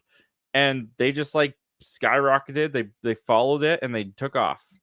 So it's like Nice Dude used to be in the chat. They used to comment on the videos, but now they're busy. They can't just be watching me. But if by any chance they are watching and they happen to see this, like congratulations, guys. Like well deserved, well earned. You did it. You broke the algorithm. But yeah, that's kind of cool that Sean Chandler started only a month before you. Yeah. The Ace Avenue says, Zach, if you do anything pertaining to High School Musical, the musical, I'll be more than happy to come on and fan out. Okay, I'll take you up on that, Ace. I don't know if I will actually be doing that, but I'll take you up on that. And I think this is it, man. This is the last comment and question, and you have broken the record. This is a 4-hour and 17-minute show at the time. I don't think I've gone past 3.5 hours before. So this is a first. You got it to almost 4.5 hours. I feel very happy that I don't think no one's gonna beat this for you. That is crazy. I don't know if I could go 4.5 hours again. It's almost midnight here. I gotta get to bed. So the Ace Avenue says Zach Milne will be one of the biggest movie YouTubers. Book it. Oh, dude, that's so nice. I've said it. I've said it for so long, Zach. You have too good of an improvement and too good of a personality for it not to get somewhere for you. Like, I appreciate that, man. I just remember that, like, just because you what is it? You think you deserve success doesn't mean you'll get success, I think is the saying, something like that. Like, yeah, I think there's tons of people. Dean, for example, Dean in real life, I think he has great quality, great production.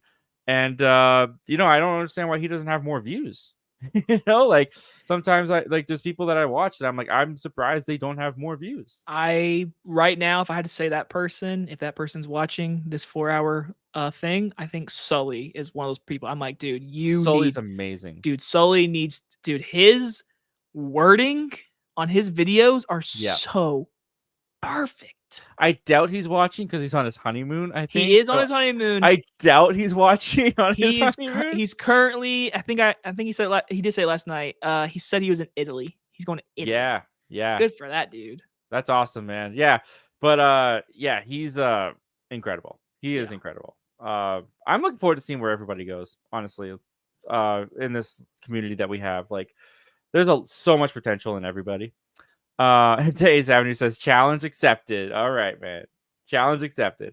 And with that, guys, that'll do it for this mega-sized episode of Zach Milne Talks Live. This is number 90. We are crawling towards that episode 100. Very looking forward to that.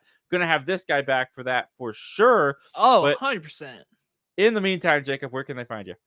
You can find me right there at Jacob Hubbard on YouTube, where I do movie reviews of all the newest movies possible. You can also find me on Twitter or X as Jacob_Hubby99, where I tweet things and get tagged with everything that has Catherine Newton in because she's amazing. Yeah. Anyways, thank you so much, Zach, for bringing me on. Of course, man. Thank you so much for coming on. And yeah, guys, that'll do it. That's it. Good night. I'm tired. That's it. I'm tired. No, thank you guys for watching. Thank you guys for being here, contributing to the chat, because the show was made better because you were all a part of it. And I appreciate every single one of you. This was such a fun night. This was such a, just great group of people and so much fun. And to everyone who got a digital copy code, congratulations. I'm happy. Enjoy your movies. With that, guys, we will be back again next week. Same Zach time, same Zach channel. You have a good night.